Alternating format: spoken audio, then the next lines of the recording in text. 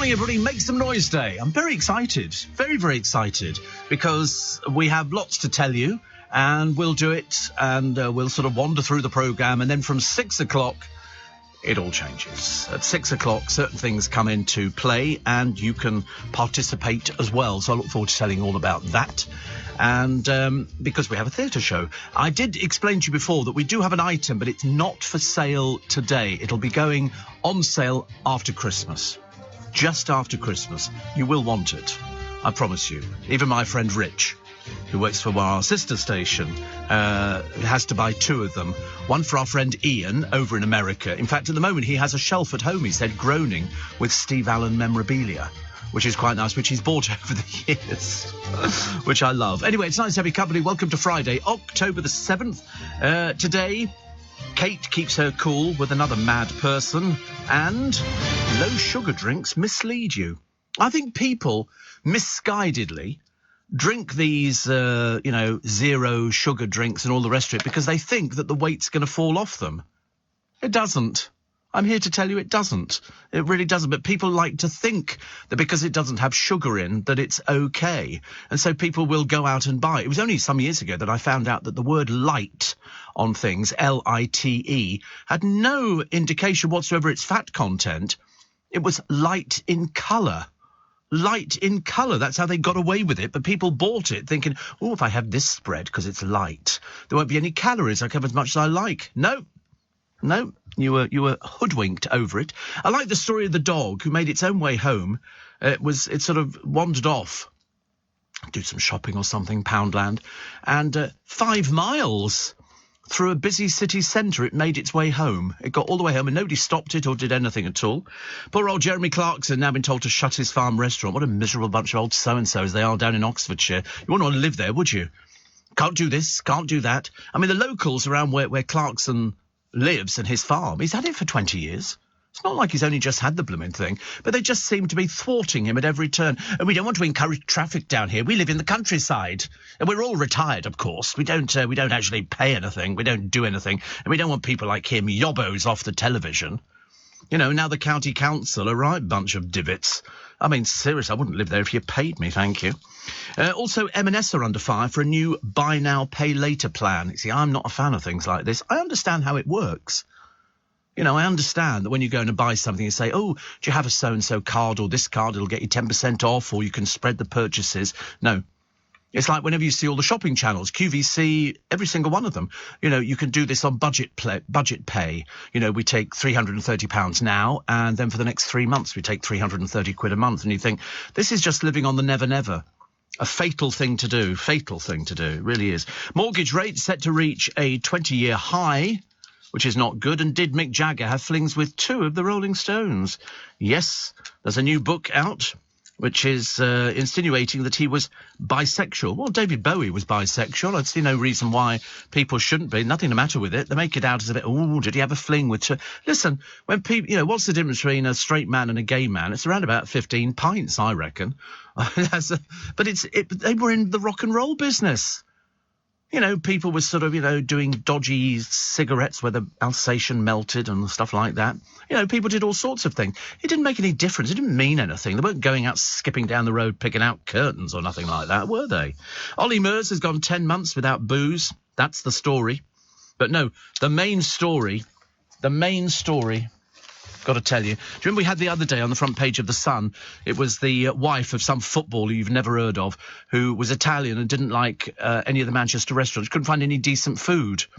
Obviously, you only had to look at a picture of her to realise that expensive restaurants are not her sort of thing. She'd be happier with a kebab or a piece of spaghetti. No, The Sun's front page headline... You've got me words going there. The front page headline is Strictly Love Rat Sean Walsh... That's double N, by the way, has signed up for I'm a Celebrity. ITV bosses hope the comic will finally tell all about his kiss with Katja Jones. I pushed my mouth into hers and tried to force her mouth apart with my tongue. End of story. Well, I'm just saying that now. The shock romance ended the dancer's marriage and his own 5-year relationship. And also his career. That's why he's having to do I'm a Celebrity. And they're hoping, wait for this one, that he'll sit round the campfire in I'm a Celebrity telling stories of this. It was so many years ago, most people had forgotten about Sean Walsh. He was neither funny nor interesting, and he cheated on his girlfriend, and the bird he was with, Katja, cheated on her husband. Both relationships split up. And so, you know, on the sort of the desperate attempt to try and resurrect a career that died in the water years ago, he's going into I'm a Celebrity. And so they basically sort of turned him over. He doesn't realise, but they've turned him over. And they say his snog with Katja is the biggest scandal to ever hit Strictly. People still talk about it. No, they don't.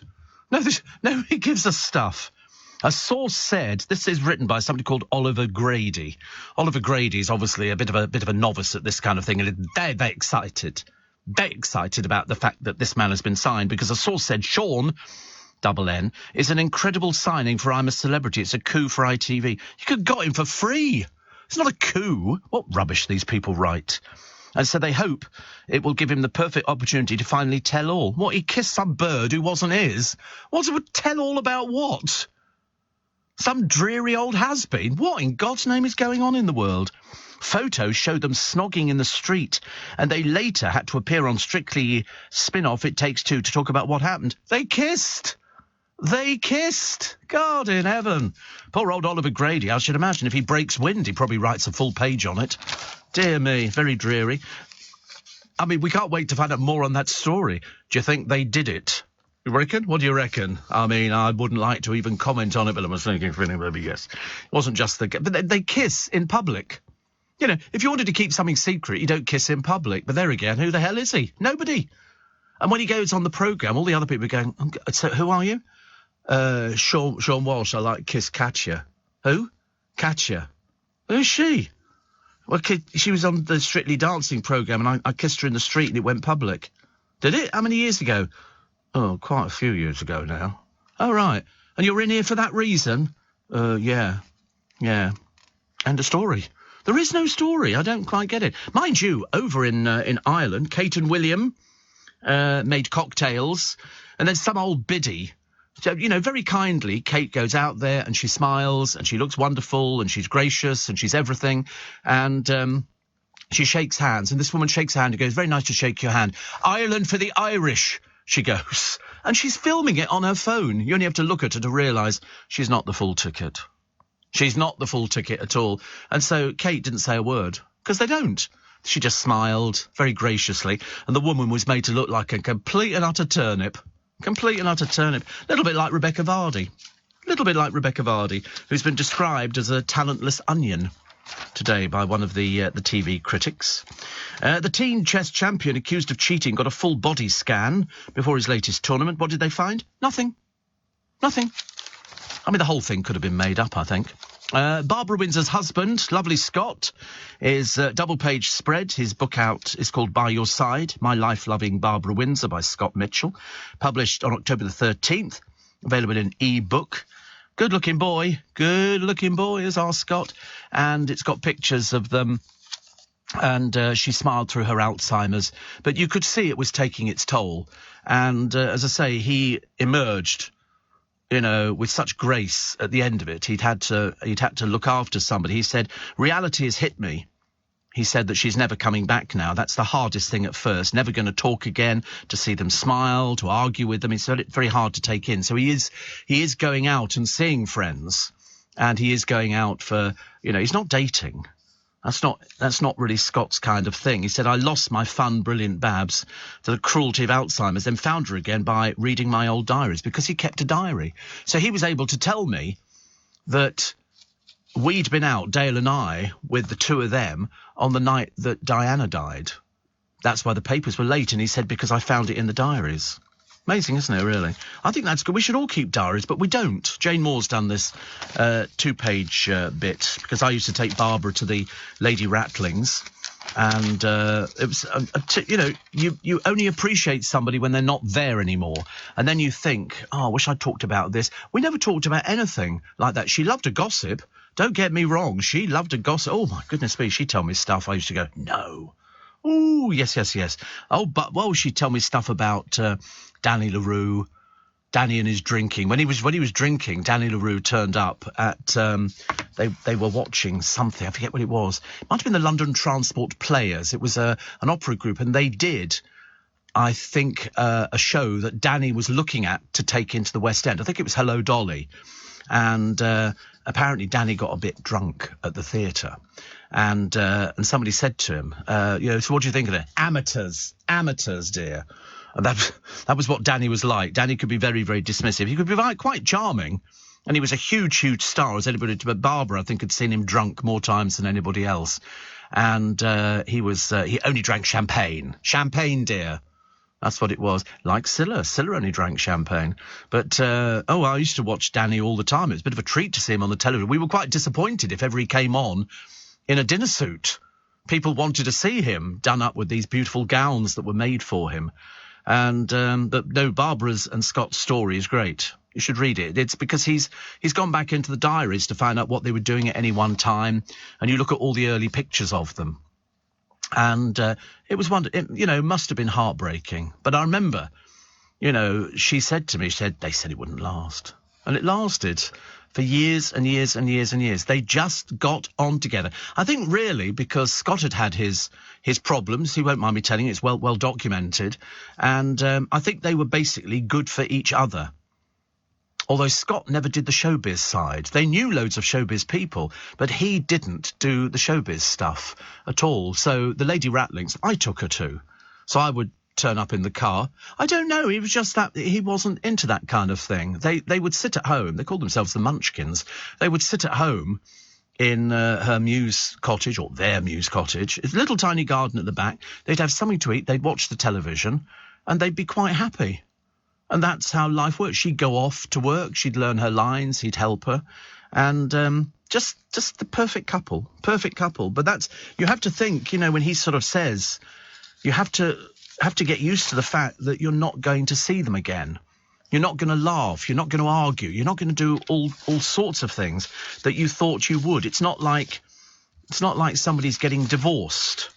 It's not like somebody, you're not going to see them for a while, but they only live in another county, or they've moved to Australia, so you could actually see them. When somebody passes on, that's it. So people derive comfort through going to cemeteries and stuff like that. And it's very difficult. A lot of people, if you're sort of not in the public eye. I remember watching Loose Women the other day, and Gloria was talking about Karen and how she still gets affected now by talking about Karen's death. And I remember it vividly.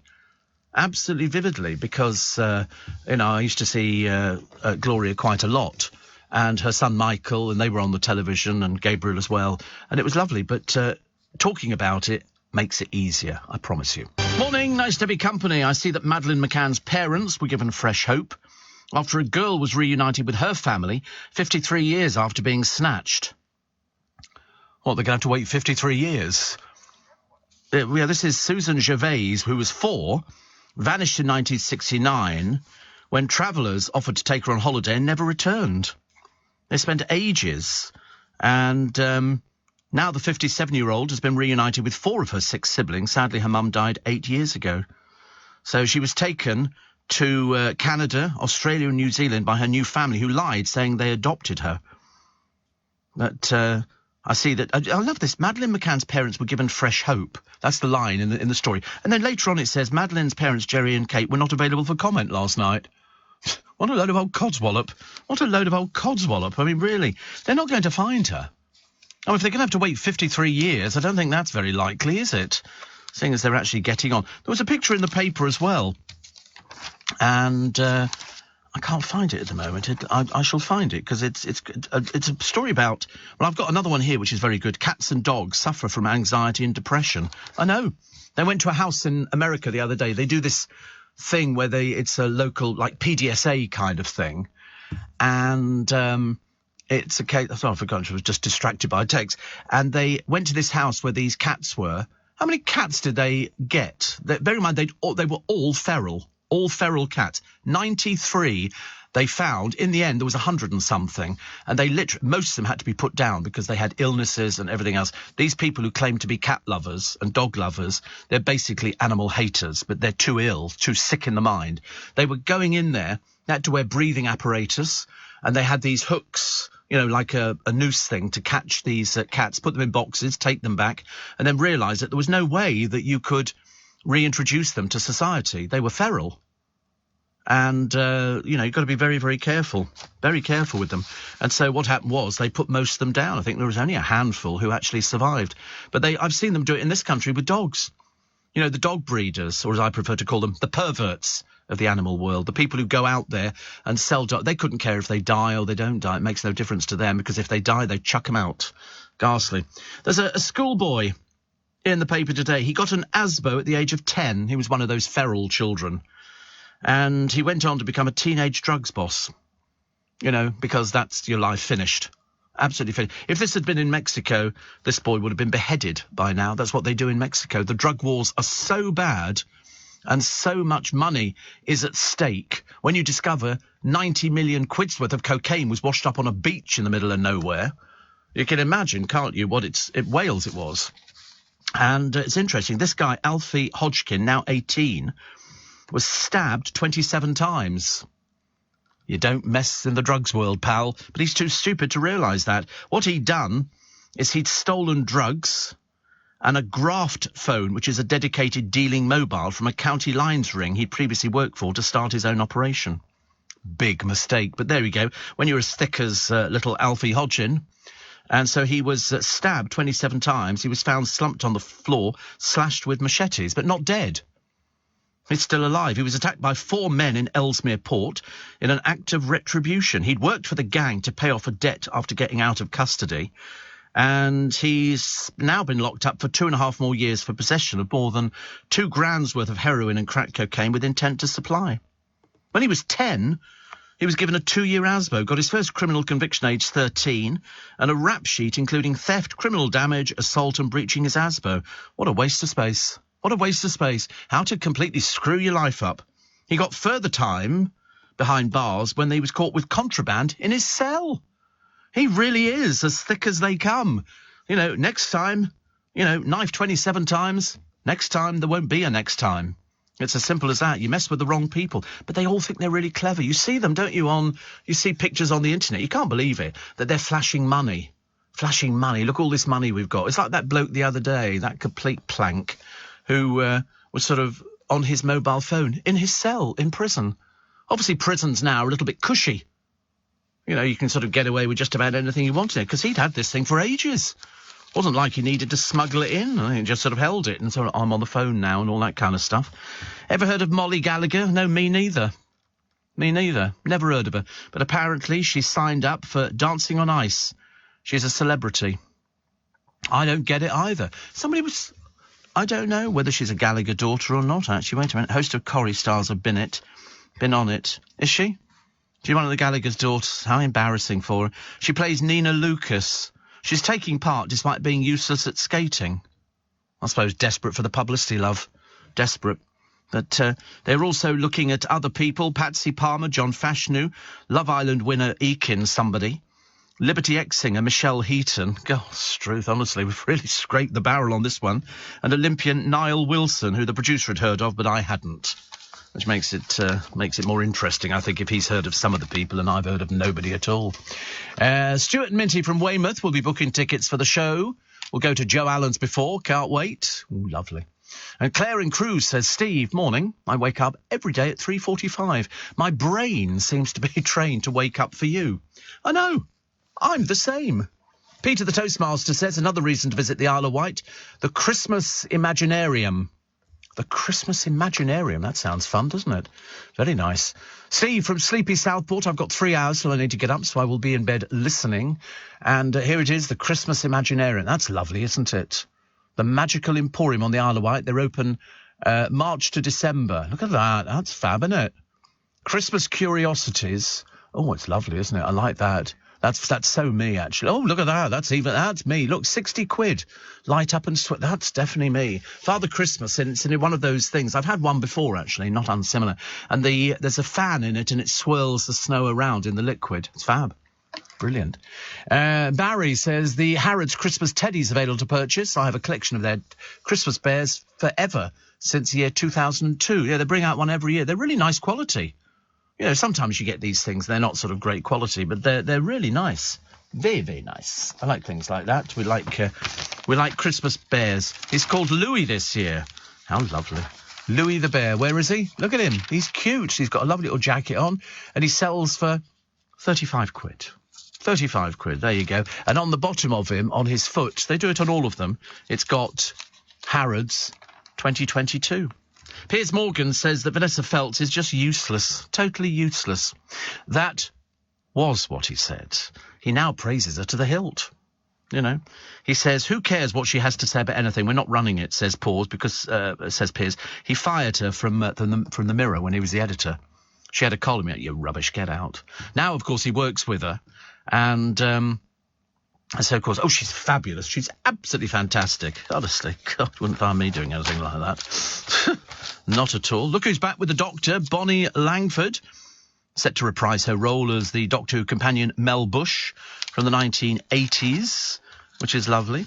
And Prince Andrew, let's just call him Andrew Windsor, shall we? Because I really can't be bothered to call him anything else apart from that horrible piece of work, has been told by a lawyer, after that £12 million settlement to a woman he's never met before, it's not the end of the story, he's been told. We think that they might be taking it further now. The fact that he's even coughed up the 12 million is having nothing to do with it. It's interesting, isn't it, really? Because I bet he seriously thought, did you read that lovely thing the other day? I had to laugh. Sarah Ferguson. Remember Sarah? Oh, I love the Queen Mother. The Queen. She was so marvellous to me after the divorce and everything else. Yeah, nobody liked you, dear. Nobody ever liked you. Your father used to visit massage parlours and you used to get your toes sucked. And that was even before you met Prince Andrew. And now she lives in the same house, which was the Queen Mother's house in Windsor Great Park. Whether or not he loses it under Charles's reign, I do not know. But she was saying, I turned to writing stories when Andrew had all these sort of trouble, because he's a good man. Yeah, love. Yeah, like you're talented in the writing department. Because we know that there were two of you writing the book, and you weren't the writer. So it's one of those things. It's like what's her face? The ex-Page 3 girl who's had all the cosmetic surgery. Could be Katie Price. You know, she's never written a word in her life. She can't write. Never written anything. What she does, she sits down and goes, so, like, I've got a story for you.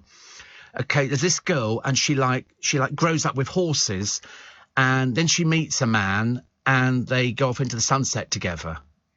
The end. And so the woman goes, okay, that's it, is it? Yeah, because that's my story, innit? And they're all the same. Garbage. Absolute garbage. But they sell. I don't know who buys it. I've really got no idea. I can never work these things out at all. But no, so Sarah Ferguson had somebody else. Because let's face it, what was she ever known for? What was she known for? She was known for nothing. She wasn't known for any talent at all. Yeah. I did cover the wedding, yes. I had to keep my fingers crossed. Yeah, I did cover the wedding, yes. Loads of pictures of this dog who managed to walk 500 miles, and I would walk 500. It's only 5. Jeremy Clarkson been told to shut the restaurant on his diddly squat farm after he bragged about outwitting the council. You can imagine how upset they were. Oh, can you believe what he's been saying about it? Close it down immediately. So, in fact, he had to get rid of tables, chairs and portable toilets. And somebody said he was taking advantage of permitted development rights. It's in a place called Chadlington. I think we should all go to Chadlington today. Everybody, let's take all the buses down there and cars that belch out fumes and everything. Made famous by an Amazon Prime series. His agents deny a breach of planning laws and the case will go to appeal. It'll be so funny if he wins. So funny. You have to do it. So low sugar drinks we'll come round to later. They mislead us. And shoppers feeling the pinch, snapping up blankets and one-pot stoves. And do you remember that fake heiress, Anna Sorokin? She's one of these compulsive liars. In fact, she's just coming out of prison. She conned £55 million out of people. She's one of these doolally girls. She tried to pretend that she was absolutely filthy rich, but she wasn't. She had no money at all. She was a compulsive liar. You only have to look at a picture of her to realise she's not well. She's not a well person, but she's coming out of prison, but she's been told she's not allowed to post anything on social media and or any of these Instagrams or anything else like that, mainly because she's mad. Completely and utterly mad. And then there is the story. The Black Beast in the Derbyshire Field. Is it the mysterious Black Panther? Here in the UK, we sell amazing products and services the whole world wants. At the Black Farmer in Devon, our produce is enjoyed on both sides of the Atlantic. We're McKinnon and Saunders from Manchester, and our puppets are watched on 6 continents. So whether you're new to exporting or experienced, explore global growth for your business with free support from the UK government. Access information, training, events and expert advice to help you find new customers overseas. Visit great.gov.uk to get started. Steve Allen on LBC. Text 84850. Morning, make some noise day on LBC, and just after six this morning, I should give you the details of the show, just so you're aware of it, and loads of other bits and pieces, and I'll also give you a heads up on the competition, which finishes today as well at lunchtime, to win all that techie bundle. It's a really good, I mean, really, it's a fantastic prize. And somebody will get a phone call today going, hello? And you'll go, hello? They'll go, is that so-and-so? Yes? You've just won a lot of prizes. Yes! That's what it'll be like. Be like managing to get tickets for a Steve Allen show. Julie in Sidcup says, I don't want to start you off again regarding the delicious goulash soup, but I'm going to attempt to cook it this weekend. Secret to the soup is Hungarian paprika. Yes, you do need paprika. That accounts for the colour, doesn't it, in Hungarian soup? It can be quite spicy. I like it. So here we go.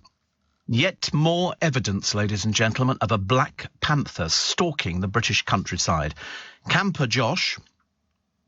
Oh, sorry, he went camping. Josh Williams, 17, stumbled across what appeared to be a big cat feasting on a carcass in the Peak District, and he managed to take an 11-second video of it. Any longer than that, and you'd have seen that it wasn't what they were purporting to tell you. It was in the middle of a field of sheep, but appeared to have a long black tail, so it definitely wasn't a sheep, said Josh, because he's bright. Whilst he remains unsure of exactly what he saw, he believes it was some kind of big cat.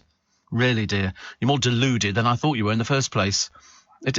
Well, after 11 seconds, they didn't hear much noise, the occasional crunch, which made them think it was feeding. Either that or it was breaking into a coconut. Josh and his friend, Ben, were walking towards Edale in Derbyshire. They didn't get closer because they didn't want to risk becoming cat food, and after 10 minutes they moved on. So they could have taken a 10-minute video, which would have proved beyond a shadow of a doubt. They just did 11 seconds. He said, nobody would believe me if I'd said I'd seen a panther. We don't believe you now, love.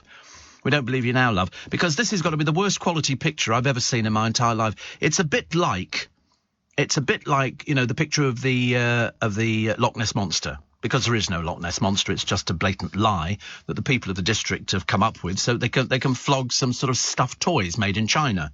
And exactly the same for this one. Every picture you ever see of this panther with a long tail is a case of this. I don't know what sort of phone you've got, dear. Was it just like a box brownie or something? That maybe a little pinhole camera, you made it yourself? Yeah, or an old rabbit phone. Because this is the worst quality picture, and yet every picture I've ever taken on my phone is so crystal clear. You could read number plates. So, unfortunately, we think you're mad as fruitcakes. We don't think you saw anything like this at all. And also, it's in a field of sheep. Do you think the sheep would just be standing around going, oh, let's do my nails today. Oh, look, there's a panther over there.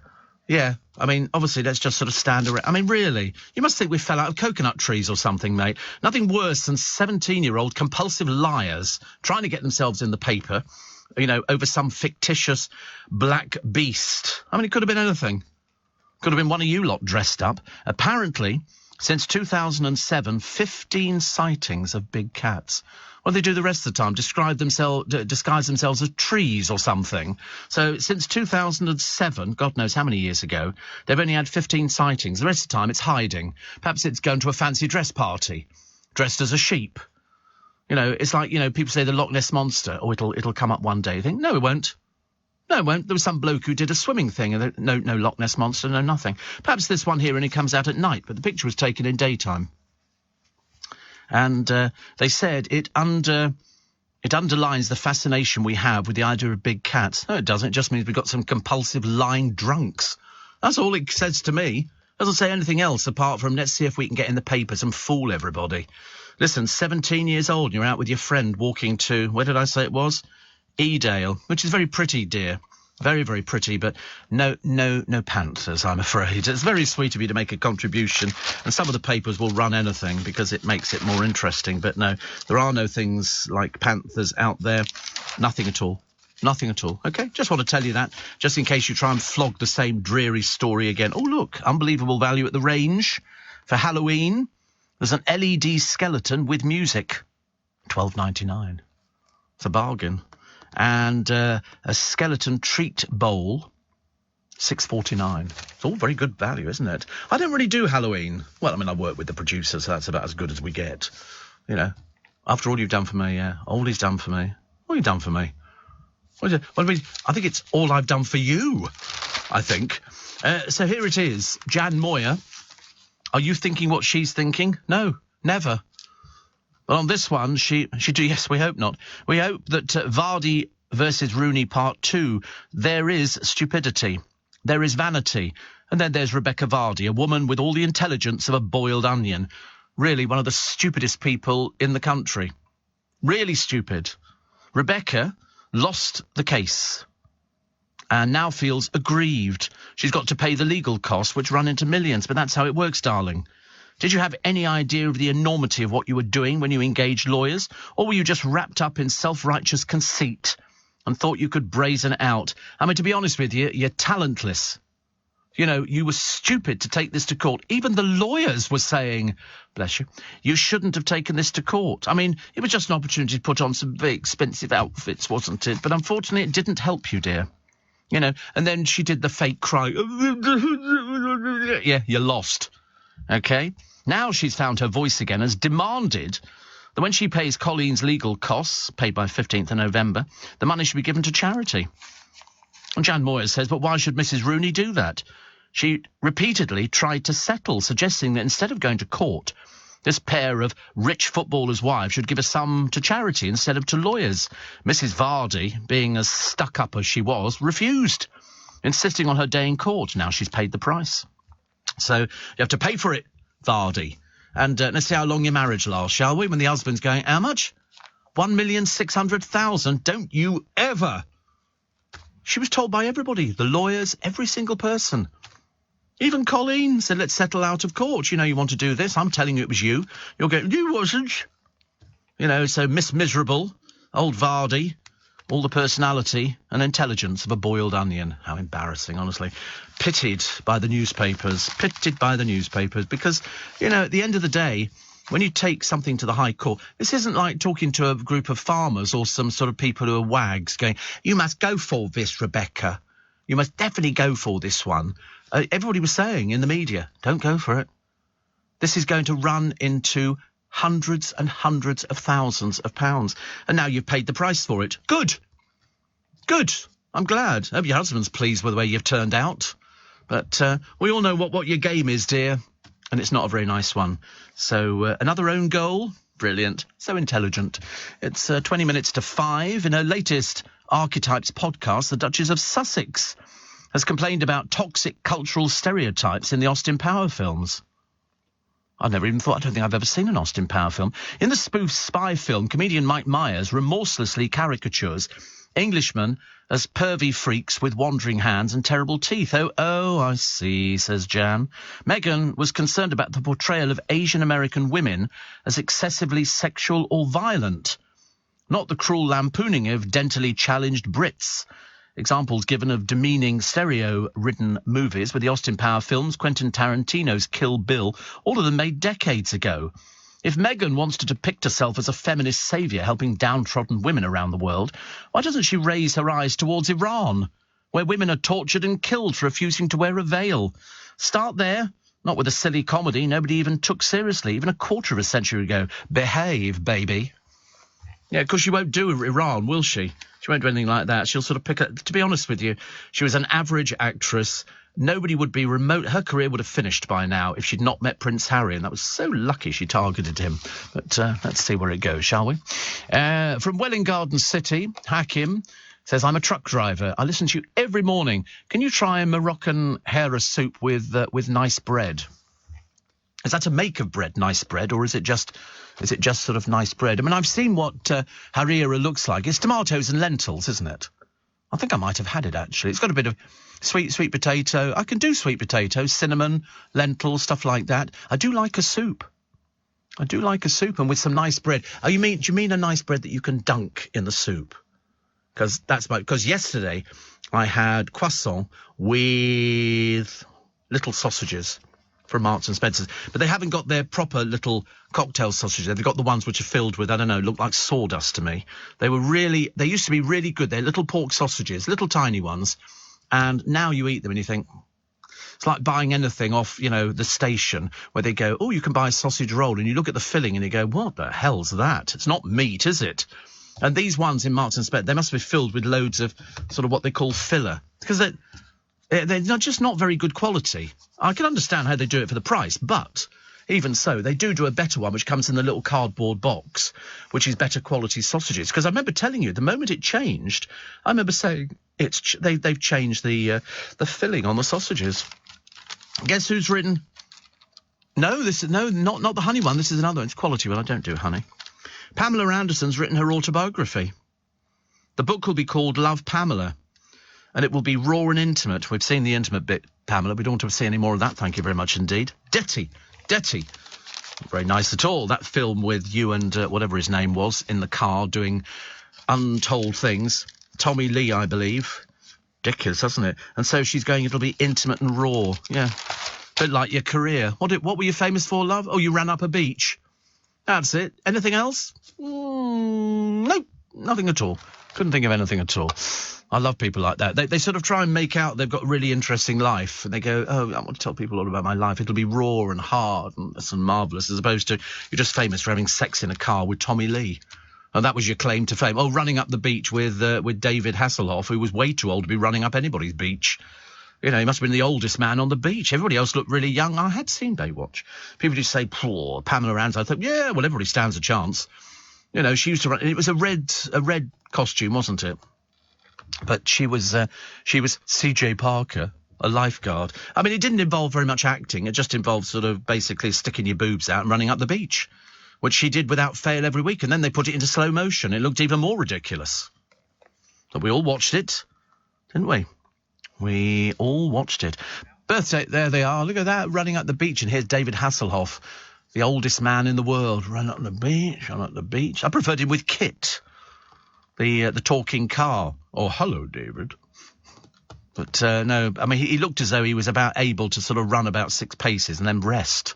And had to bring the oxygen over as quick as possible. I forgot to mention it's Tim Minchin's birthday today. He's 47. So many happy returns of the day. The Northampton-born Australian comedian, actor and musician, known for performing barefoot and wearing eyeliner and back-combed hair. Who cares? Who cares? Brilliant. Absolutely brilliant. And is Venus Williams working on letting a potential romantic partner into her life? So far, she's been single for 3 years now. They make a big deal about that. The producer's been single for most of his life. He doesn't moan about it. He's holding out for me. And, I am not for turning, as they say. Morning, everybody. Nice to have your company. So, I mean, all the papers are full of this woman telling the Princess of Wales. She's going on a walkabout. They're cheered by everybody, and it's all very nice. They're just over there on a visit. And she says, Ireland belongs to the Irish, and suggests that she's not in her own country. What a stupid person. That's the trouble. You can't account for somebody's mentality. And this particular woman is filming it at the same time, obviously to sort of try and provoke some reaction. She needs to get her hair done. She looks a bit of a wreck, one of those sort of people who sort of turns up and starts sort of spouting nonsense to people. And she was spouting nonsense. Luckily, Kate just smiled and moved along the line. You know, obviously not producing what they were hoping. You know, perhaps they were hoping that she'd have sort of a big argument, as if that's ever going to happen. I see another PR executive has left Team Sussex again. They can't keep staff. I wonder why they can't keep staff. They couldn't keep anybody, could they, really? They've had people on there, and then I think they suddenly realise that you're dealing with a megalomaniac and his wife, and people don't want to work for them. Well, failing that, they just get booted out, which is a bit of a shame, proving, as far as I'm concerned, that they're not the most pleasant people. It doesn't cost anything just to be nice, does it? Just to be nice to somebody, just to sort of... No, you wouldn't know. I'm just telling you. Hundreds of tons of concrete that a government highways body poured over a scenic Victoria Bridge must be removed, the councillors have ruled. It's a Lake District rail crossing filled in after National Highway said it might collapse. So they've just literally poured concrete into this bridge and left it. It looks absolutely disgusting. It cost apparently $124,000 plus $431,000 to restore the bridge. And you wonder why local councils are complete, utter useless people. Really is. Kevin Spacey's in court. Britt says, please say a big congratulations to my daughter Chloe, who got a distinction in her Masters of Criminal Forensics. Blimey. She listens again with me later in the day, and Pepper says, morning, it's a bit cold. Oh, look. Got such cute faces, haven't they? It's the ears, isn't it? It's a dog. What do you mean, what is it? It's a dog. Well, you can see it's a dog. It looks like one of those French bulldogs, doesn't it? French dog. I don't know why. Do you think they speak French? I shouldn't imagine so. But they've got such cute faces. They sort of look up at you in the ears. It all sets it off. So well done to Chloe. Criminal forensics. I don't think in all my years of being on the radio, Britt, I've never had anybody who's got a master's in criminal forensics. I haven't. Nobody's ever written to me before. I would remember. I can remember all your mistakes. But I just sort of, one of those sort of things. Dave is in Plymouth. He says, don't put David Hasselhoff down.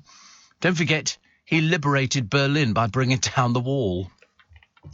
Yes. Do you know, apparently David Hasselhoff's very big on the continent. Best place for him, actually. And because he sings. He's brought out albums. He sings in German. And he's sort of very popular. He's, Jump in My Car. But he's also, the girl that he's with is a shop girl. He sort of saw her. And she saw her in a department store, and they started going out. So he started taking her around the world, and she started pretending she wasn't a shop girl. Yeah, we remember these things. It's like My Fair Lady. Simon says that 17-year-old with the Panther photo will probably be the next Prime Minister. if you're lucky. If you're lucky. They were talking about this the other day. They were sort of saying, do you think she'll last very much longer? And everyone's going, no, not really very much. I did watch Question Time last night. I do hate it when you get two people who argue because you can't understand what they're saying. And they're obviously determined to get their bit over. Panthers are pink anyway, Steve. Everybody knows that, says Rich. Thank you. Jenny's in Portugal. The Woodcroft Bowlers on tour. And apparently Ashley says there's a meteor shower over London over the next few days, if you're interested. Not really, no. Couldn't really care less, no. And if you're telling me it's going to be a shower of £50 notes, I'll be there. But he said it should fit in around the night and the start of your show, so good timing, in my opinion. Oh, that's nice, actually. Walsh says, locked into the spike after watching Stranger Things, Season 4. Season 4. We like Season 4, don't we? I haven't seen any of them, actually, but I always try and pretend that I'm interested, because it's what people want. Of course I've never seen it. I'm too busy knitting, trying to knit myself. It's scary. I don't do scary. Now, you know I don't. I've told you before, I really don't do scary. I don't like scary. They're doing Fright Nights at Thorpe Park, apparently, at the moment, ladies and gentlemen, and they've got a picture of somebody in a clown suit around the door. And you think, no, well, I don't want to do that. I don't like that kind of thing. It's not necessary. I feel like that lovely lady on the television on Gogglebox. Don't say that. Don't speak like that. I don't want to hear you talking like that. She's very good. Mary and her husband. Yeah, so they look, the first 8 minutes. Don't show it to me because it'll make me upset. It'll make me upset. It's going to be somebody who's going to be killed, isn't it? On a bicycle. It'll be somebody who just leaps out of the shadows. I mean, to be honest with you, there you go. Look, there's somebody right in front of him. And then he's fallen over on his bike. Oh, look, he now can't get up again. But don't worry, because this person will help you. And he's only a little child, and he looks up, and there's this thing. And I suppose you turn round and you run like heck. It was only because the bloke wanted to ask him about his bicycle, I should imagine. So you should have put a bell on it. So you get kids running through woods, pitch dark at night. Always foggy. And then he gets inside, locks the door without realising that the person who's chasing him is in the house. I haven't seen it. I'm just guessing that's how they work these things. So he thinks that he's locked him out, but in fact, he's already got in. And that's why he's sort of looking out of the window, but this thing's behind him. I don't like this sort of thing. Don't show me any more. I get frightened. And do you know what happens when I get frightened? I get very bitter. Very bitter. Anyway. So after 6 o'clock this morning, all the details of the one-man show. So it's for next year. That's all I can tell you. I'll tell you it's next year. I'll give you the date and the time and all the rest of it. And there'll be a link. But not until 6 o'clock. Not until 6 o'clock. What else have we got? Dimbleby hits out at the Remainers, endlessly moaning. And Sadie. Remember Sadie was married to Jude Law and all the rest of it? Sadie Frost. Is it Sadie Frost? I don't know. Her yoga clothes firm has collapsed.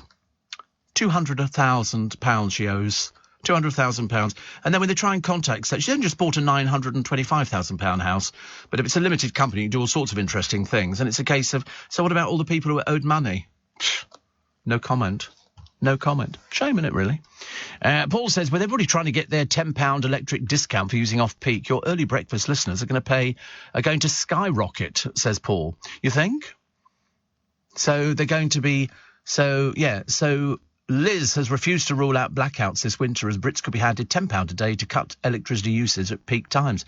You're right. It's going to boost my audience hugely. But to be honest with you, as you know, the spike has been there for many years now. Ain't nobody coming close to it. They try, and we let them have a go at it. We let them do it, and they go, but I can't do it, Stephen, because they call me Stephen. You can always tell. And they say, you can't do it because I'm playing music, and so I play the music, and then people go to listen to you, and then they come back again, and then they go listen to you, and I go, yeah. But they always end up with me. They always end up with me. And you look at the spike. I'm looking at one which Paul Easton used to do. Lovely Paul. He doesn't do it anymore because everybody in radio used to hang on for this thing. Used to hang on for it.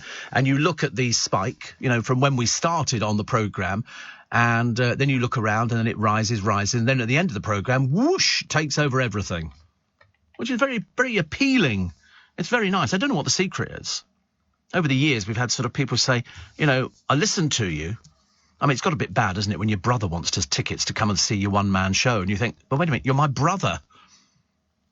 My brother and his wife also have been to the Magic Circle shows on New Music, because my brother's wife likes getting picked out to go up on stage and be sort of, the volunteer, which is good. It's good. It's nice to keep it in the family. I mean, if he was doing a one-man show, I wouldn't go and see him. Absolutely not. I'm his older brother. I'm supposed to know better.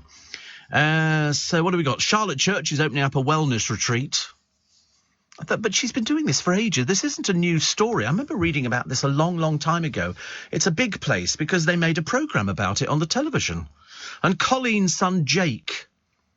You remember Jake? I think he was in a band or something. He used to go out with that girl from Little Mix. And... Rixton was the band. Yeah. Well, apparently he's now on benefits and living in her garage. So, I don't know how he can get benefits. I mean, what, you're telling me he can't find a job? I mean, couldn't he go and stack shelves in Sainsbury's or go on the till or something like that? What's the matter with him? I do hate people who go on benefits when they're perfectly capable of getting a job. And we know at the moment that there are lots of jobs out there. Lots of jobs. In fact, restaurants are crying out for people to go there. Is he above that? Is he above that? People were sort of saying the other day, councils are looking for street sweepers. And somebody's went, well, I couldn't be a street sweeper. And you go, why not? They earn really nice money. You go and clean the trains or something like that. But to sort of just go on benefits and kind of sort of give up, to me, smacks of defeatism. He's a young man. He's not old. He's young. And he's living in the garage. It's a bit embarrassing. Perhaps she doesn't want anybody to see him. He's in the garage. That's what I tell people now, actually. Nurses. You know, they were talking about strikes and things like that. They say they will still provide critical care even if they go on strike, which is good news. The Daily Mail publisher faces a legal challenge from a number of celebrities who they claim have been... what do they call it? When they sort of put hidden microphones into places and things like that. And so somebody can... Because the moment I read it this morning, I immediately shut up. Because I remember thinking that... Harry just spends most of his time in litigation because he's got nothing else to do.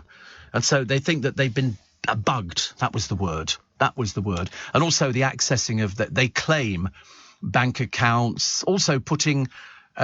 listening devices in people's cars and homes. Well, how does that happen?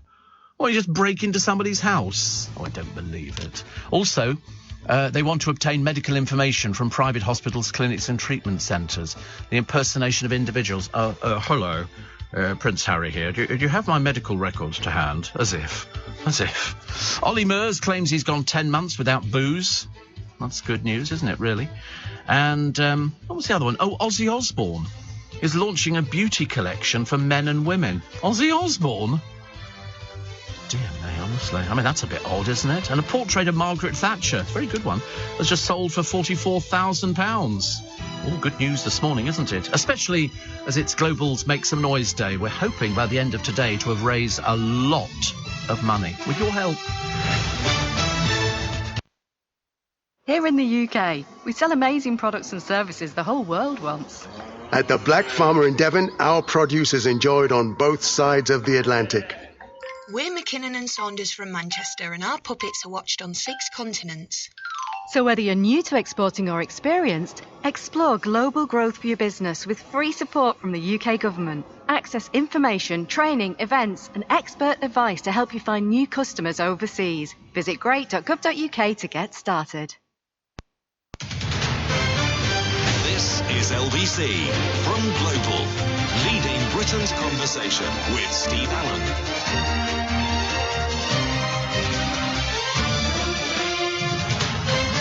Morning, everybody. Nice to have your company. It's Make Some Noise Day. We wait all year for it, and then it whizzes through so fast.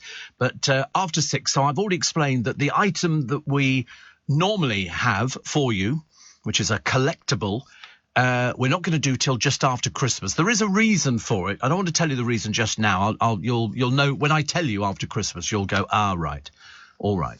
But we do have a show. We have a show coming up at the Leicester Square Theatre, and it's an audience with me. It's an audience with me. We've done it for quite a number of years, and the tickets sell out really quickly. So just after 6, I will tell you the date and all the rest of it. There'll be a link on the LBC website, but not till after. It doesn't become active till... Don't ask me how they do these things. You're right. Listen, I know nothing. As you know, I'm a complete idiot when it comes to anything technical. But we will tell you all about it. And it's going to be for next year. So you're buying tickets, hopefully today or this morning, for next year. So you won't forget, because you pay for them, and then... they'll send them out nearer the time. So never, ever panic. The tickets always get there in the long run. And it's nice. It's a very jolly little crowd. There'll be about 450 of you, which is just nice. Leicester Square Theatre is literally within 2 minutes of our front door here in Leicester Square, because it's called the Leicester Square Theatre, and loads of famous people have played it, and then me. And I've done it quite a number of times. I've played the Hippodrome as well, which I like. And it's really good. So we look forward to seeing you down there. But details coming up after the news at 6. You've got to wait 55 minutes. I know. Fooled myself. Nadia says, it's midnight in Boston and I'm trying to fall asleep, but your sarcastic humour keeps me awake. Sarcastic humour? Are you serious? Never sarcastic. Karen in Merthyr Tydfil says David Hasselhoff met his wife Hayley, who was working in Debenhams, Merthyr Tydfil. Yes, I remember. I knew she was a shop girl. And then all of a sudden she was elevated from being a shop girl to being whizzed around the world with somebody who was very famous. Very, very famous indeed. What else do we have? Love Rat Sean Walsh. And I'm trying to think. Pete the Pool Man said a sort of thing. Look at that. It's a pool cover, but it's electric. That's nice, isn't it? That's very good. It's not a very big pool, but enough for me. I could splash around in that one. But you're right, Pete. If it's got an electric motor on it and something, I like it. I like it. It just needs coloured lights going round the inside of it. That would do me fine.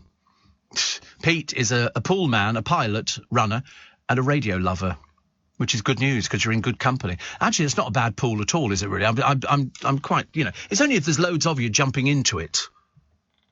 But having the electric hood over it keeps all those nasties out. But it's indoors. Is it heated though? I couldn't get into a cold pool. I really couldn't. But it does look very nice. I'd like one that's got one of those, like a fountain at the end, which sort of gushes out of a swan's mouth or something like that. I don't know, whatever else it can be. Not necessarily a spray. They had a thing the other day. They were looking at luxury houses on the television. You'd like this one, Pete. And it was abroad. I forget where it was. But they had a double shower. So, in other words, two of you could shower at the same time. Way! And it had two shower heads, but you could look out into the garden. And somebody said, but what? People can look in. They went, no, it was just one way. When you went outside, you were looking at, or two way, you were looking at a mirror. So you could look out of the shower as clear as day, but they couldn't look in. Even if they pressed their little nose, you'd still be too scared, wouldn't you, in case somebody says, they couldn't even hear them. When they went, hello, they couldn't hear anything like that. And I thought, a double shower. Tempt me some more. A double shower. Homes face 3-hour winter power cuts. I'm old enough to remember, as indeed many of you probably would be, when we had the power cuts. And they would tell you, but this was due to the unions and the power stations and coal and stuff like that.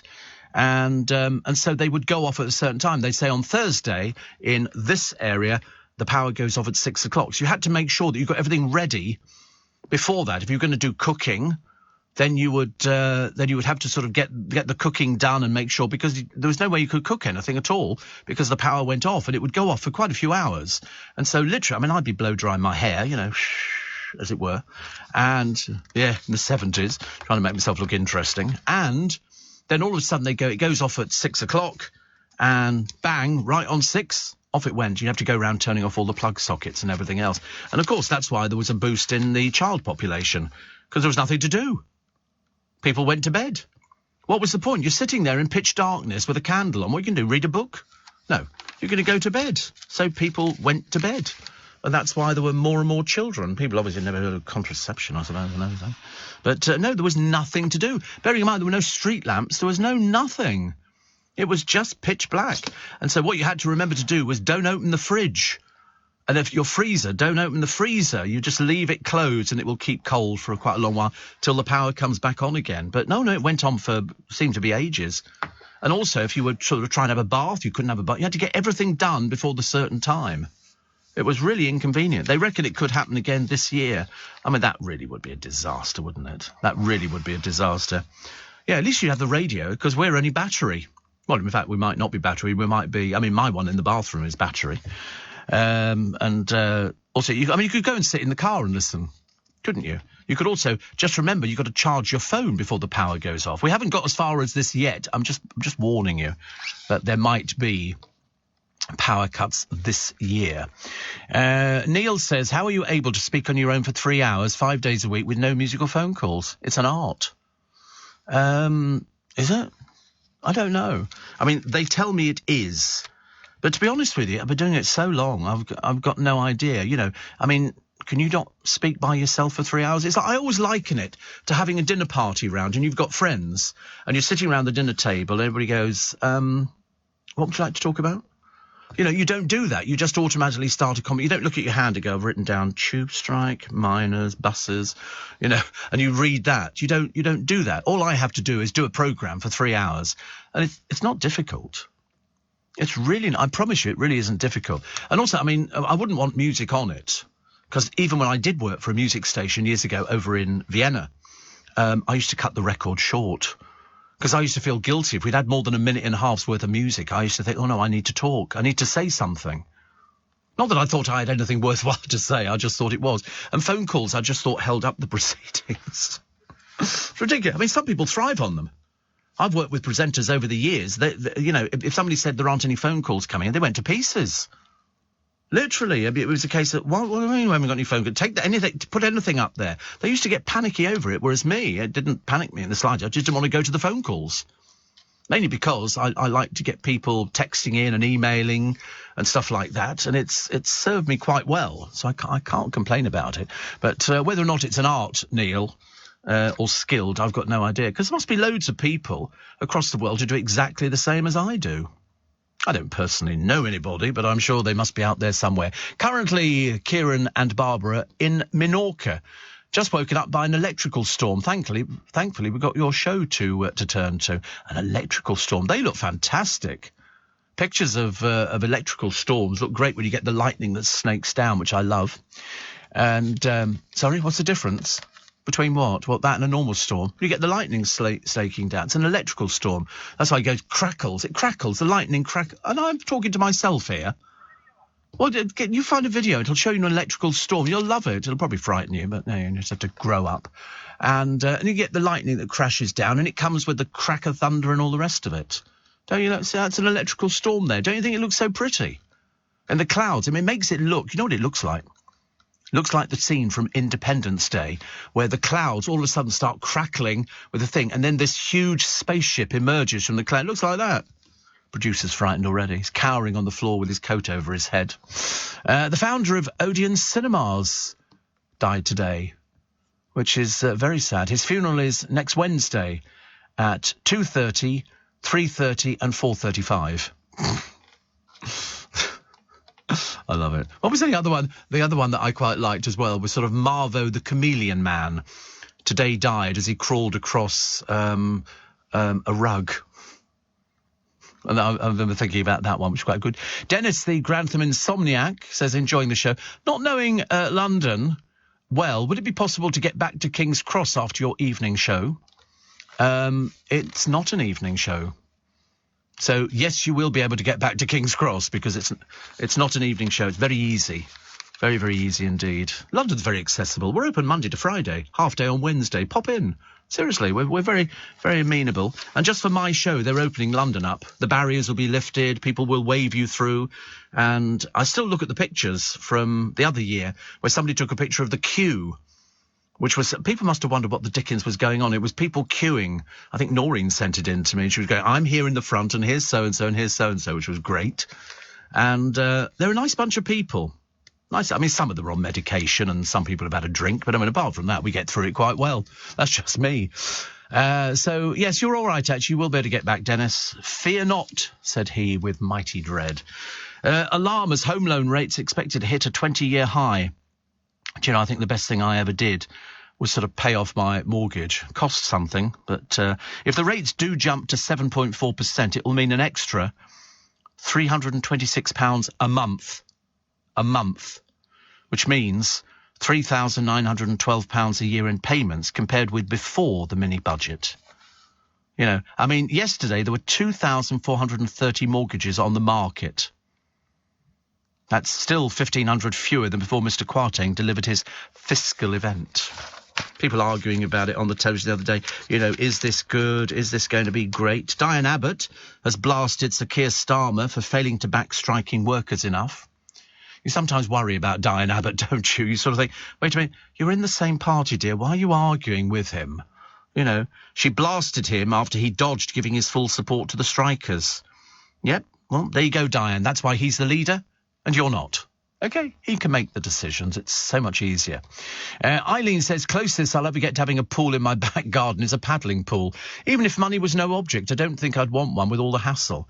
Well, it means you could get Pete round. He'd come round and service you, so you'd be all right, wouldn't you? Something to look forward to. Morning, everybody. Nice to be company. 17... It is 17 minutes past. I looked at the clock and I think, is it 17 or 18 minutes past? There used to be a radio presenter years ago, and it wasn't on this station, of course, and he couldn't tell the time. He literally couldn't tell the time. He'd go, it's 5:15, 6, 20 to 7. You know, and it used to turn into some sort of a joke, really. Do you remember, says Ian, in West Suffolk, they used to flash the power off and on before the main power cut, just a short warning. I think it was so people could light candles and paraffin lamps and things like that. No, I just went to bed. The moment it went off, it didn't make any difference to me. I just went to bed. Just meant you went to bed a little bit earlier. Now, you know that today is Make Some Noise, and today is the final chance for you to have a go at our Make Some Noise Tech Bundle competition, which is the ultimate tech bundle. Today is your last chance to enter because this finishes at midday today and somebody will then get a phone call. So I advise you now, keep the phone handy. Although in a minute I'm going to be advising you to not keep your phone handy. And there's a real reason for that one. So this is what's on offer in my ultimate tech bundle, my prize package for you today because we love you very much indeed. You could win every one of these items, all for one person. A brand new Apple iPhone 14 just released, the Apple iPad Air, the Apple Watch Series 7, a pair of Apple AirPods Pro Bluetooth headphones, a Meta Quest 2, an all-in-one virtual reality headset with controllers, a 43-inch Samsung 4K Ultra HD smart television, a Samsung Galaxy Book 2 laptop, a Sonos One smart speaker and an Amazon Kindle Paperwhite. All of that, one prize package. I mean, it really is. It's the ultimate tech bundle. As I say, if Will Guyot's trying to sort of get his hands on it, you know it's got to be worth getting. For your chance to win every single one of those brilliant prizes, you text the word TECH, T-E-C-H, and send it to 84850. A voluntary donation of just £5 from every text supports Global's Make Some Noise. You've got until midday today. Keep the phone handy because we may be calling you. Standard network rate supply. You need to be 18 or over to see the list of participating Global stations on full terms and conditions. Please go to makesomenoise.com. So just text TECH, T-E-C-H, and send it to 84850. And at the risk of sort of pushing you to your absolute limit, you can enter as many times as you like. But each time the money goes to a very, very good cause. Dan's in Kuala Lumpur and says, please keep doing what you're doing. Well, I intend to, actually. Thank you. He says, just in Kuala Lumpur, Malaysia, and it's teeming down. Yeah, when it rains over there, it rains. It really does rain. He said, could you send good vibes for sunshine? No, I think you deserve rain. I think you deserve rain every day. It's quite nice, actually, to have rain every so often. Milo says, when was the first show where you talked the whole way through? Well, I've always talked my way through a show, always. I've only ever done shows where I've talked all my way through. I haven't sort of relied on anybody else. I had other stuff on the programmes over the years. I had guests and things like that. But mainly I do just talk. Yes, mainly they talk. I mean, I started off reading out people's letters on the programme because we didn't have computers and texts and emails and stuff like that. So I started off reading people's letters. Then I discovered that I could pick up a newspaper and I could fill an hour with one newspaper. So when they got me a set of newspapers, I could fill a 3-hour, 4-hour programme quite easily with the stories that were in the papers. And by the time you added all the other little bits and pieces, you had a programme. It was as simple as that. And it seemed to work. People loved it. They absolutely loved it. And over the years, it's sort of changed a little tiny bit. I mean, you know, I'm not as nice as I used to be. Steve, my father worked, says Jane, as a negotiator for the Central Electricity Generating Board, the CEGB, during the 70s strikes. We barely saw him, but we'll always remember his hard work while we sat at home with the candles. I don't think I ever had candles. I was too worried about knocking the blooming things over. So I didn't get candles. I'm very clumsy, actually, definitely. Steve, I once was going from North Thailand to Laos on a slow boat. We stopped off in a village halfway-ish. It had no power. It used generators, and they turned off at 7 p.m. Whole village went dark. Oh, yeah, there are certain people around the world. Don't assume everybody's got electricity. There's loads of people who don't have electricity, and they do rely on little generators and candles and stuff like that, and it's very difficult. Bottled gas, very popular. You go to some places in the world where people are cooking on a bottled gas cylinder that they've got connected up to. It's dreadful.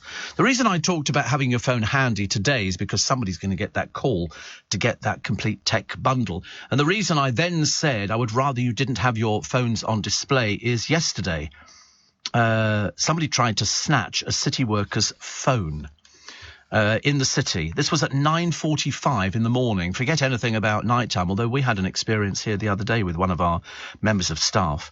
And a pair of have-a-go heroes were stabbed as they tackled two masked muggers on electric bikes. Because what happens is, in the city and around here, and we've seen it all over the place, you're standing there by the side of the road, holding your phone, somebody goes past on a bike, grab it, and you can't get it. The producer's seen it loads of times. Yeah, it happened to him. happened to him. One of the suspects lashed out with a knife after the robbery survivor shouted for help. He was also stabbed. Officers said they saw 4 or 5 men fighting outside a skyscraper as stunned office workers looked on. And this was Bishopsgate near Liverpool Street Station. So they must live in the area, the people who perpetrate this crime. They had crash helmets on and scarves covering their faces, so they're career criminals. They will be found. They will be found. And 2 boys on bikes. He was trying to get people's attention. I couldn't see the boys' faces, but they will be children who do this. They will be children. And they can nick up to, well, we heard figures of at least 60, 70 phones in a day. Easy to do. Easy to do. But City of London Police have said that stopping phone thefts and bringing perpetrators to justice is a priority. Apparently, the number of phone snatches is down due to focused efforts, including working with colleagues. But they're prepared to risk it. That's why they've got these electric bicycles. Have you seen the speed of these electrical bicycles? You couldn't catch up with them if your life depended on it. So do not stand, please, by the side of the road, on your telephone, waiting for a bus, waiting for anything, because somebody will relieve you of the telephone. If ever I have anybody walking past me in the morning when I'm waiting for my car to bring me to work, I tuck the phone under my arm and just sit there with my arms folded, thinking, go on, try it. Dare you. They wouldn't. Asda are offering something, which is I'm very pleased about this one, because you know that if you're a pensioner, you can go to Iceland, that's the shop as opposed to the country, and get 10% discount on a Tuesday. 10% discount. Asda are offering, for people over 60, to help with the cost of living crisis, soup, a roll and unlimited hot drinks for £1. For £1. I'm looking forward to trying this one. Definitely. The chain will provide the winter warmers in all of its cafes in November and December. Soaring inflation energy bills, with inflation now outstripping pension and savings growth. And so they said, because they also did it for kids who could eat for £1. And they're hoping that the offer of soup and hot drinks for the over 60s will prove just as... Not that I'm over 60. I want this understood. And they say they will support grassroots organisations providing a lifeline. The Asda Foundation is providing £500,000 to community groups that are struggling with rising operating costs and other pressures. So a bowl of soup and a bread roll and as much tea and coffee as you want for £1. Actually, I don't think it's for me, is it? It's for people who are sort of struggling. And so for £1... you can't complain. You really can't complain. Connie says, if we have power cuts this winter, Steve, me and the family are already prepared for it. We will go to bed to keep warm and have a battery-operated radio next to the bed to listen to LBC. Hopefully the power cut will not last too long. Well, I tended to find that, I went to bed when the power cut started, and when I woke up, the power was all back on again. So I slept through it. It's like whenever I've got to go to hospital...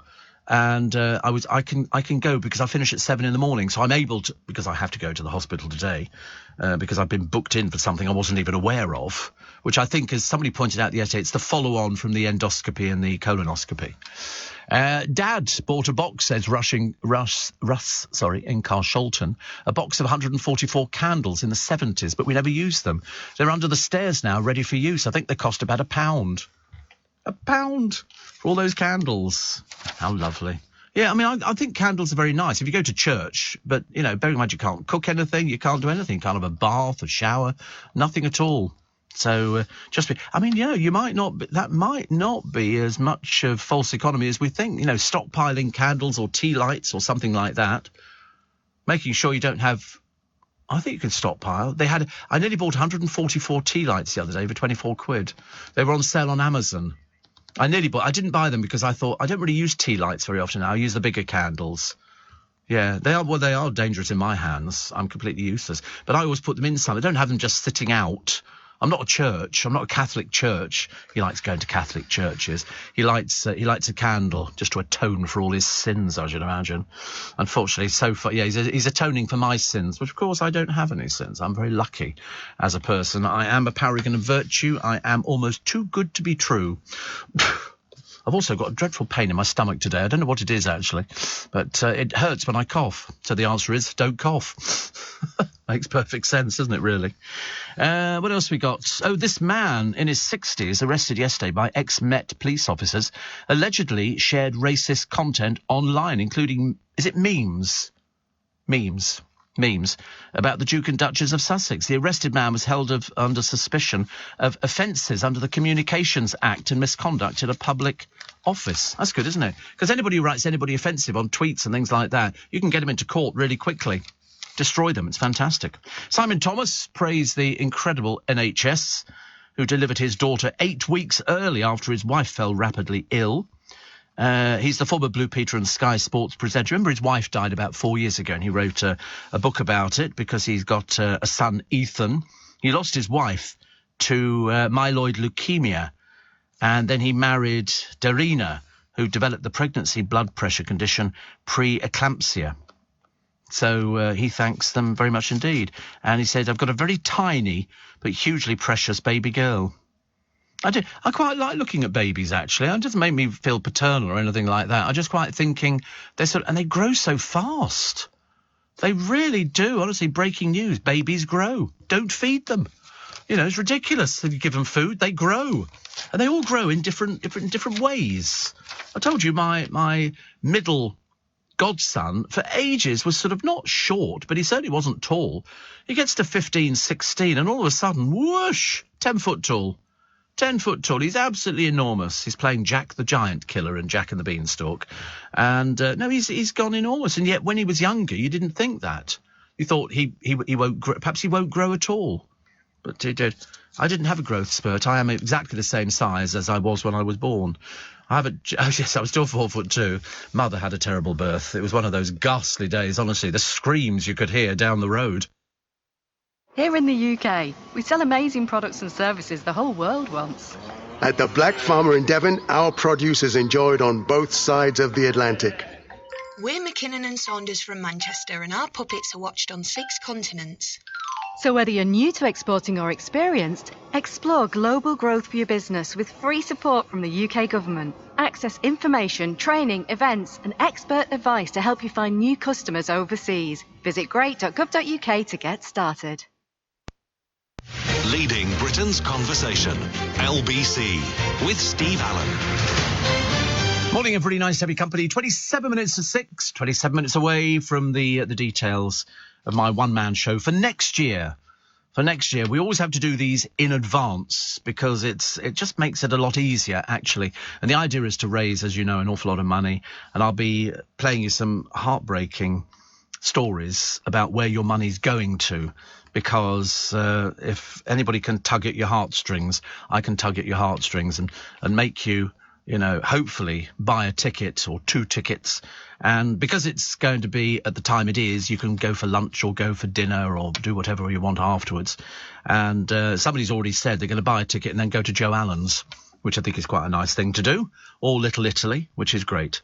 So details coming up just after the news at 6. As they say, stand by your beds on that one. Princess of Wales, getting into the spirit of it, she made a cocktail. I don't know what the cocktail is, because I'm not sure what they drink, and they're very clever not to tell you what they're mixing. So it doesn't look as though they're biased towards a particular spirit. They've got to be so careful in the royal family. Otherwise you have people saying, well, of course they have a drink problem. You go, no, they actually haven't. Actually, they haven't. Millions of Britons have COVID as official data struggles to keep up with the rapid surge in infections. They reckon 224,000 virus cases per day. That's what they're saying. The mortgages set to hit the 20-year high. They reckon house prices will dive by 8%. 8%. I mean, I remember the situation years ago where people's mortgages were bigger than the actual value of the property. They had negative equity. There was no equity in their properties at all. I remember talking to one of Kate, a lady who used to work on my programme, and she said, I'm paying so much, she said, but my house isn't worth this much. It's because it was devalued. It was terrible, absolutely awful. A masterpiece by the French artist Marc Chagall, looted by the Nazis from a Jewish family, is up for auction.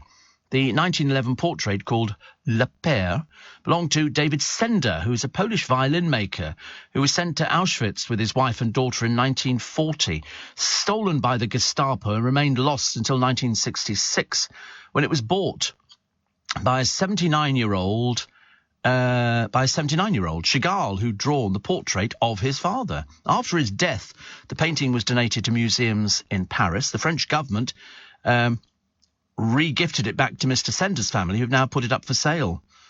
He said the masterwork has a heart-wrenching and compelling story.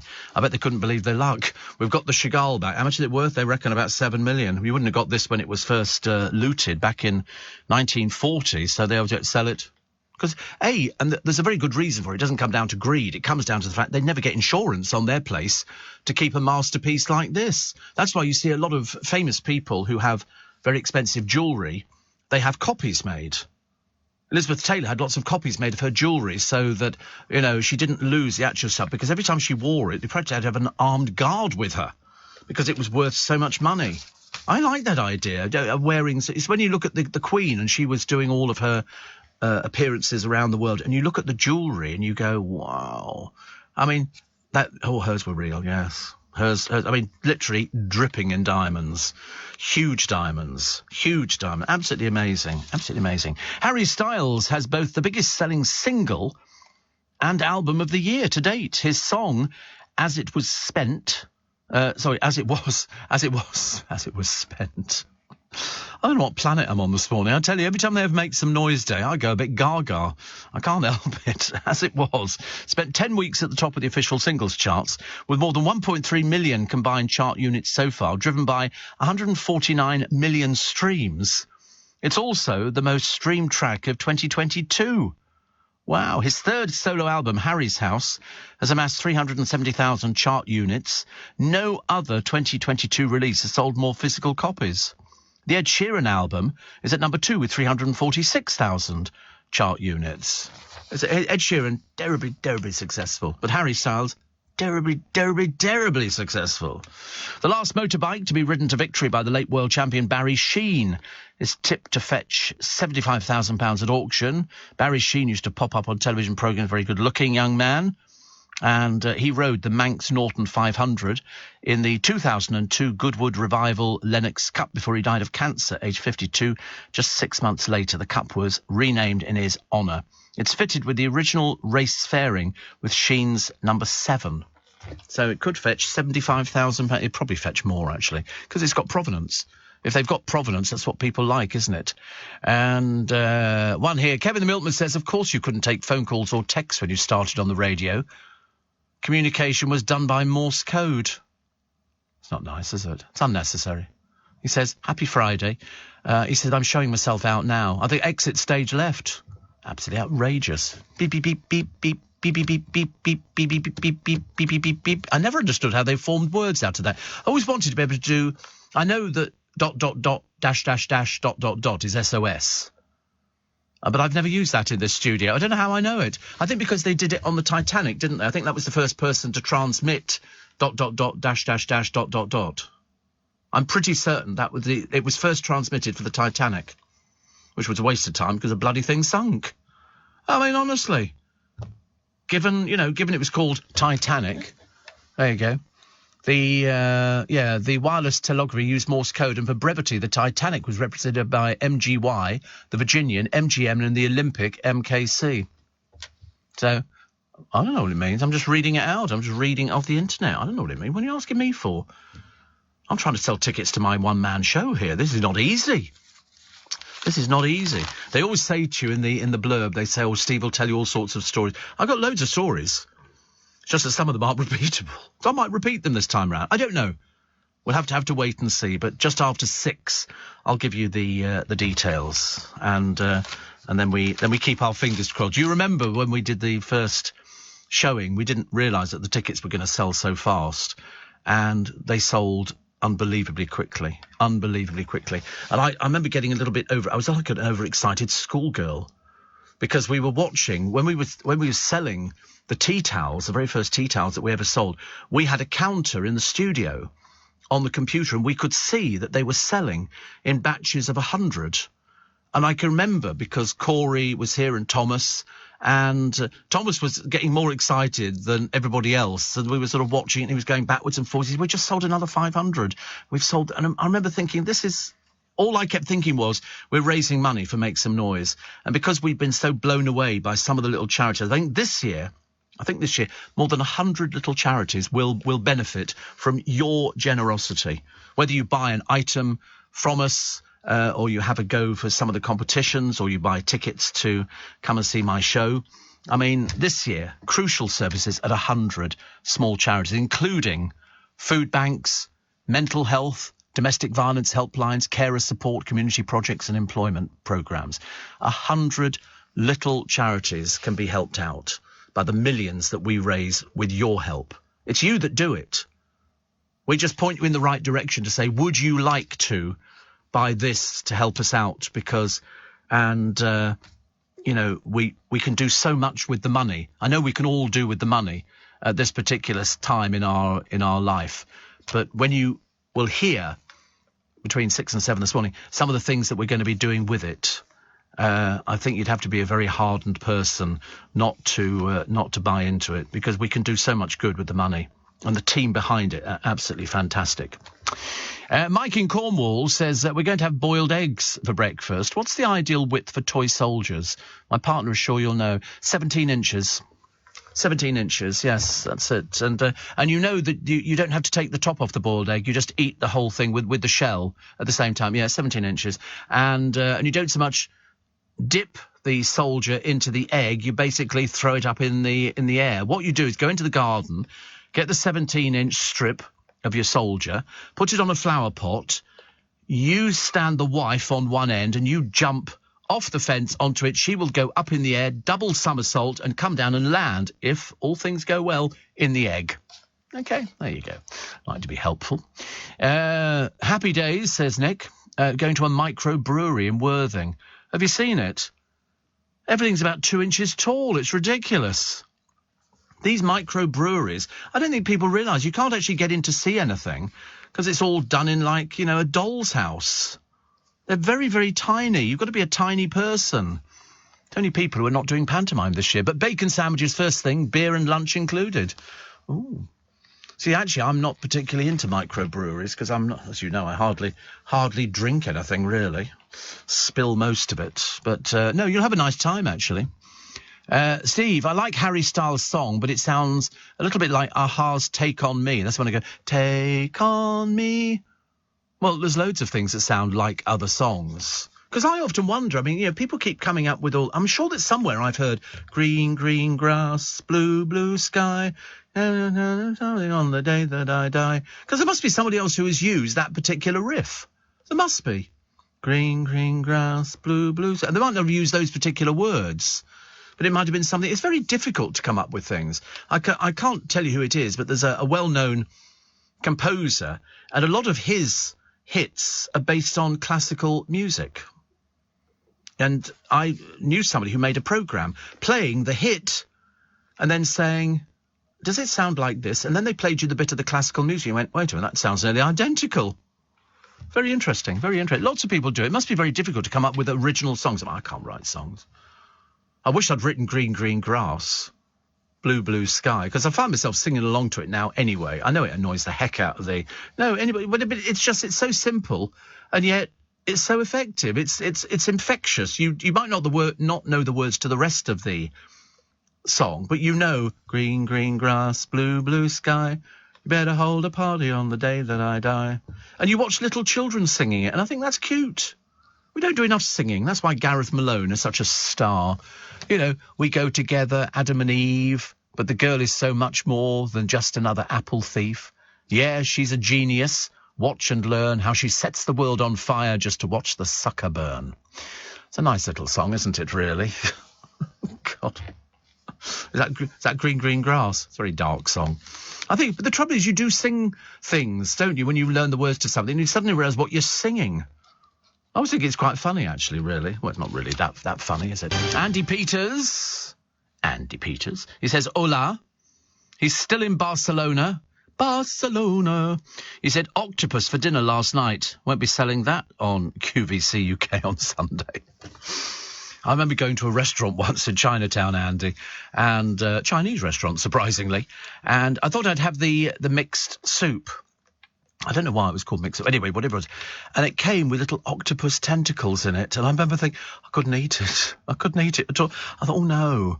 I felt a bit sorry for it because I've seen octopuses who are sort of captured by fishermen. They sort of bring them out, and then they if you go to YouTube and you type in Chinese fish markets, they've got giant octopus, giant crabs, everything else, logs. Things I've never even seen before. But it was always the octopus I felt a bit sorry for, as they were prized out of their hiding places. So you enjoy Barcelona, but get yourself back here as soon as possible, OK? Don't stay away too long, as they say. Where does that come from? That comes from Mary Poppins. Goodbye, Mary Poppins. Don't stay away too long, goes Bert. Just a spoon. Sorry. I can't help it. I just do all these things. My brother's very excited. My brother said, I'm looking forward to your show. It's my brother. I mean, it's like we've never met before. He says, thank you for putting a couple of tickets by. The Royal Box will be fine. Yeah, big fan. My producer just said, is he doing the meet and greet? Can you imagine? Your brother does the meet and greet. Apparently, Harry Styles, says Rob, is also in the hit film Don't Worry, Darling, which I saw the other weekend. It was excellent.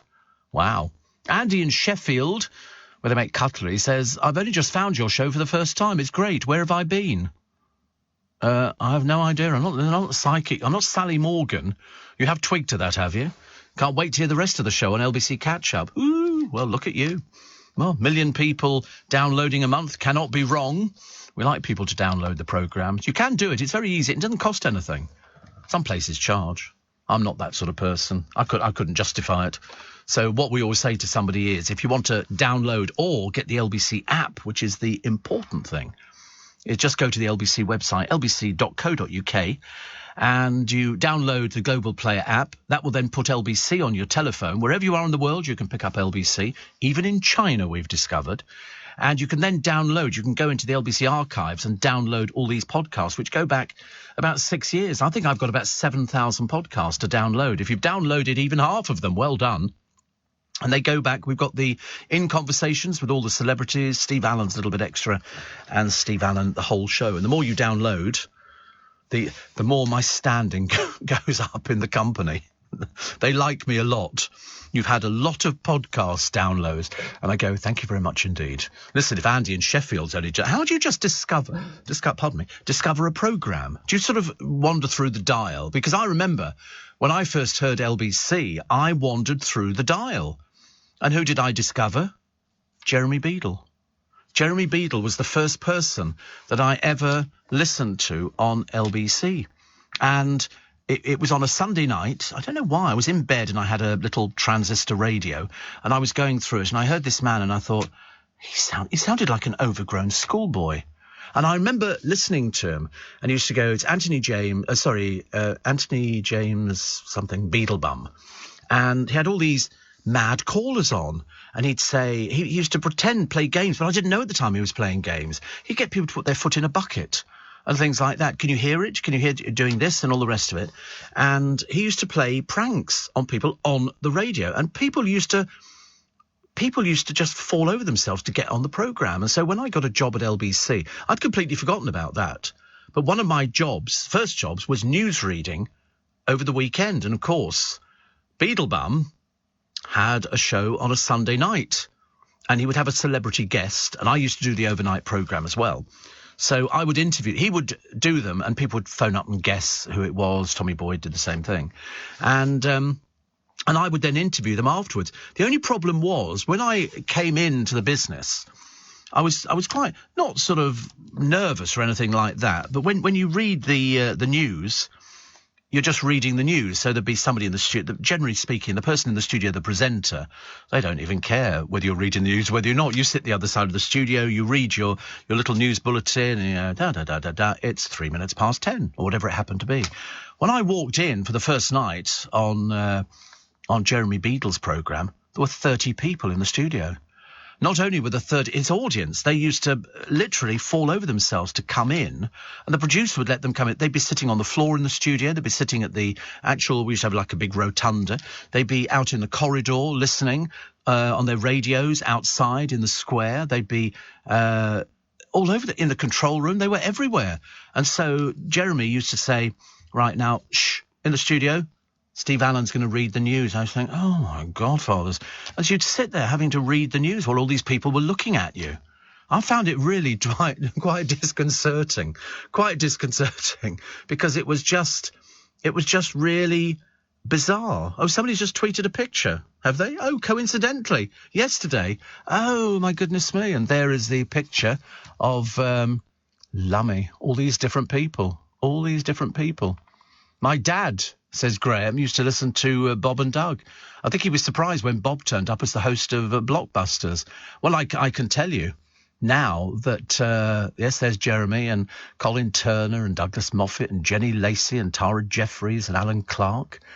And, wow, happy days. All different people. Dominic, the Anna name was very common, I have to tell you. But the interesting thing, when Bob did Blockbusters, he said they were doing... He was paid a daily rate. And then he heard that, that's right, they actually quoted him. Just for hypothetical, they said £500 a day. And he thought, wow, this is good. They didn't tell him you had to make 5 programmes a day on Blockbusters. 5 programmes a day they were making. And he did it, though. Bob used to come into the studio, into the building. You could smell his aftershave before you even knew he was there. And they always wore suits. A bit like Nick Ferrari. Suited, booted, very smart. Very, very smart. More of your texts and emails in a moment. There's also a TikTok dancer called Mufasa, who shows off the moves that got him to the top of the queue to replace Philip Schofield in an advert. I don't know why he's been replaced in an advert, unless it was just a limited thing. His real name is Jeff. It's not Mufasa at all. It's Jeff. But apparently he's got 892,000 followers. He said he would inject some energy into the ads. Oh, right. They're still, I don't think they've got rid of, because let's face it, Holly's just signed a 6-figure sum with M&S. So why? But he's not doing that one anyway. But he might have only done it for a short time anyway. He might have only been on there for the first sort of year or something. They're trying to make it out as if he's sort of in everybody's bad books. But he's not. Definitely not. What's this one here? This is a little girl, 7. And she doesn't know where she's going to be sleeping tomorrow. And she's one of 10,000 children in England experiencing eviction and homelessness. So it's a bit sad, really, because the family don't have the money to live. They literally don't have it. Her mum, Clarissa, lives in Birmingham with her fiancé Theo, who works in a hospital, and is father to her 2 youngest. They paid £600 rent without ever falling into arrears. But Clarissa said the landlord told her he's selling up. She said, the next thing, I had an eviction letter, then a Section 21. I cried every day since. It's a Dispatches special tonight on the television. It's called Britain's Evicted Kids. This little girl here says, I don't want to leave my house. I don't want to leave my dolls. Because if the land... And I knew this with somebody here in this building, actually. Somebody's working today. And they said that they've just moved into their own place because the landlord has just got divorced, and so he's selling the house. Well, that should make a difference. Perhaps he didn't have any savings, I don't know. But so he had to find somewhere else. And they've also said that because everything's going up in price, that in fact it's very difficult, because even people in rented accommodation, if the landlord's got the house on a mortgage, which he probably has, his prices will go up. Who's he going to pass them on to? The tenants. You can't win either way, can you? You really can't. It's a bit disastrous. But watching Question Time last night, it was clear as mud. Clear as mud. Dreadful. Piers Morgan was on. Actually, quite remarkably, he was quiet for about 10 minutes. There's a fisherman here. He's 16. Alan White. When you look at a picture of him, you're going to go, he's 45. And it's called Alan. He's landed the answer to a 78-year-old World War II mystery.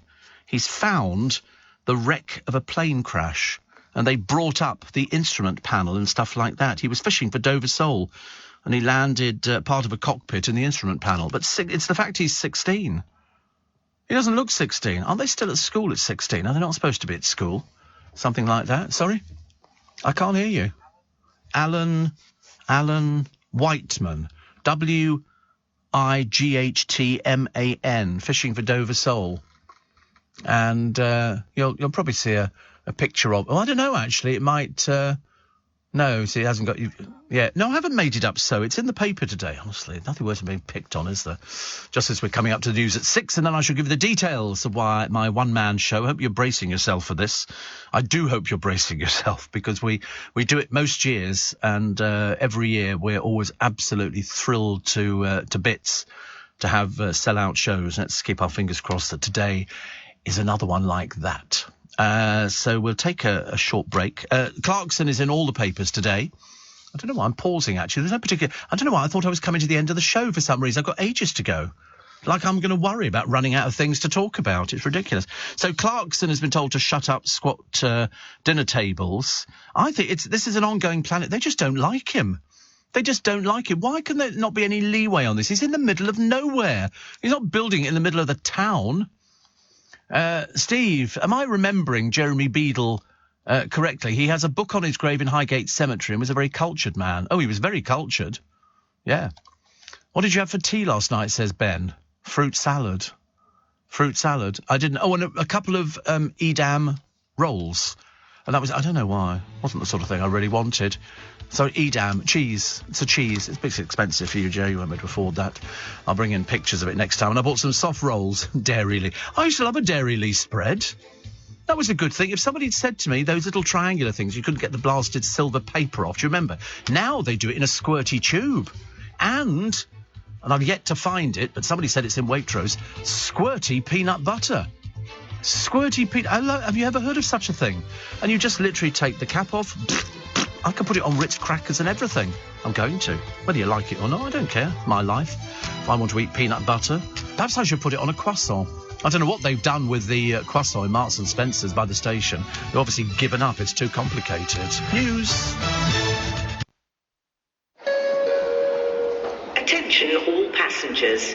You can now book your train tickets on Uber and get 10% back in Uber credits to spend on your next train journey. So no excuses not to visit your in-laws this Christmas.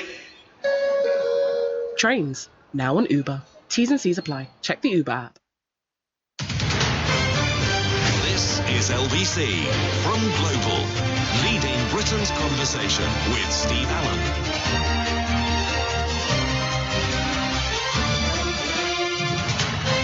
Well, we're trying to get the website sorted at the moment. It's not appeared just yet. So this is the audience with Steve Allen for Make Some Noise. Returns to the Leicester Square Theatre on Sunday, the 26th of February next year at 3 p.m. Now, there are tickets at various prices. You can pay a bit more to do a meet and greet. You do need to be over 18 to attend. So what I can recommend at the moment, while we try and sort out with the website, because we were told it was going to be up there at 6 o'clock, and I don't know whether or not, perhaps we've already crashed the site. Who knows? But go to Google and type in Leicester Square Theatre, and you'll find it on there. And in fact, it's got a map of the seating and everything else. So this is for Sunday, the 26th of February next year at 3 p.m. And there's 3 tiers of tickets, and all the money goes to a very, very good charity. A very, very good charity. Makes some noise, improves the lives of disadvantaged people. It works with small charities across the UK, and that's why it's so important, because the money that we raise goes to help out charities who otherwise wouldn't be getting any help. One of the small charities that we're supporting this year is Andy's Man Club. It's a national project. They're a male-only, peer-to-peer support group aiming to reduce suicide in men. Elaine set up Andy's Man Club with her son-in-law after her son Andy took his own life, aged 23. And just a little warning, the clips we're about to play contain references to suicide, which you might find upsetting. I can remember that knock on the door by a policeman like it were yesterday. And as soon as he just said, as soon as he said, "Can I come in?" I knew. And I just went, "Not Andrew, not Andrew." Yeah, that's when we found out he died through suicide. My daughter's partner, Luke, asked about 3 months afterwards if I'd be interested in setting up a coffee club in Andrew's name just for lads to come and talk. And it just took off. It just absolutely snowballed. We've got 105 groups now, and there's getting on towards 2,000 men a week that attend. That's Elaine, who set up Andy's Man Club, one of the charities supported by Global's Make Some Noise this year. And this is Neil. Neil started attending Andy's Man Club after his own experience of poor mental health. He now leads a number of clubs across the north of the UK. I didn't want to be here anymore. So we looked online, looked at counselling, looked at therapy. I'll be honest, I didn't want to do any of it. I certainly didn't want to go to Andy's Man Club. When you go in there, I think the most common thing you'll hear at an Andy's Man Club is, thank God it's not just me. And it's not that you're wishing bad on anybody else, but it's the relief that you're not alone with these thoughts. It's not just you feeling this way. That's what makes Andy's Man Club special. Really, really special. It's all about the people. If anybody out there hears this and does want to get through that door, just trust me when I say that it is the best door you'll ever walk through. It could potentially save your life. Just one of the many little charities that Global's Make Some Noise are going to be helping this year. Some of these stories are quite heartbreaking, but with you booking to come and see me next February on the 26th at 3 p.m, the money goes to an extremely good cause. I've got a link for you so that you can book tickets for next year. Just go to my Twitter feed. It's at Steve Allen Show. That's my Twitter feed, at Steve Allen Show. I hope to have some other ways as well of you getting through so that you can book tickets, because there's nothing more frustrating than trying to sort of get hold of tickets for something. So you can do that. So it's on my Twitter feed, at Steve Allen Show. You can also go onto Google, and it's at the Leicester Square Theatre. You can go onto their website and you can find the tickets on there. But as I've said before, we have a nice afternoon, about an hour and a half, something like that. We sit down and we have a chat about everything. If you've never been to one of them before, please come. Please come. I welcome everybody. We have so many regular people who've been there time and time again, and it's always so great to see people, and it's always so nice to think that you've raised some money for charities that otherwise, wouldn't be able to survive without the help that we and other people can actually give them. So just go to my Twitter feed, at Steve Allen Show, and you will get all the details on there. Hang on, just wait a minute. I found it actually. There you go. It's on my, I don't know, do you have to do something? So I have to give them my telephone. They don't know how to do it. And so then we can hopefully sell a few tickets today, which would be quite nice. But there's only 450 tickets available. And if we can sell out fast, that's a feather in everybody's caps, your caps in particular. So we will try and eventually get it up on the way I couldn't remember what the website was actually, or the LBC website at the same time. But we had a few little glitches on that one. So we're trying to think of as many other ways of getting you to buy a ticket as we possibly can. And it's very relaxed. It's very informal. They have a bar there and everything. You can enjoy a bar, and because it's 3 o'clock in the afternoon, it gives people enough time to get down, or to go for lunch beforehand, or to go for lunch afterwards, because people forge friendships at these events. And we've done it for quite a number of years now, and it's always been particularly successful. We love doing it. Even the producer goes, and he knows me. If my brother's getting excited about going, and he really knows me, he strangely thinks there's a royal box. I haven't got the heart to disillusion him, actually, just in case there might not be a royal box.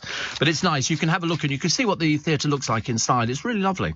It's supported some fantastic people over the years. I mean, some huge Hollywood stars have played it. I feel a little bit of a fraud actually doing it, but we've done it for such a long time actually, and we love it. Dawn says, I don't mind slumming it in the royal box with your brother, red suit. But you can now go to the LBC. Is it on the LBC website? There you go. Go to the LBC website, which is lbc.co.uk. And it's quite a way down, actually. So go to the page, go down. You see pretty pictures of people better looking than me. And there you go. And then you go, an audience with Steve Allen is back. It's on the left-hand side, buy tickets now. You click onto that. And there it is. This is for February. They say his legendary chat and quick wit. How nice. And they say he will take to the stage for an afternoon. You can purchase VIP tickets, and you can buy tickets now. Is there a link? You can click on the Now bit, can you? Click on the Now bit, and it takes you to the Leicester Square Theatre, and then we can have a look and see how we're doing quite well, actually. In fact, we're doing a lot better than I thought we were going to do. I do sort of worry. You have to be quick on these, because the last time, I mean, we've only done it for 10 minutes. We've sold out more than half of it already, and I promise you won't be disappointed. I promise you. I have to try and get myself fit to do it. Many more strange things, because we always worry every year, and I know it seems really bizarre. You know, perhaps we doubt our own popularity, but every time we do these shows, I always think, say nobody comes. And they always say to me, don't worry, people will turn up, and you do. And it's always terribly pleasing for us, because not only is it an opportunity for us to see each other, but just remember, we put the lights up. In the theatre, I do, quite early on in the beginning, I do say, let's have the lights up and let's have a look at you.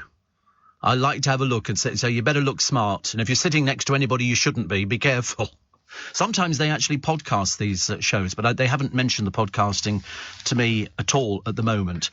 But you know, you're doing such a big thing, such a big deal. I can't tell you how grateful I am that you still buy tickets after all these years.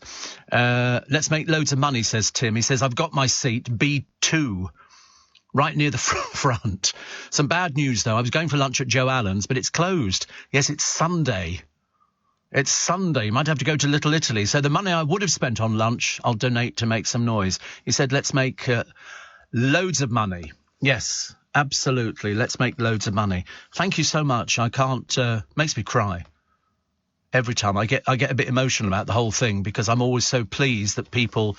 you know, want to actually buy a ticket. Tony's bought one. He said, I've got 2 tickets at the front. See you there. I'll be the one on stage. But we have a nice time. It's very gentle. It's very easygoing. You know, we even take questions, although most people look terrified for asking me a question. But it's good. One that says here... Oh, sorry, it's my tweet. I'm reading my own tweet. I've lost the plot. But no, so everybody... So Dawn Neeson, she definitely wants to go. And Mickey says, got my tickets, we're planning my trip from Kenya to see. We saw you at the Beck a few years ago, and when you spoke to Mum, she was so starstruck she couldn't speak. Well, you can book now. So if you go to the website, go to lbc.co.uk and scroll down until you see the information. You'll see a picture of me, taken recently, sparkly jacket, okay, and then there's a thing where you can say, click now. Can we do it again, just so I can I like doing this. It's my own satisfaction. I'm afraid I'm a little bit egotistical. I just want to make sure that we can sell the tickets out and make lots of money for such a worthwhile cause. And so there I am, red jacket. I don't think we got the red jacket anymore. I gave it away. To Mark Armand. So looking at the tickets, let's have a look how we're doing. We haven't got that many tickets left. I see that there's 2 in row B, which are going. I think that's meet and greet. And then there's some standard tickets as well. And then there's some rear and side stalls. But there's not many. How many tickets are left? About 30? 20 or 30 tickets left. Which is just amazing. Just amazing. We have to take a short break. I'm going to burst into tears in a minute.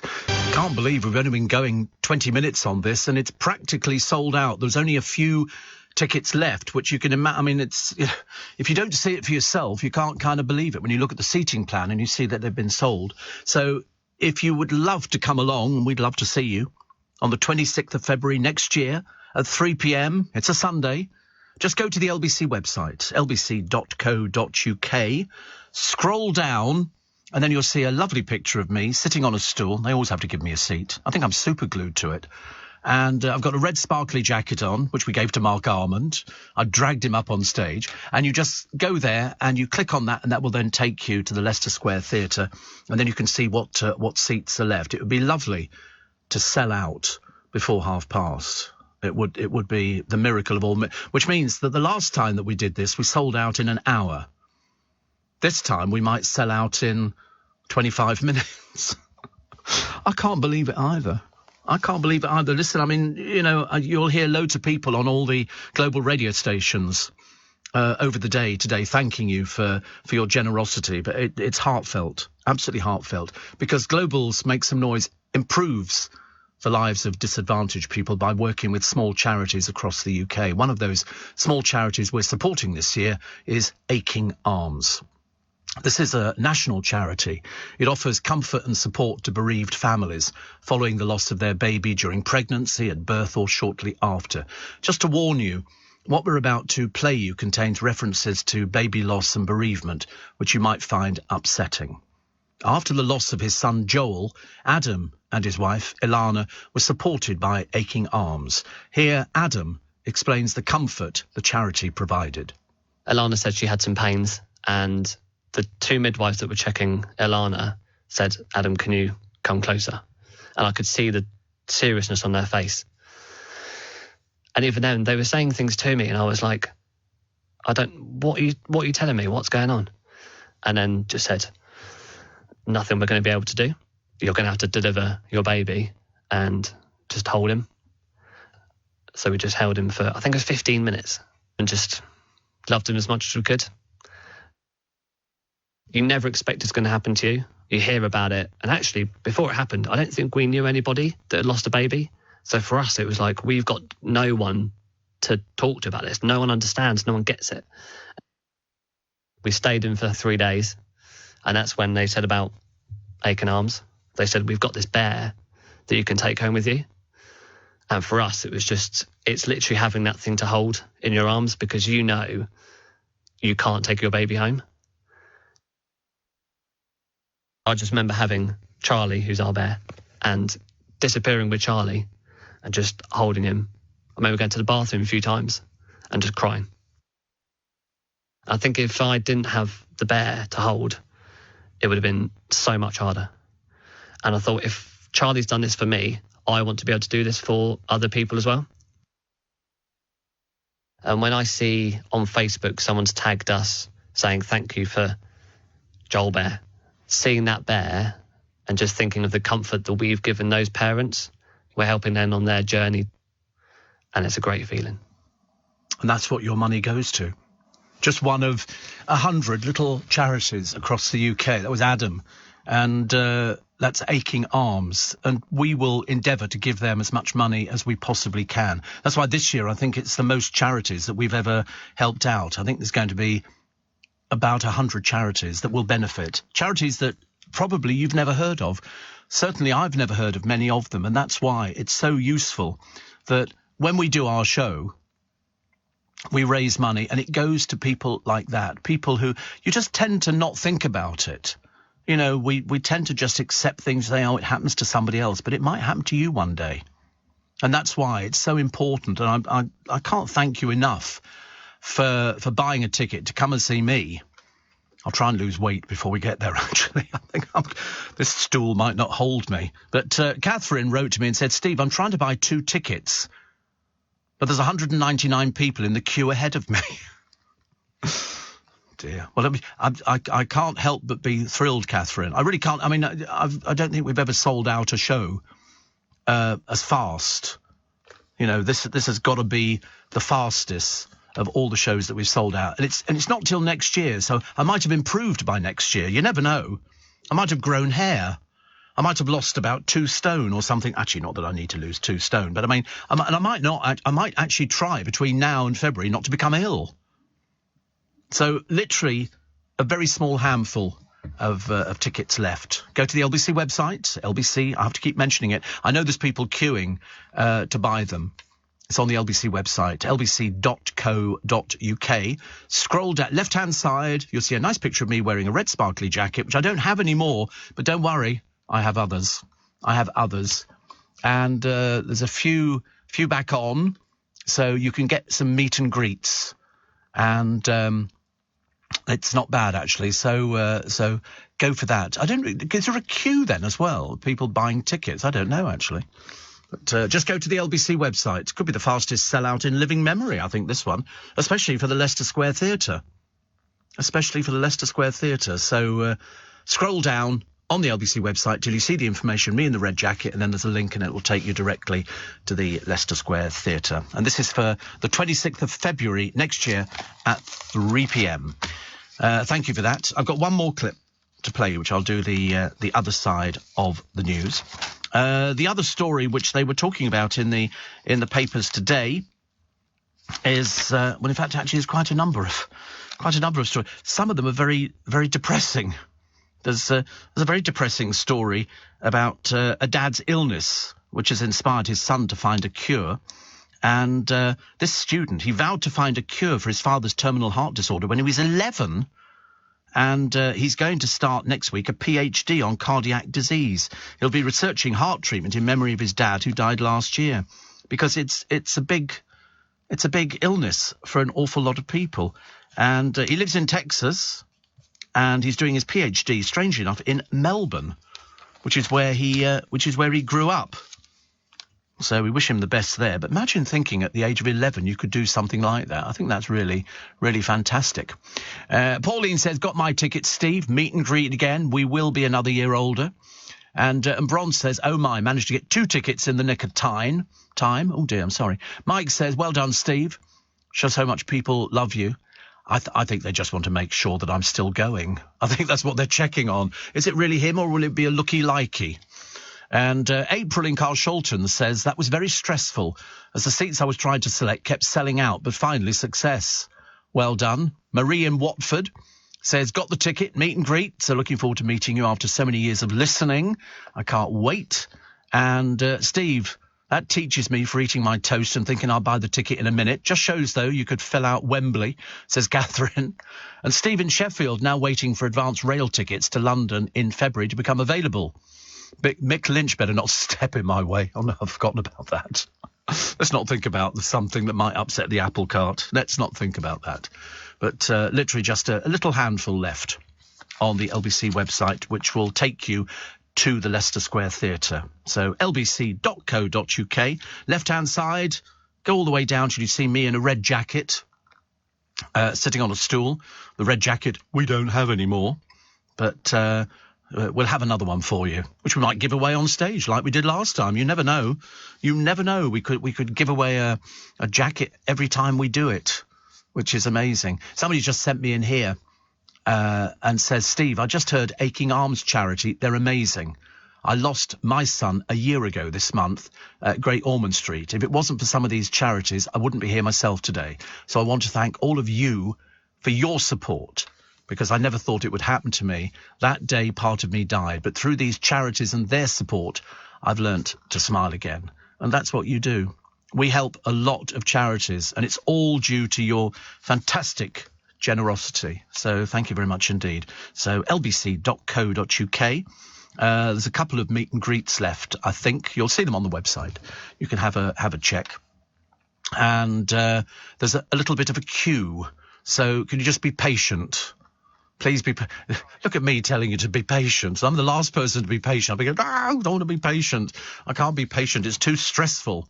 But you're buying it. It can be... Look at it as your Christmas treat. We get to see Steve Allen. We've listened to him. Now we want to know what he's really like. And we do the meet and greets. You get a photo taken and everything else. And if you're very lucky, I put my hand around you or squeeze your bottom. Hey! Maybe not the photograph.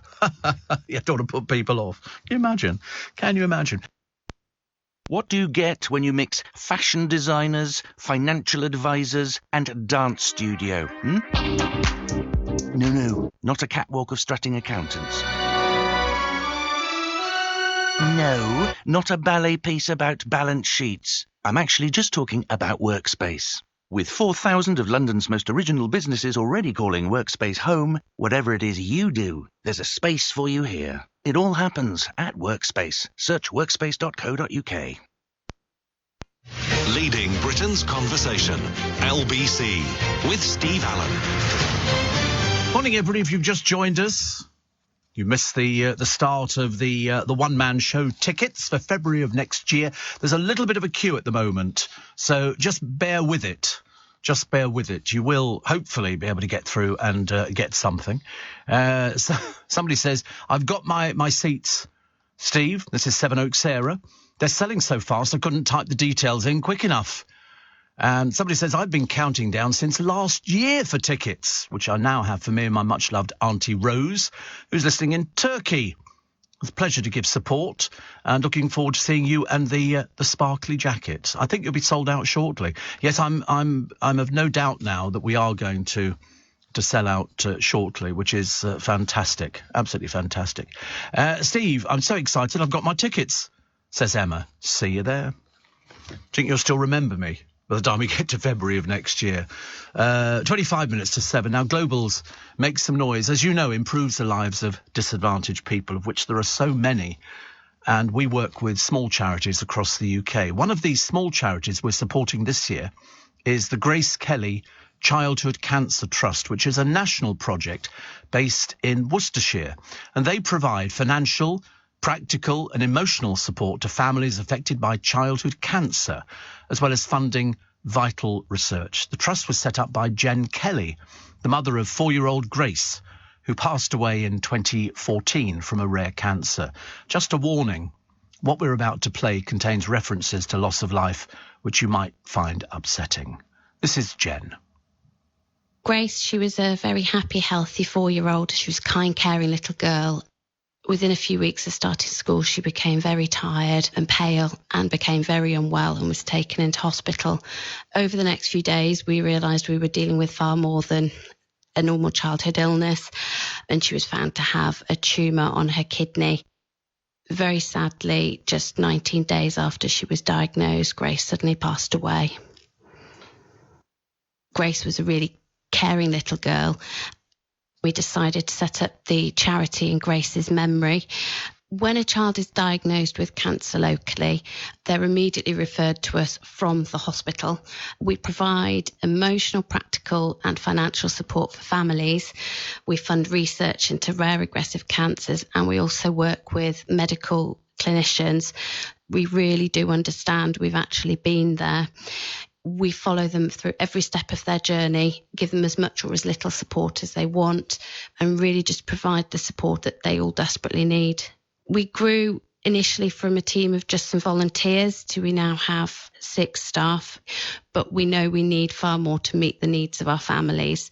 At the moment, we receive no statutory funding whatsoever, so 100% of the funds we raise comes from fundraising. Without it, we wouldn't be here. It's wonderful when we get positive feedback because, in essence, it all feeds back into Grace being the inspiration and something positive coming out of something that was obviously so devastating for us as a family. That was Jen Kelly. She set up the Grace Kelly Childhood Cancer Trust in memory of her daughter. Josh was diagnosed with a rare blood cancer at the age of 9. He's been helped by the charity as well. I used to have to go in for chemo once a week, and after a few months you can go into maintenance, and then it's only chemo once a month. They check me over, check my blood pressure and temperature, my pulse, and see if it's okay. When I was having my treatment, I got help from Grace Kelly. It's good for me and my brother to talk about things that we're worrying about, and just to keep our mind off some stuff. And that's what your money does. It helps all these little charities. We tend to, forget about it. We're very good at giving in this country, and we're very well aware of how difficult it is to raise funds for a lot of these little charities. And that's why it's so important that when we do something like, we've had the tea trays for sale and the glasses and all sorts of bits and pieces, that money goes to help, and it's so desperately needed by all these different organisations. So that's why this year, I think it's almost a record, 100 little charities who need that. They don't get any funding from anybody.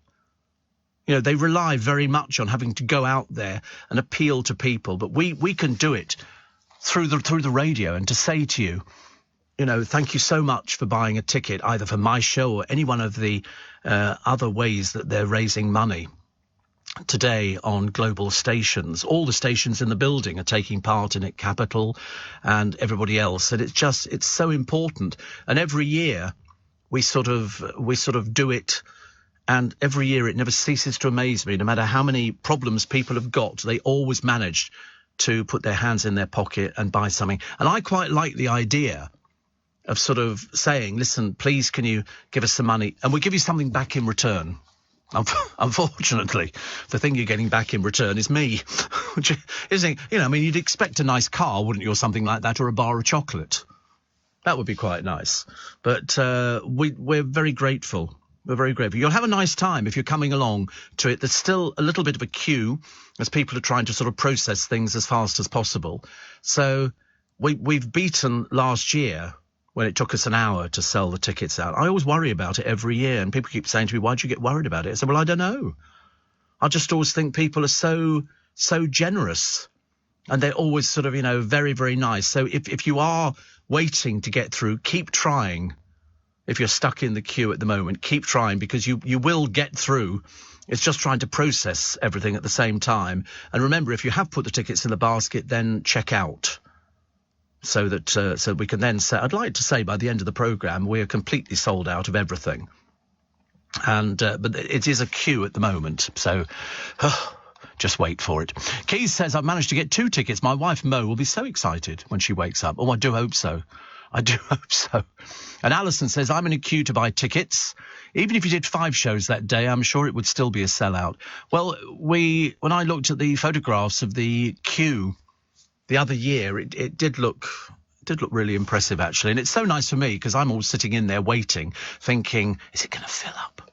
And it always fills up. Alan at Edinburgh, he says, you make me laugh out loud, you make me cry, you make me think about the most important things in life, our best comedian, our best presenter with the kindest of hearts. And the stories of the people who've been helped are truly moving. We can't thank you enough. It just takes somebody to remind people that there are people out there who don't have as much as probably things that we've got, that they need it. I've seen things over the years that, it's very easy to just, burst into tears and think, there, but for the grace of God, go I. And if buying a ticket to come and see me sitting on a stool chatting away to you is going to do it for Make Some Noise, then we'll do it. And we've done it for, I forget how many years we've been doing these shows now. Occasionally I do stand up. Yes, I don't spend my entire life sitting down. Although, to be honest with you, they always say, what sort of seat would you like? But the main problem we have in the Leicester Square Theatre is what sort of microphone do you want? This has always been the big problem there. Every year they say, what microphone do you want, Steve? And I go, well, I quite like the one that fits over my ear. But for some reason, I think I've got peculiar ears, because things fall off my ears and they put it round there. It's like sort of, I feel a bit like Kate Bush singing Wuthering Heights, because you put the microphone on and I'm just about to go on stage and the blooming thing slips off again. But I shall persevere, as indeed you all will. And somebody says, Steve, this is Mary, and she says, I'd love you to come to Dublin to do a show. You're quite a following here in Ireland. I should think so too. I'm a St. Patrick's Day baby. I have a sort of an empathy with the Irish. Definitely never been, but I was born on the 17th of March, admittedly quite a few years ago, Mary. Only a few tickets left now. Go to the LBC website, lbc.co.uk, scroll down till you see the information on the left-hand side. You see the picture of me sitting on the stool in the red sparkly jacket, and then you click on, there's a little link just below that. Keep trying if you're stuck in a queue, because it will happen. And Pete says, this morning's little clips are heartbreaking. My tears will be topping up the pool today. It is heartbreaking, isn't it?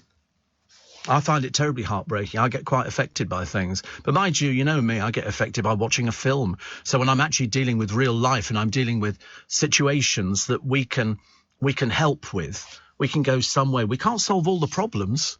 Money doesn't always solve all the problems. But by God, what you've raised in this last, 45 minutes is nothing short of stupendous.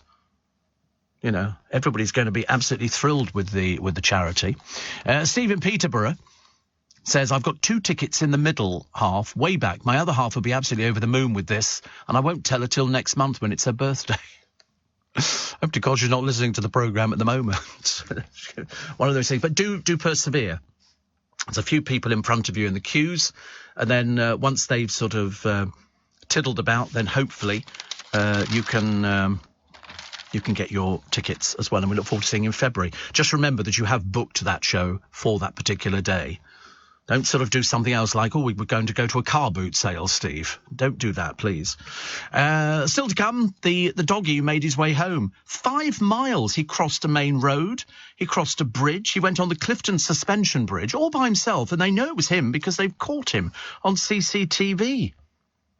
He then wandered down busy shopping streets across the harbour. 90 minutes it took him, and he managed to find his own home. How does this happen? What sort of dog? He's a dog who made his own way home. What do you mean, what sort of dog? Is it really... I don't know what sort of dog he is. He's a former hunting dog. Well, obviously he hunted out where he lives, which seems... I don't know what he is, but he's 6 years old, and he walked 4.6 miles to get home. I mean, the producer can barely make it out the front door. We say to him, where are you going? He goes, home. I said, well, you're going the wrong direction. You know, you have to tell him about it. He doesn't know. He's got no idea. Morning, 11 minutes to 7. Be patient. Be patient, please. We found out what that dog is. Is it, what is it? I've lost the blooming thing now. Where is it? A Podencos. Apparently they're rabbit hunters. Looks evil. I mean, to be honest with you, I've looked at it and I thought it's quite wiry. You know, as dogs go, it's Podencos, or is it not sort of wiry, but it's what they call, it looks like it's a lean, mean fighting machine, doesn't it? I've never heard of them before. It's the Invisible Dogs of Spain. And you get them in short hair, long hair, multicoloured hair, different coloured sort of things. They're sort of big dogs in a small body, but they've got enormous ears. Biggest ears I've ever seen, actually. Yeah, exactly. You wouldn't be saying that to its face. But anyway, this one here, a lot of people were telling the owner, we've seen the dog, it's walking home. And it crossed bridges. I mean, I've heard of cats doing things like that. You know, they sort of managed to find their way back. But I'd never heard of one of these dogs. So he was caught on CCTV as he plotted his route home, crossing the Clifton Suspension Bridge, passing Clifton Cathedral, then BBC and the Bristol Museum, then wandered across the harbour to arrive home in the suburb of Bedminster 90 minutes later. He walked, apparently, in the road rather than on the pavement, sometimes with cars crawling along behind him. So he was irritating as well. Have I seen the film Homeward Bound? I think I have, actually. This is the talking animals, isn't it? Yeah, I have seen it. There's a pussycat and a couple of dogs, and they've given them voices. Similar sort of thing, actually. It's an old film, 1993, I think, something like that. He says, vaguely trying to remember it. I quite like the talking animals things because they're very good. It's always the Siamese cat, though, that sort of gets the last word, doesn't it, really? Which is good. The banks have said we had to act to stop pensions meltdown. Yes, I would think so, too. And Turkey is blamed as 22 drown off Greece. I don't know why these people drowned. This was in the death toll from the sinking of 2 migrant boats. So they've got migrant boats. I thought it was just us. They're apparently all over the place. Also, the slaughter of the sleeping toddlers. This dreadful story from the Thai nursery. 23 children died in the massacre. The ex-policeman who murdered them was shooting. Then he goes home and kills his wife and son. 37 people died as a result. He was a drug addict. One of the teachers who died had a child in her arms. You know, the biggest shock that you could ever imagine. But they seem to have a very high proportion of drugs in the country. Marks and Spencer have come under fire for launching a credit service that allows customers to borrow up to £500 in minutes. It's reminiscent of buy now, pay later deals and could lure financially stretched families into debt, critics have said. Well, anything like this. Somebody was talking, who was talking to me the other day? Somebody at work must have mentioned something and said, I was going to get a credit card, but they were asking for 37% interest. I said, do you remember you used to see these adverts on the television? They go, so-and-so, so-and-so, so-and-so, you can get a loan, and it was 119% interest or 370% interest. I remember thinking, do people really take these out?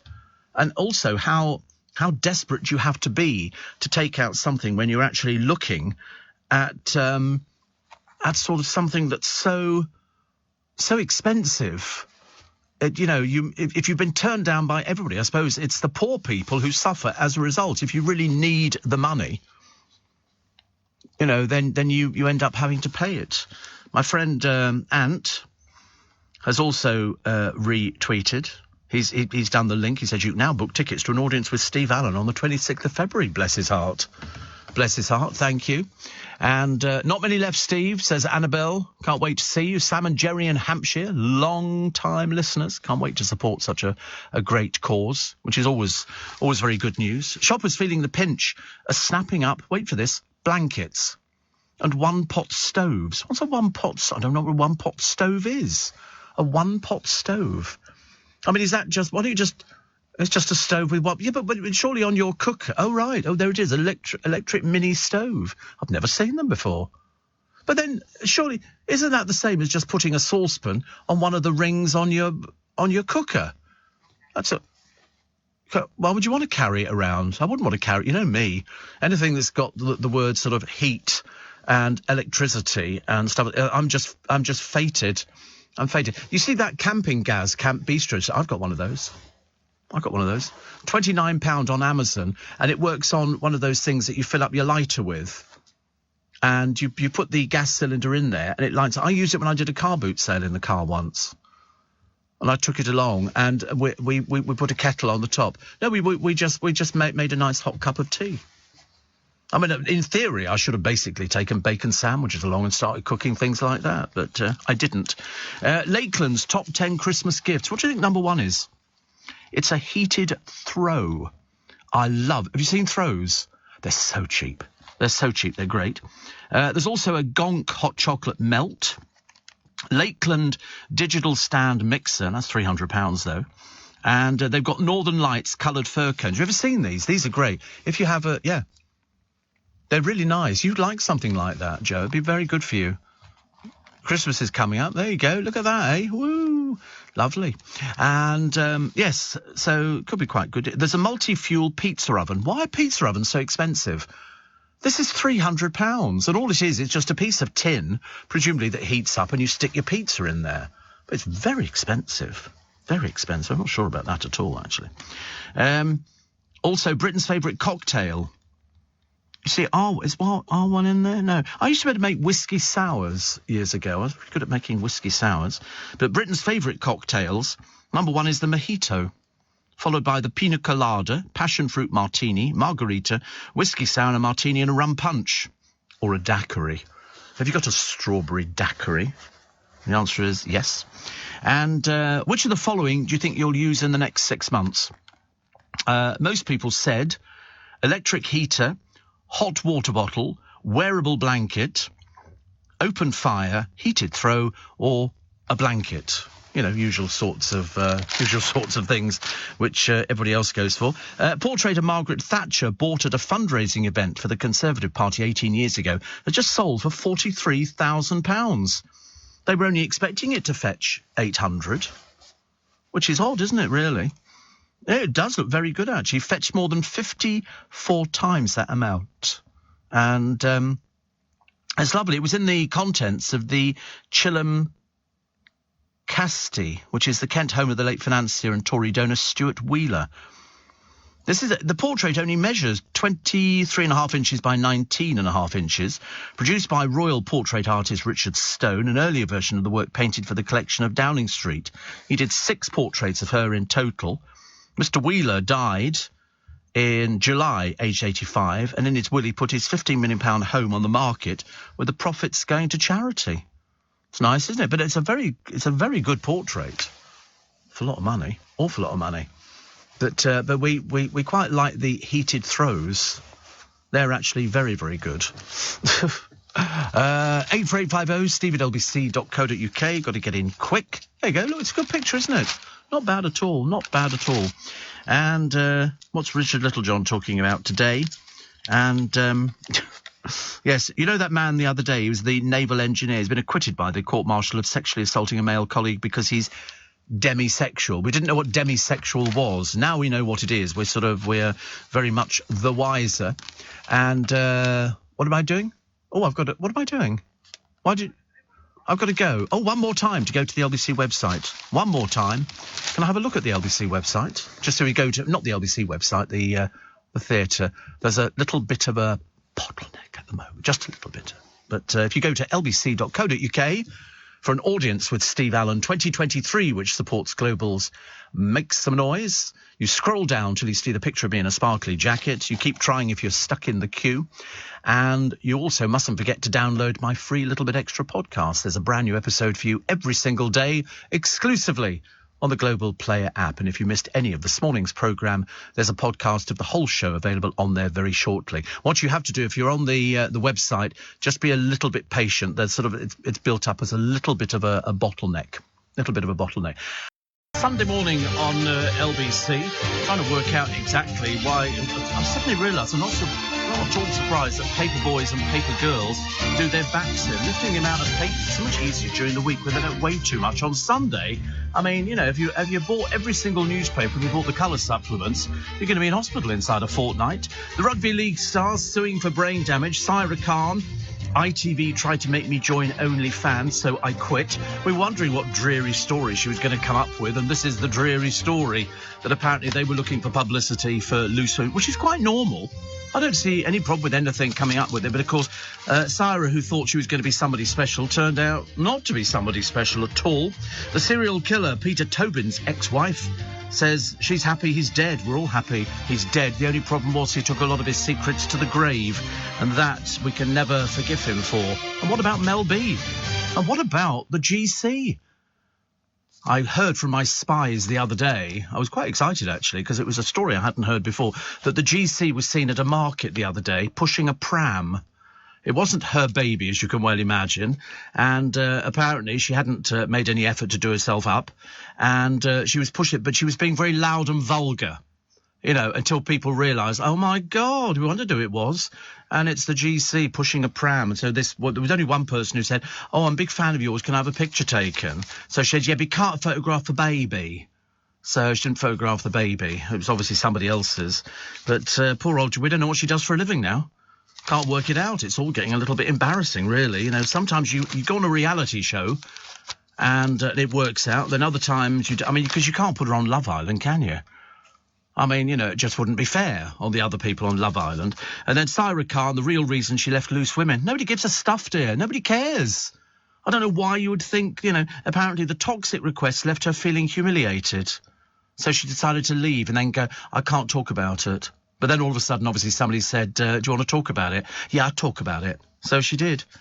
She says, you know, speaking out, she said she left for the sake of her mental health. Although it's interesting that we were told, says a source from Loose Women, that she was leaving to focus on her business and online and that she has nothing but good things to say about the show. We're therefore surprised to hear these claims. Most people are quite surprised about the things that she utters. Most people, I mean, to be honest with you, she didn't contribute very much to the panel. We weren't, well, at least we know now what it was. Because what they were doing is they're looking for publicity. You understand how publicity works. If you're in show business, no matter how minor you are in show business, they want publicity from you. It's no good sitting there thinking you're going to change the world because she wasn't interesting enough. So the real reason she left was that because she was used, they say, as clickbait. Have you ever heard of that before? I've never heard of it. I didn't know what clickbait was, but I gather it's when you say something on air and then they get loads of clicks because people repeat it. And so, I mean, to be honest with you, she was so boring on the show. She didn't fit in with anybody. She had nothing to contribute on it. And then she just sort of ups and leaves. And this was ages ago now. We'd forgotten about who she was, actually. I mean, she apparently would frequently go home crying over the producer's unreasonable requests. Yes, because we see that with you. You look like the person who's going to burst into tears. She was offered no support when she became a target for trolls. And then one of the straw that broke the camel's back, she said, was when one of the young producers, because they're all young on that programme, was sent running after me to ask whether I'd be prepared to open an OnlyFans account. And she said, to say I was shocked was an understatement. Yeah, I don't think you're destined for this business, love. You've obviously got no idea how it works. I mean, they weren't asking you to do soft porn images of yourself, just to open the site up. I mean, anything else, you know. And she said it's, you know, and to say I was shocked, she said I could see she herself was mortified. And I said, you're asking an Asian woman who has a husband and kids to come from a Muslim family to open an OnlyFans account. I mean, it's only for fun, dear. It's for clicks. I mean, surely you realise that. I should imagine anybody who's thinking about employing Sarah Khan must be thinking, oh, maybe she'll misinterpret everything.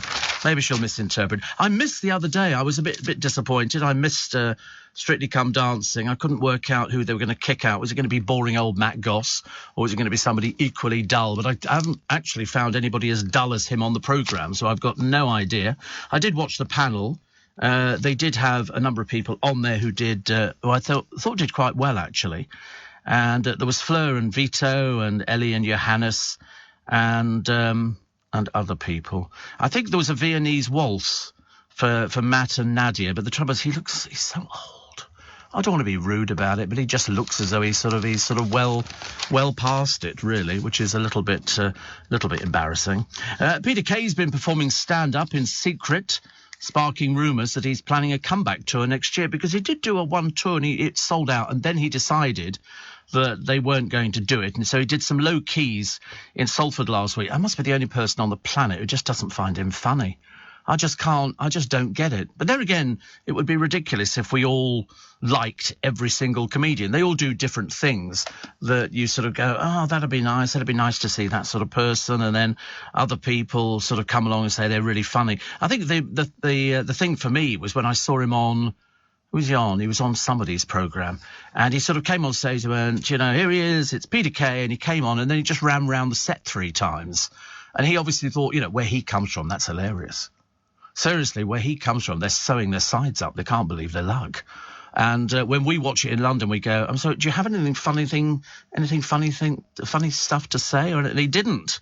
But he did cancel that arena tour. We never discovered why. There were loads of sort of rumours about, why it was, but it didn't interest me why it was cancelled. It's just that they just said family circumstances, so I assumed it was private. And if it's private, then you keep it private. Also, Liverpool gets Eurovision. You're bloody well welcome to it. Oh, God, what a pile of dross. What a pile of dross. And all the people, they managed to find some people on the television the other day who were Eurovision fans. For some reason, huge fans always seem to be gay for Eurovision, and they were sort of talking about how fabulous it is, and Eurovision. And I'm thinking, the people of Eurovision have got no idea where they're heading to. They're heading to the home of the Beatles and the Cavern Club, and it's going to cost them a small fortune. For what? For what?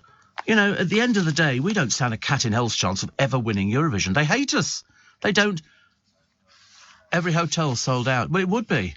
Every gay club in the country will be booking for the hotels, and we want to go to, and yet we haven't won it for ages. We're not going to win it.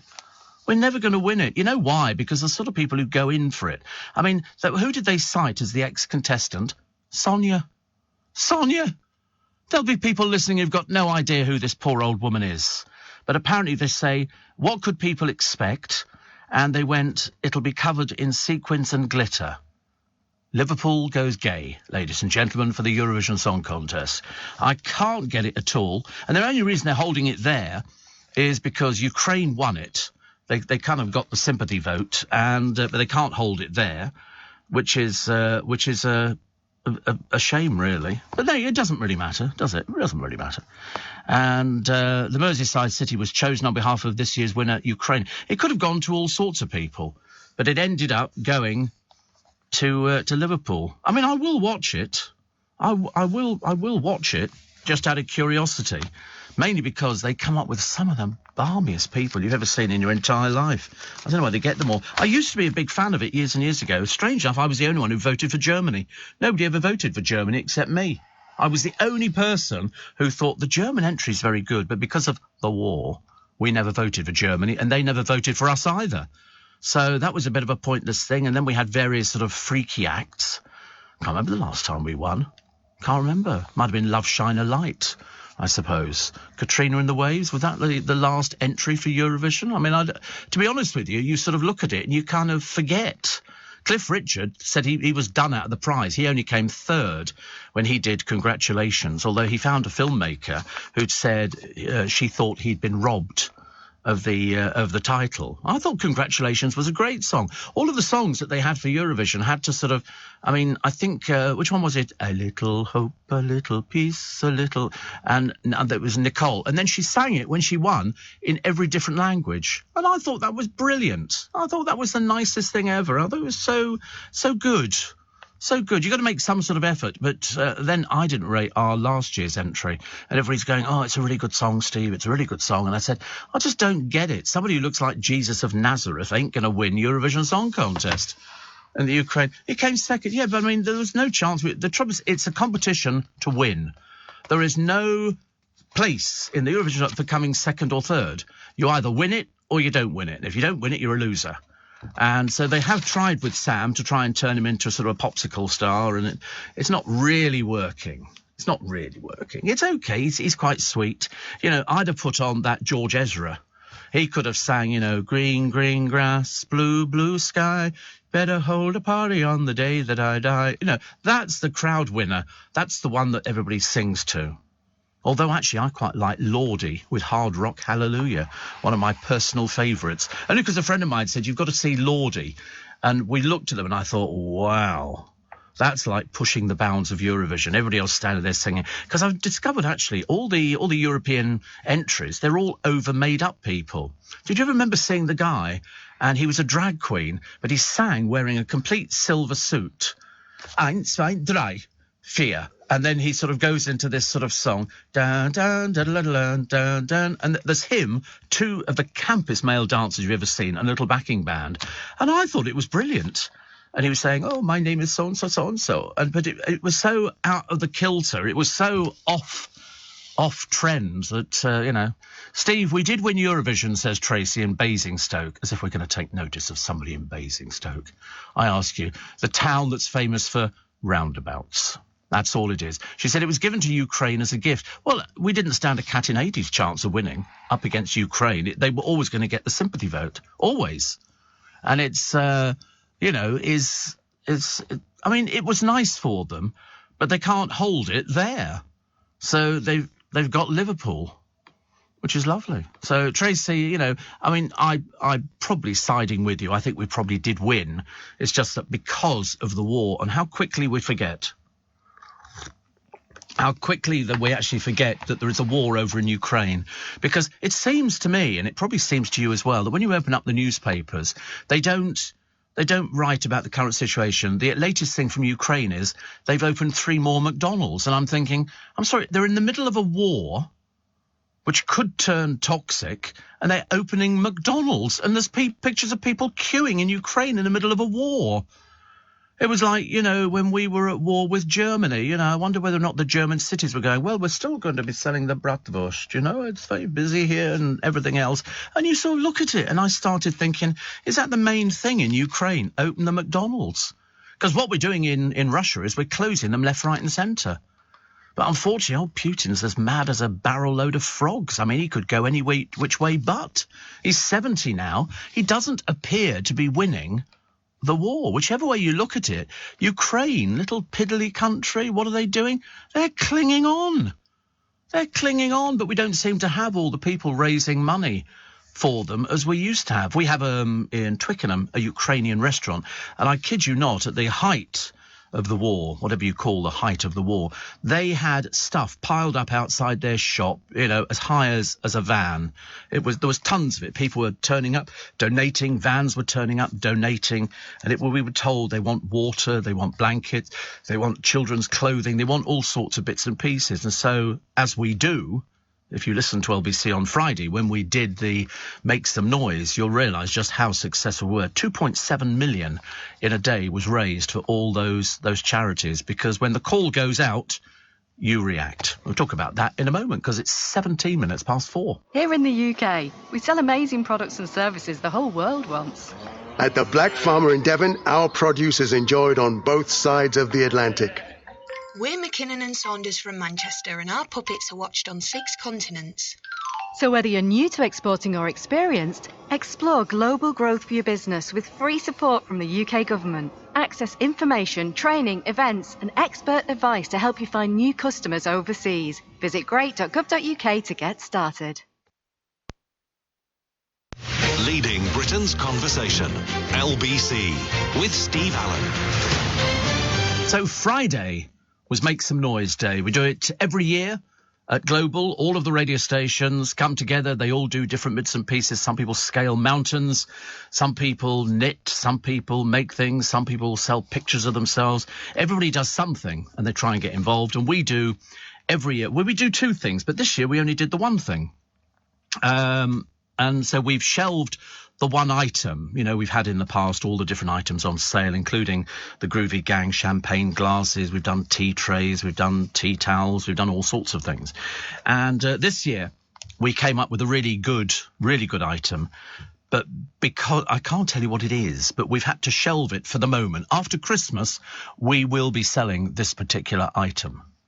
But we're not selling it before Christmas. And when I tell you what it is, which I won't this morning, then you'll understand why. So instead, we do our one-man show, which means that we take over the Leicester Square Theatre for one night. This time it's February the 26th. And what we do is we put the tickets on. So there was only a few tickets to sell. It's only it holds 450 people. So what we did on Friday morning, they opened up the phone lines for the booking office. You do it all online, and we had seat prices, varied seat prices. There was a meet and greet package, and then there was everything else. And we sold out in an hour. And the worst thing was that at one point, because if you don't check out on your basket, same with any of these things, it cancels you and you go back to zero. So that's why they always say on all the best television programmes, they go, you need to check your baskets out. So it's no good booking the tickets and then not paying for them, because you've only got 10 minutes to book them and pay for them, and then they're yours, then they're secure. And so we had about 20 seats left, which had come back into the system. The only trouble was the phone system that they'd got at the Leicester Square Theatre couldn't handle the amount of calls. And I remember the producer went online to see how long you would have to queue to get a ticket, and there was 1,600 people queuing to buy tickets. Well, we didn't have enough tickets. We only had, I think it was about another 20 tickets which were left. So and then we looked the next time round and there was 1,700 people queuing. It said, you are caller number 1,720 or whatever it was. And so he wrote to me and he said, but we don't have any more tickets. I said, well, no. There should be a little thing that sort of goes up going, unfortunately, this event is now sold out. And so we've sold out, but it's not till February. But we shall look forward to seeing you there, which is very nice indeed. Paul says, speaking of the Oxford Street Talk Radio, I was in the first band to play there. This must have been something to do with Clive Bull, I should imagine. An old Michael Parkinson interview, says Monica, with Danny LaRue was played in Oz recently. My question is, do you think Danny would have been as successful as a man? No, he was known because he was drag. He was a female impersonator. And also he had the most fantastic costumes made by the lovely Annie. Would he have been as successful as a man? Well, he was successful as a man. He was successful as a man playing a woman. That's what he did. He was very successful. Pat says Ukraine would have won the last Eurovision banging a saucepan with a wooden spoon. Yeah, absolutely. It didn't make any difference what they were saying. I couldn't even tell you what their song was. I've got no idea. Sam says, how can you say we don't have a hope in hell of winning Eurovision when we came second last year? Yeah, but that was the first time in donkey's years. Are you following it or not? Obviously not. We haven't come up with anything half decent. Because most of the artists that you ask don't want to do Eurovision. It kills your career stone dead. We all remember what was that poor old group that did We're Flying the Flag? It was ghastly. I think they were called Scooch or something like that. And it was two blokes and two girls. It was horrendous.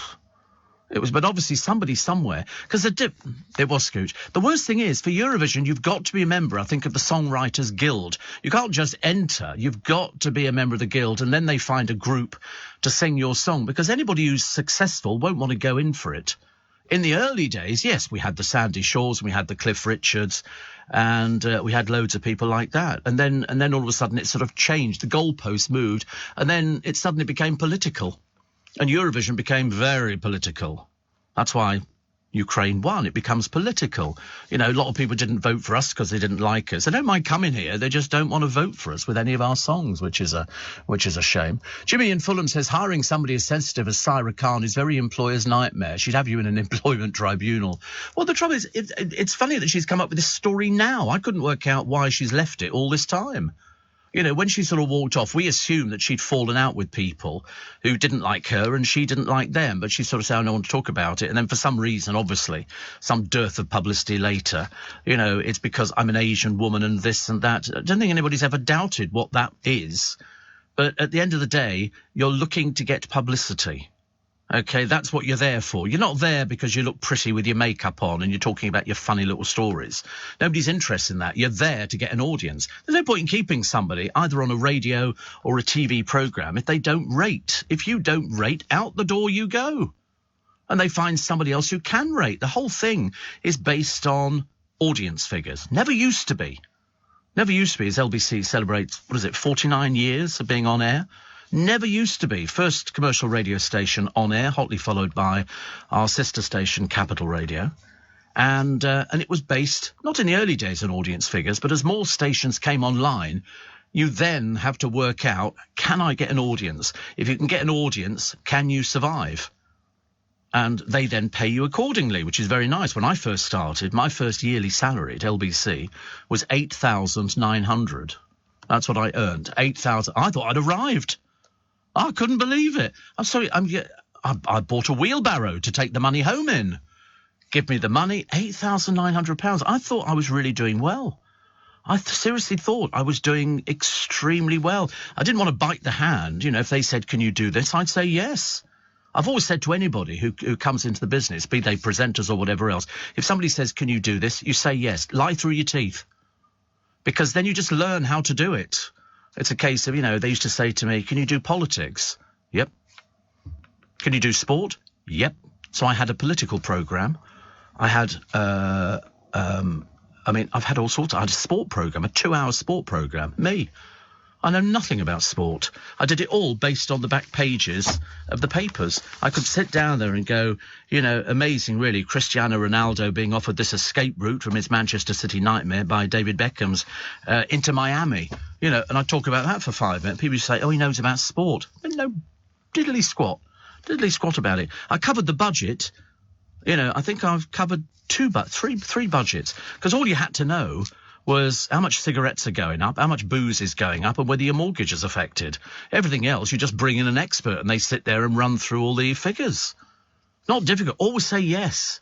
I remember an actress telling me once, she said, I had to ride a horse in this particular film. She said, and I hated horses. And they said, oh, right, you got the job. Can you ride a horse? And she went, yes. She said, I couldn't ride a horse for love nor money, she said, but I learned how to ride a horse. That's what you have to do. So always say yes. Always say yes. Nick says, oh, thank goodness, somebody agrees with me. Eurovision, the biggest pile of trash. I can't believe we get sucked into it. Is that what we really call entertainment? Well, I mean, are you seriously telling me that Love Island is what we call entertainment? It's a bunch of dreary people who can barely string 2 words together. Seriously. They really can string. I mean, put it this way, the only thing is an advert for a tattoo parlour. That's all they are. They wander about in their bikinis, their boobies hanging out, and that's just the boys. And then you sort of get them sitting around and then they talk about dreariness. Then they have to pretend to get into a fake relationship because nobody's going to book you by yourself. And then you've got to find an agent, although most of them have got agents before they go in there. And once you've got the agent then pumps out the stories. And the more stories you pump out, the better it is for your career. So, for example, there's a story in a few of the papers, say, the Love Island babe. I mean, seriously, it's a little bit embarrassing, really, is somebody called Ekin Sue. She wanted to be a Bond girl. That was her sole ambition. I want to be a Bond girl. Okay. She's apparently actress at the moment, but apparently she was hoping to head to Hollywood. But ITV bigwigs have promised to turn her into the UK's biggest television stars. They say, what she can do, God alone knows. Wear a bikini, I suppose. I don't know, whether or not she can manage. Ireland has had the most Eurovision wins. And it got to the stage where they got so desperate, they put Jedward on so they wouldn't win. They put Jedward on hoping that they would lose it because it was costing them a small fortune. In the end, they had to rely on some poor farmer to put it on, and down these little country lanes in wherever it was in Ireland, these huge trucks from Europe with all the TV equipment and everything else were flying. And this farmer paid for it because Ireland had run out of money. They were going, please don't let us win. Please don't let us win. You know, Johnny Logan started it with What's Another Year, and they just went on. Dana was very, very successful for them with all kinds of everything. And in the end, we were resorted to that mad twosome, Jedward, who just really were as crackers as they came. They just jumped around the stage, and everybody was going, I don't think we'll give it to Ireland this year. And Ireland were going, thank the Lord for that one. Thank the Lord. Because you don't want to win it. It's too expensive. Apparently, Bob in Bracknell, who must be fairly ancient because Bob is a very old name, I suspect. It's not a young name. You don't call kids Bob, do you, nowadays? But he says Eurovision lost its sparkle when Katie Boyle stopped hosting. Yes, that was some years ago, I think. Katie Boyle, whose husband owned what? What did her husband own? Come on. The Mousetrap. He owned the Mousetrap. That was his show. Shane says, I could never understand why Australia's in Eurovision where we're nowhere near Europe. I know. And then, of course, you know, the moment sort of Russia got involved, people started getting a bit panic-stricken, thinking we might be annexed and there might be dreadful explosions going on and all the rest of it. So they decided not to. But Ireland has definitely had the most Eurovision wins. But we didn't do too badly. We didn't do too badly at all. I mean, I would quite like the idea that we could win Eurovision again. But, you know, and there's one here, and a friend of mine who says, looking forward to seeing you at the Irish dancing lessons tonight. Give a shout out to my boss, Matty. He's one of the producers at Loose Women, and he's a huge fan of yours, and he's very lovely. I know, I follow Matty, and he follows me as well.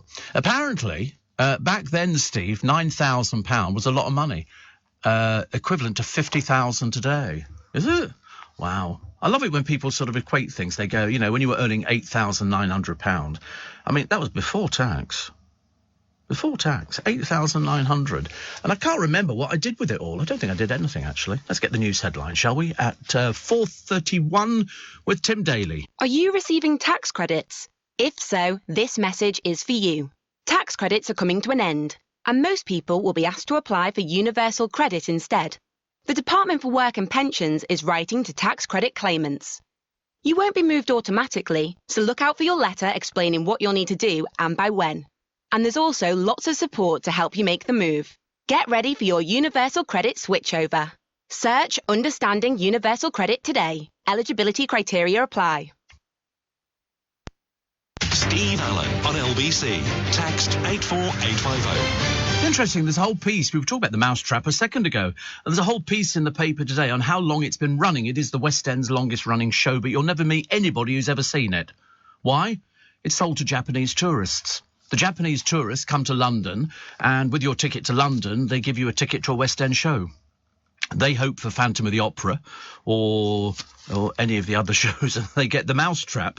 And so on the 60th anniversary of it, they had it was packed with stars. Julie Walters, Ian Glenn, Tamsin Gregg, Patrick Stewart, Miranda Hart and Hugh Bonneville all took to the stage. And everybody who sees the play is sworn to secrecy. Although I'm reliably informed, if you get a black taxi, to the theatre, if you don't tip, the taxi driver tells you did it. That's what they say. I've never discovered whether or not that was whether it was true or whether it wasn't true. I love it, actually. And poor old Tony, honestly, he says, you're very negative. No, you're obviously a bit simple. I'm exactly positive. Very, very positive. Very positive. I love what you get. Why would that be negativity? Probably is in your little world. Anyway, somebody says, could we even afford the electricity to host Eurovision? I don't know, actually. Somebody was talking about that earlier on and sort of saying, I spoke to some friends of mine yesterday. We went out for lunch, went down to see the Godchildren. I forget how many, it was 7 of us, I think, for lunch, which was quite nice. But unfortunately, the restaurant that we normally go to, it's one of these pubs, you know, that has a restaurant attached, and it's very nice down in Essex. But the service was so blooming slow. We waited forever for our main courses because they only had 2 waitresses on and presumably somebody in the kitchen, because everywhere is suffering. Everywhere suffering with sort of a dearth of staff, which is a great shame. I wondered why there were loads of stories about Ollie Murs in the paper today. and it's his Marry Me tour. I think because he's with his girlie, and she's apparently helped him through his booze because he hasn't drunk for 10 months. God, what a nightmare. Yeah, that must have been. And actually stopped boozing, and he's going off on tour. But as far as I know, he doesn't have any sort of hit singles out or anything like that. He's a judge on some programme on the television, but the special guests are Scouting for Girls, and where's he doing it? Oh, he's doing London, 29th of April next year, the O2, and he's doing Bournemouth, Brighton, Birmingham, Manchester, Liverpool, Glasgow, Newcastle, Cardiff. Must be quite tiring, actually, to do something like that. I think so. Definitely. But so he'll do very well. There's loads of people touring at the moment. And that's what people like. But they never tell you on their ticket there how much a ticket is to go and see Ollie Murs. I don't know what you would pay to see Ollie Murs. I suppose it's as much as you think. But he's got loads of coverage in the papers. Loads of coverage where they've sort of done him up and they've given him as much makeup as you can put on him without making him look like sort of a Thai drag queen. And he's found a happy place. And so they've got lots of lovely sort of posed pictures. But what they don't tell you is how much it costs to go and see him. How much? Because when you see Harry and Sandra Redknapp, they're 75 and 74. They've got a joint autobiography at the moment, which they're selling. Not even at Christmas, and already people are talking about their books that are coming out. And festive prep. They've got Twinkling Lights and all sorts of things. Crystal Palace have got it. Cardiff Castle.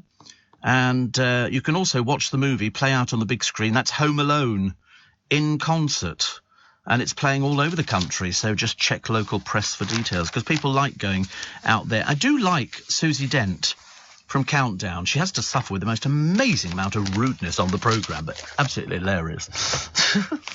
I love it. The parents of one of the serial killer Peter Tobin's suspected victims described their heartbreak as he took his secrets to the grave. He died apparently in agony at 76, so that's good news. At least we could be happy there. But unfortunately, he took his secrets to the grave with him, which is maybe not so good. Bad week for the poor Princess of Wales, heckled by some old baggage during a walkabout in Belfast. And she said, I mean, who actually says Ireland belongs to the Irish unless you're really under medication? And she looked like she was on medication.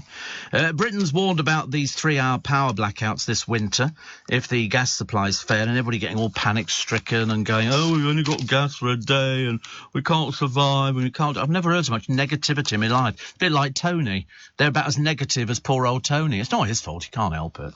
But and that's what people are complaining about. You know, are we going to have the power going off? We've survived it last time. We didn't bother about it at all. Everybody remembers it. If you're over the age of 50, I should imagine you remember all these sort of blackouts where, you know, you'd have the power on and they'd say it goes off at 6 o'clock and then bang, it would all go off. And then most people went to bed. Nobody bothers about it. There's one here. One of Britain's richest men is turning off the heating. This is John Caldwell. Have you seen his house? They made a whole programme about the doing up of this house. It cost him millions. Millions and millions and millions. He's got a £1.6 billion fortune. You see, he is never going to have to worry about a bill coming in. Never. John Caldwell is like seriously, seriously rich. He says we should all be using energy less. Have you seen his house? Using energy less is not physically possible. He's got a huge waterfall which cascades down all the floors. It's marble here and marble there. Admittedly, have you seen the woman he's with? What is it about the billionaire that first appealed to you, darling? Her name is Modesta, I believe. And he lives in a Staffordshire mansion as well. He's worked his way up from poverty. I don't have a problem with that. But don't start preaching to people about, you know, I've turned off the radiators to turn up the heat on Putin. Because we're not buying that baloney, are we, really? Not really at all. The Royal Navy seized a drugs haul in a raid in the Arabian Sea. 15.5 million. Pfft, peanuts. 90 million pounds washed up on a beach. Found by one single bloke who immediately told the police. And what do we got here? On this day in 1988... Whitney Houston was top of the charts with Give Me One Moment in Time. Seems funny to think she's not with us, but again, that's what drugs do. It's there was a guy in front of me driving through the West End last night, and he was selling drugs from his car. He would see young people standing at the traffic lights. He pulled the car in and he was holding up a little wrap out the car window. And I'm thinking, am I seeing this really? And the answer is, yeah, you see it all the time. Drugs wraps, we don't buy 10 quid. Mind you, he was making money yesterday. We went to North Weald Market, which now incorporates Bovingdon Market, because that's closed down, and it was packed again, and it was lovely. But they've got a big sign up on all the entrances: do not bring your dog into market. Well, unfortunately, there's a lot of people down there who don't speak English, and so they were taking their dogs in. So every time I passed a dog, I went, dogs! Just to make them feel a bit better about life. But it was interesting to watch people thieving openly in a market. It's the Bovingdon Market closing has attracted the wrong people over who go thieving. But do you know what they have? I love watching them. I could watch these people for ages. Huge Pantechnicon, and it's all toys. And the bloke there, he goes, right, we've got a fantastic toy auction. There's people crowding round, and he's going, right, we've got one of these Polly Pockets, and it comes with this one here. Normal price, $12.99 for that, $12.99 for that, $12.99 for that, $16.99 for that. Give us a tenner. And so he packs all these things up and he's passing them out to his minions, one of whom looked like he was on his deathbed. Seriously, it must have been his father or a neighbour he'd roped in, or just some poor old soul who was on day release. And they sort of bring him in, and they're selling all these things. I used to watch guys years ago selling towels. They would take towels, go, look at this bath sheet. OK, you got that, 2 flannels, 2 hand towels, another big bath sheet. Give us 20 quid. And people are handing over money like this. All these toys, everybody's walking out the market with big bags full of toys. And there were 2 of these lorries selling toys. Some, you've never heard of it, some of it. It was just, it looked pretty in the packaging. And he was going, right, we've got this here. And I was guessing the prices with the mother of my godchildren. I said, she was saying, how much do you reckon the next one? I said, well, let's see what he's selling. And he'd go, I've got this thing here, and this thing here. And I'd go, £5. And then he'd go, normal price, 40 quid, give us a £5. And of course, people couldn't hand over money fast enough. It was, but who took the most money on the market? The most money taken on a market, and I've got this from Market Traders, the blokes in the lorries who sell the meat. The meat sellers will stand there with these huge lorries. They pull the side down. Not only do they have the farms, but they do their own killing of the meat. They cut it up on board, and they're doing bags of stuff. And I said to this friend of mine, former market trader, I said, how much would they take in a day? And he said, average 15 to 20,000 quid in a day. I said, are you serious? He said, yeah. He said, why do you think people go to markets thinking they've got a bargain, which you have, but their profit markup is bigger than shops, much bigger than shops. So an average meat wagon in the market, they'll deny it, 15 to 20 grand in a day. This bloke couldn't move this meat quick enough. He'd go, what do you want? Do you want a £20 pack or a £30 pack, which comes with 6 rump steaks, 6 sirloin steaks, £3 of sausages and some scrag end? And they'd go, I'll take that, 30 quid. We watched him. In less than a minute, he took 150 quid. In less than a minute. I bought myself a farm, and I'm going to be slaughtering my own bunny rabbits, I'm afraid. I've decided, actually. Yeah, between 15 and 20 grand a day. A lot of money. Loads of clothing stalls, which is good. Smokey Robinson is out there. He's 82. I had the pleasure of interviewing Smokey Robinson some years ago, and all I kept saying to him was, I really like your music. It sounded so naff. It was the worst thing you could ever say to anybody. And he was very flattered. He said, oh, thank you. I said, no, I'm quite serious. And I didn't realise that Stevie Wonder wrote Tears of a Clown. Dum, dum, dum, dum, dum, dum, dum, dum. Dum dum dum dum dum dum dum dum dum dum dum, and that was the big hit. I can remember we were going to Germany at the time in the back of the car, and every time it came on the radio, I made my dad turn the radio up because I wanted to hear it, because I thought it was such a good song. What else we got? Rob Rinder has revealed how he mistook Harry Styles for a homeless girl. I think you need to go to Specsavers, mate. I don't know on earth you can ever think that Harry Styles looked like a homeless girl. When that really is bizarre. And have we ever heard of the comic Darren Harriott? Ever heard of Darren Harriott? No. You see, I haven't heard of him either. And yet he is the next celebrity for Dancing on Ice. Who is he? Why do they put people on these programmes and we don't know who they are? Apparently he's best known for his stand-up work on Radio 4. I'm sorry, hello? Radio what? Radio 1 and Radio 2 you could understand, but by the time you get to the 4, nobody's ever heard of it. That's for elderly people. And so far, they've managed to find for the... because if you remember, they axed Dancing on Ice because they couldn't find any celebrities. Now they've got John Fashanu, Love Island's winner, Ekin Su again, gymnast Niall Wilson, Coronation Street's Molly Gallagher, and a drag queen. What is it about drag at the moment in this country? Every time you turn on a programme, cooking or otherwise, there's another drag queen. There's another drag queen. I bet they don't go out dressed, when they do their shopping in Bentals and things like that, in drag. It's like Paige. Yeah, it's RuPaul. I mean, have you noticed? I've noticed the one thing about RuPaul. The hair is so big, she can't turn her head. So she does everything just looking sideways, which makes her look a bit creepy. Because if you turn sideways, the hair would come off. Because it's literally just perched on the head with a little bit of double-sided tape. And it's a case of... And he was conducting an interview with somebody on the panel the other day. It might have been Shirley. And he's doing... And I'm thinking, go on, turn your head properly and look at her. And then I thought, you can't, can you? It's 13 to 5. Here in the UK, we sell amazing products and services the whole world wants. At the Black Farmer in Devon, our produce is enjoyed on both sides of the Atlantic. We're McKinnon and Saunders from Manchester, and our puppets are watched on 6 continents. So whether you're new to exporting or experienced, explore global growth for your business with free support from the UK government. Access information, training, events and expert advice to help you find new customers overseas. Visit great.gov.uk to get started. Leading Britain's conversation, LBC, with Steve Allen. Morning, nice to be company. Well, here we go. Quote of the decade. Spice Girl Mel C, who I do like, says Liz Truss represents girl power in essence. Now, let me just point out to everybody, there is no such thing as girl power. There never was, there never will be. The whole Spice Girls thing was organised by a bloke, and he put them together, and he told them what to sing, and there was no girl power. All this rubbish about, I'll tell you what you want, what you really, really want. No, they were doing what they were told, what they're really, really told.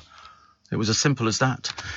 Also, I mean, I did read this story, and I've heard so much about it. I think even Andrew Castle talked about it. Liz Truss sacking the Trade Minister Conor Burns after learning a witness claimed he was seen touching a young man's thigh, which, as far as I'm concerned, is okay. Let's give him the benefit of the doubt. The young man concerned has not complained about it. So what's it got to do with anybody? I mean, I don't know what his sexuality is. Couldn't really care less. I'm not sure I want to see him becoming a lord in the House of Lords, but that's just my personal opinion. 1 in 8 of you's never eaten a curry. I don't know how you've managed that in your life. A poll revealed around 9 million Brits have never sampled the delights of a spicy Indian meal. People in the East Midlands are the nation's curry kings and queens. Only 7% of folk there haven't tried Indian dishes. And Yorkshire folk, by gum, are the happiest in the bedroom because they're so blunt about what they want, what they really, really want.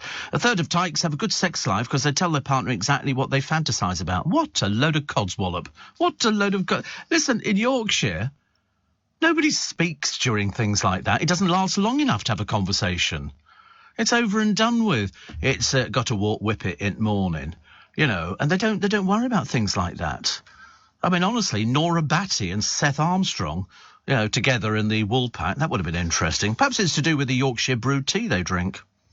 Rebecca Wiskin of Sheffield says, it's a bit daft not getting the most out of your sex life because you're too embarrassed to talk about it. Well, who was that? Victoria Wood did that sketch. She said she could hear the couple through the wall of her house. She said, oh, leave it alone, Fred, I'll do it myself. And think, no, hold it there. That kind of stuff. You think, I mean, to be honest with you, for me, it's from memory, so we don't really worry about stuff like that. But, the very idea that people talk about what they like doing in the bedroom department, I just want to read a book. And when I go to sleep, I go to sleep. Derek in Cork says, you forgot about Dustin. Oh, I did. You know why? Because I couldn't remember, Derek, what it was called. 2008 Eurovision entry for Ireland. Check out YouTube, says Derek. Actually, you're right. I can't remember what I thought was worse, that or Jedward. I thought Jedward were just irritating, very, very irritating. They just sort of bounced around like they were on sort of drugs or something. I couldn't get to grips with them at all when they came on stage. And then they went into the Big Brother house, and that's when we realised they were even more peculiar than we imagined they ever were in the first place. Oh, dear me.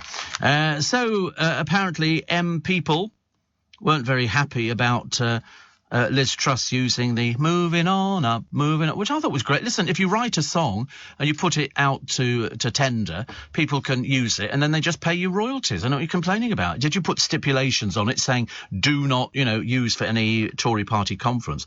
Although actually, somebody was talking here in their column, they said surely it should have been REM's It's the End of the World as We Know It. Which could be it, because they're now taking odds on the thing that we came up with straight away, which is, will she survive Christmas? Will she get as far as Christmas? And the answer appeared to be maybe not, but we'll have to wait and see. Gok Wan has got a new series of Bling, but it's on hold, actually, because he's so busy. AJ Odudu is in talks to be the new host of Big Brother. They're sort of overusing her, and it'll get to that stage where we're sick to death of seeing her on everything.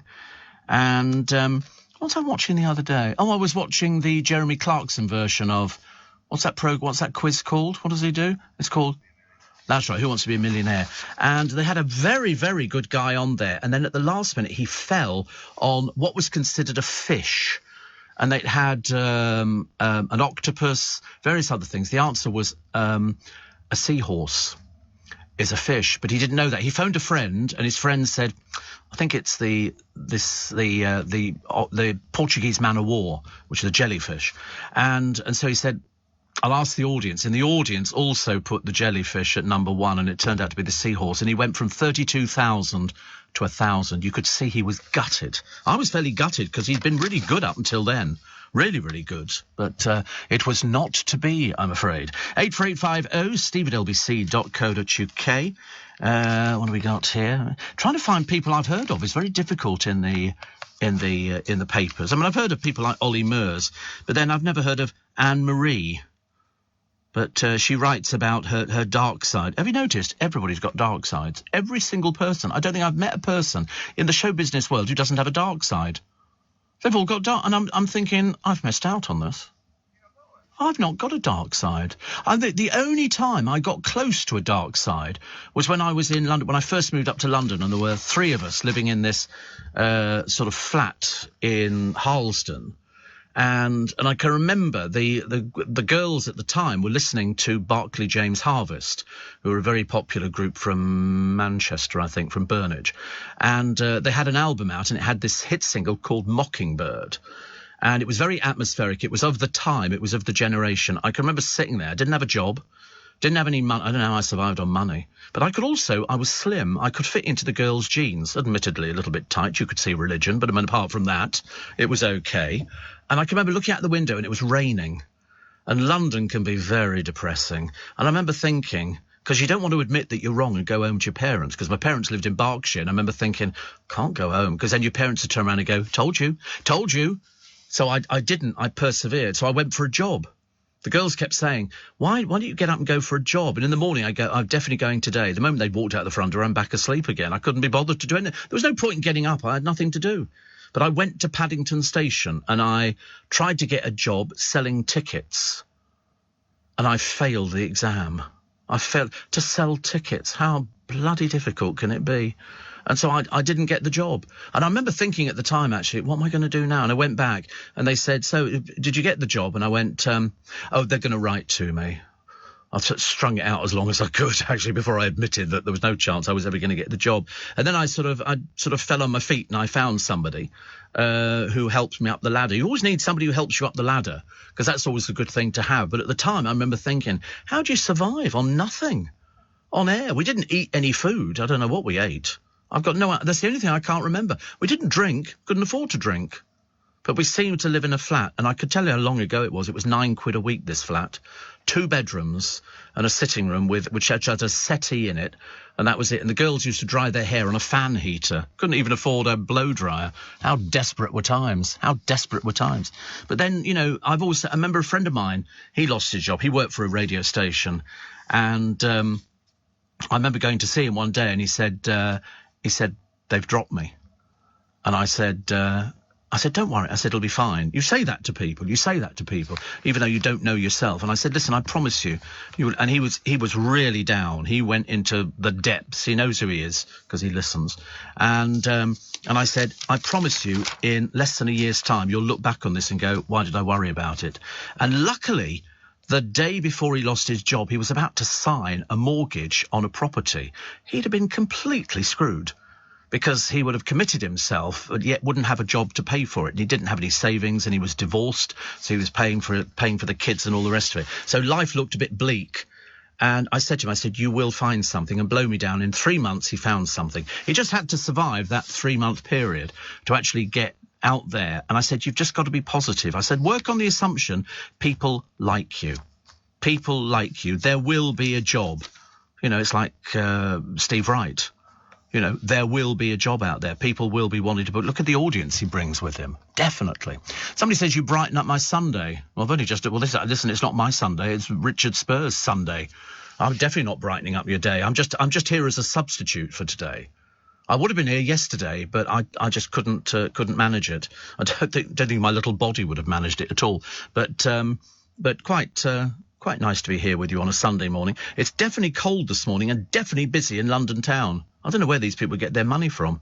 I really don't. There was 2 girls and 2 blokes. They'd obviously picked them up in a club or a bar, and they're walking down here, and the boys said, so what are we going to do then? Get an Uber? And the girls went, ooh, that'd be nice. I thought, lovely. Can't wait. So anyway, so there you go. Let's take more of your texts and emails. 84850 steve@lbc.co.uk. And Love Island's Ekin Sue's advice. I inspire girls to be feisty. Oh, give it a rest, Love Island. You don't inspire anybody. You're just somebody who is on Love Island, okay? She says, in life you should be your best friend. In other words, you're lonely. You know, it's not a case of you've got it wrong. It's not a case you should be your best friend. You should learn to like yourself. Once you've learned to like yourself, you've got a friend for life.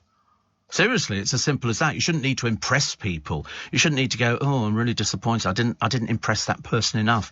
But you don't inspire people to be feisty, dear. You just got to come up with a load of old that stuff, you know, the ball, what's it, which people talk about all the time. But, you know, I think girls can manage it by themselves nowadays. They really can. They don't need somebody who's wandered around in a bikini to start telling them how to run their life. OK, just thought I'd mention that. How is the relationship going with David? Is that going particularly well? Or is that finished, and it finished ages ago? We'll never know, will we? It'll be like Syra Khan's career. We all thought she was leaving, go to something better. Oh, bad news for Abby Quinnan. You remember Abby Quinnan? She set herself on fire a while ago. She was playing around with petrol and a rope and set herself on fire, and she was dating AJ Pritchard. Not anymore. He's ditched her. He's ditched her for somebody called Zara Sofony. And apparently Abby says, I'm devastated. Well, yeah, but he's obviously bored. I mean, he does have a bit of a reputation. I mean, he's a good-looking boy. He's fit. And that she went on television to talk about how she'd set herself on fire. I remember thinking at the same time, listen, playing with fire, it's dangerous. She said, AJ ditched me out of the blue. It's not quite that quick, is it really? Here in the UK, we sell amazing products and services the whole world wants. At the Black Farmer in Devon, our produce is enjoyed on both sides of the Atlantic. We're McKinnon and Saunders from Manchester, and our puppets are watched on 6 continents. So whether you're new to exporting or experienced, explore global growth for your business with free support from the UK government. Access information, training, events and expert advice to help you find new customers overseas. Visit great.gov.uk to get started. This is LBC from Global, leading Britain's conversation with Steve Allen.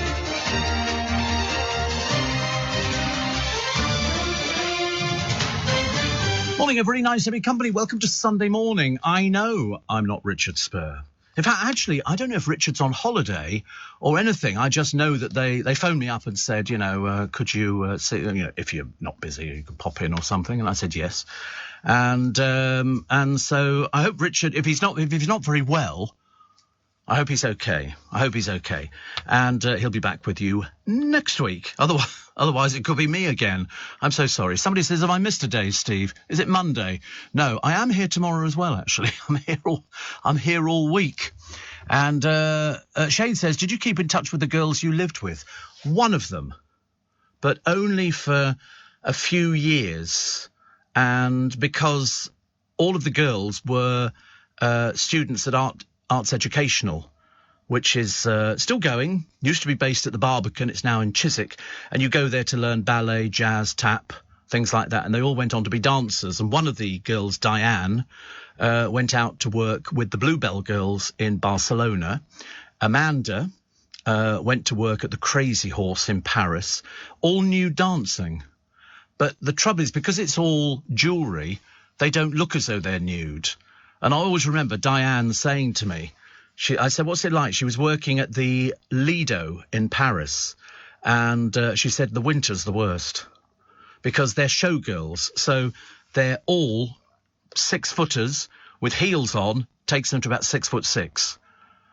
She had to come over here, buy eyelashes, false eyelashes, and stick about 12 pairs together so you could actually see their eyes. And she said, you stand in a booth in your knickers. She said, and a little old Frenchman with a gauloise sprays you brown. So you weren't allowed to go and get tanned. The tan was all artificial. She said, then you have to stand there with your arms out, waiting for it to dry. She said, and then you put on all the jewellery and the headdresses and the battery pack down the back of your knickers. She said, anybody says it's glamorous, it's not. She said, and that's what we did. And in the Crazy Horse, exactly the same. For Amanda, she said it was exactly the same. That, you know, they were, but it's all topless. The whole thing is topless, apart from, you know, the jewellery and everything else. But she said they used to come on stage, and it was all posing. I think the show that they had at the Lido had a helicopter in it. So it was a bit pre-Miss Saigon. And she said, and you would sort of pose and you'd come up on these lifts and everything else, and you just sort of stand there dripping in jewellery and diamonds and all the rest of it. And she said, but the whole front row would be asleep. She said it was all the Japanese on their world tour. She said they would send them to see this show and you could have drinks and everything else. But they were so tired. She said you just play to the second row. It was a lot easier, she said, than bothering with the first row, nodded off hours before. So did I keep in touch with them? Only for I mean, I'd love to see what they're doing now, but bearing in mind, they can't be far off my age. So you're looking at people in their sort of mid-60s. Apart from me. And, you know, are you too young to remember, says Sylvia, Pearl Carr and Teddy Johnson.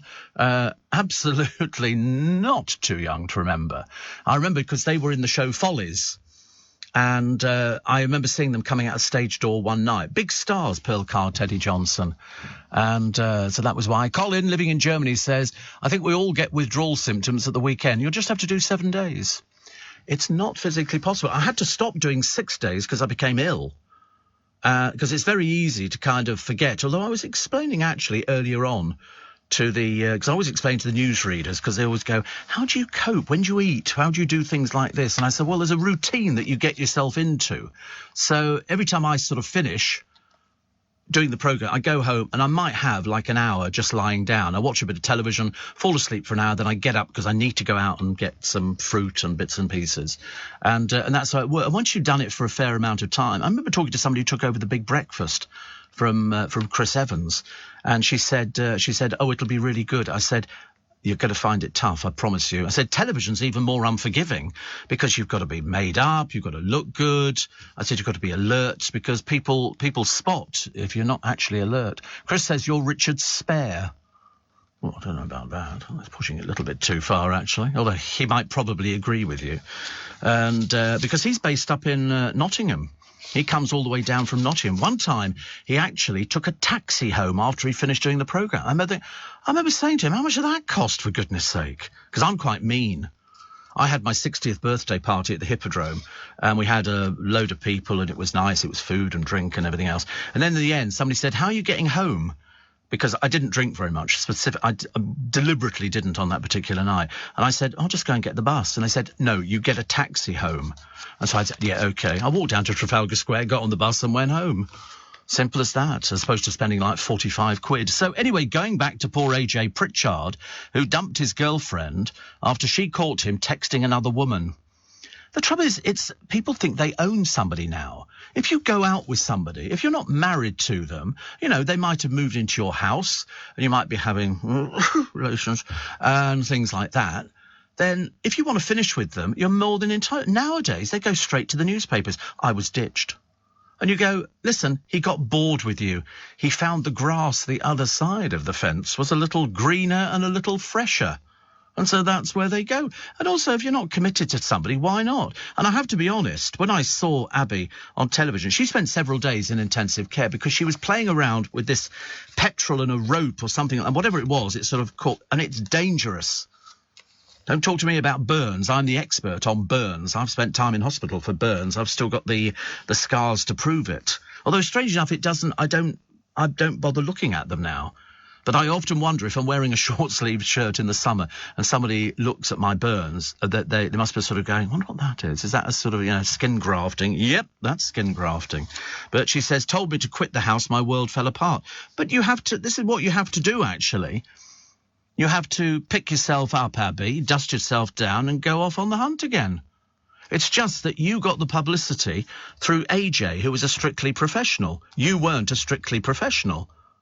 He was very, very well known. I remember when he came in this building, because I think my boss knows him very well, and he was quite delightful. But listen, if he chooses to go out with somebody and then ditch them, then that's fine. But you can't, a 2-page moan, about, oh, he's not going out with me anymore. Find somebody else. Find something else. But tonight, AJ was on Celebrity SAS. Speaking of the Fireball, he said it made us stronger. He said, I made a big mistake, blah, blah, blah, blah, blah. Abby has supported AJ throughout his career. No, dear, his talent got him through. It was like you were fun for a period of time. It's like, can you imagine if you'd actually got married? That would be a disaster, but of course he wouldn't marry you. Why would he marry you? Have you seen the latest model he's going out with? He likes girls who look like that. Boobies hanging out, jewellery, bits and pieces. That's what he likes. And, you just sort of kind of exhausted your interest, I suppose. Marie from Watford says, can I bring you a bottle of Prosecco? Would you like some chocolates in February at the meet and greet? No, don't bring anything. Don't bring anything. I never get it home. People always bring things for me, and it's very sweet. But says, lovely surprise to have your company this morning. Early wake up as usual with my 3-year-old. So looking forward to the meet and greet. Well, we're looking forward to seeing you as well. All I've got to do is make sure I live long enough. That's always the thing, isn't it? Always the thing, because I'll just be shy of my 69th birthday, just shy of it by a matter of days. There's a great picture in the paper today. This is a really odd one. Because ever since... Come closer. Ever since Philip Schofield came out, people have been asking the question, who's his boyfriend? Because there seemed no reason, as far as I could see, for anybody to bother coming out if you didn't have a boyfriend to go, ta-da! And then all of a sudden, there's a story in the paper today of Philip Schofield giving a character reference which was used in court for a friend who pleaded guilty to a revenge porn offence. I don't know if you know about revenge porn. This is where, somebody has sent you naked pictures of themselves and you then send it on to other people. That, I think, is revenge. To be honest with you, nobody's ever asked to see me naked. I could understand it if somebody said, have you got a nude picture of yourself, Steve? The answer is probably loads. But you always say that to people, don't you? Have you got naked pictures of yourself on your telephone? Because apparently there's all these dating sites now. Well, anything that I've got needs ironing. So there is no point in sort of sending a pic, because you'd never hear from them ever again. But in this particular case, here is a bloke who is, because Philip is 60, this is a 29-year-old called Ben Perryman. But he previously dated a Coronation Street star called Rob Mallard, and he socialised with Philip over the summer. Now, I don't know the meaning of the word socialising. I have to assume they went for picnics and stuff like that, but apparently they went to a garden centre to pick up shrubs. I think if you're going to a garden centre to pick up shrubs, that's like picking up shrubs, you know what I'm saying? And then people get sort of very friendly. Apparently, in a snap shared by Phil, he posed hugging a cute dog. There were also nude pictures of Mr. Perryman exhibiting himself. He was also the director of 2 firms in media and leisure, which have been dissolved. But it's the first time we've ever heard of Philip having another male friend. It just didn't seem to exist. I think mainly because they were worried, and I should imagine he was probably worried about negative publicity, because no matter how easygoing people think it is, if you come out in the business, believe you me, it isn't. And so he must have worried about things like this. But anyway, in fact, they've done revenge porn on This Morning loads and loads of times. But they approached Philip for any sort of comment. I shouldn't imagine he's got any comment at all. Why should he have?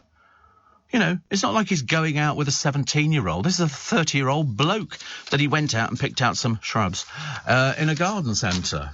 You know, quite normal, isn't it? I might do that myself today and pick up a few little shrubs, you know, just in case there's any sort of lying around. It's odd, isn't it, really? Although I do wish, if there was one thing I wish today, I wish that I was the person who was renovating their home in Hull, I believe it was, and they were digging up the kitchen floor and they found a pot, just an old pot.